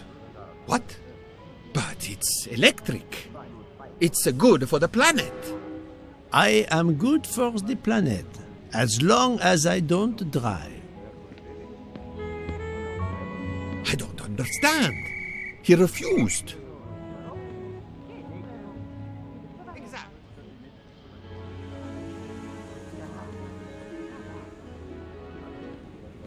Have you lost something? May I help you? Oh, Mr. Poirot, you have done so much already. What is it you have lost? My friends.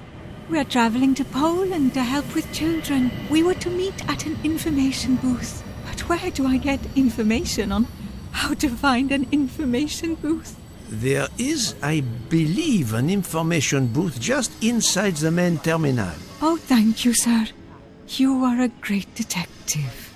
And you, madame, are a good soul.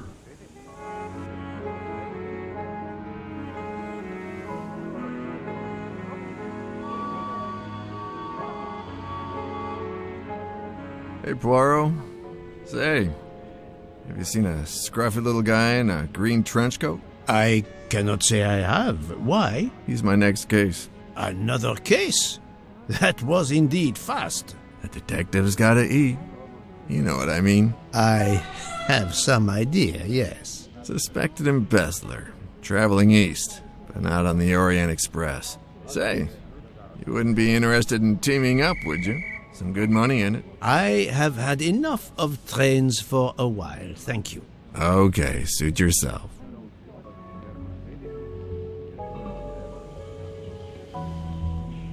Mr. Poirot, Mr. McQueen here thinks he may know an attorney in the Berkshires who might need a gentleman's gentleman. He's old school English.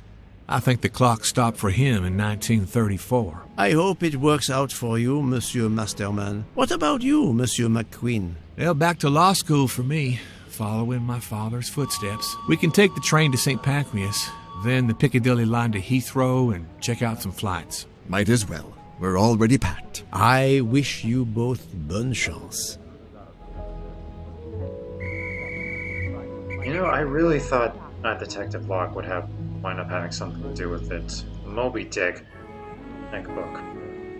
They put that idea in my head. Ah, Poirot. Mission accomplished. I have reported to the police that Freya Nielsen killed Ratchet and that she escaped. They're issuing an international arrest warrant. There's a canal that runs alongside the tracks where she jumped from the train. But They say there's little chance she survived. The police have questioned all of the passengers and crew, so for now, they are free to leave. I gave them the results of my preliminary autopsy, and they have the report from the Venetian authorities. They were arguing about jurisdiction when I left. Thank you, Doctor. You have been of inestimable help. A fascinating case. I'm pleased I could assist you. Mr. Poirot, it seems our paths part here. It was an honor and a pleasure to work with you. And I am with you, Detective Locke. The case would have been impossible without your tenacity and dedication to finding the truth. You also proved to be an able con artist in Geneva. You too. Thank you for everything. Poirot does not talk. I'll never forget you. And I shall always treasure our collaboration.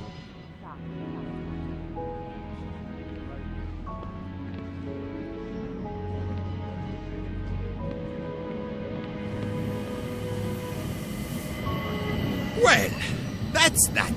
I'm hungry. Let's When are go you to the not? Wagon Rouge restaurant. They make an excellent leg of lamb. But it's only 5:34 p.m. Is food all you really think about, my friend? I'm the one inviting you. You've well deserved it.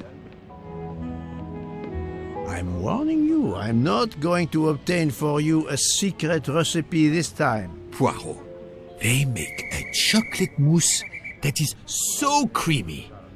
It must have a secret ingredient in it. The last recipe came from a murderer. But it was sublime.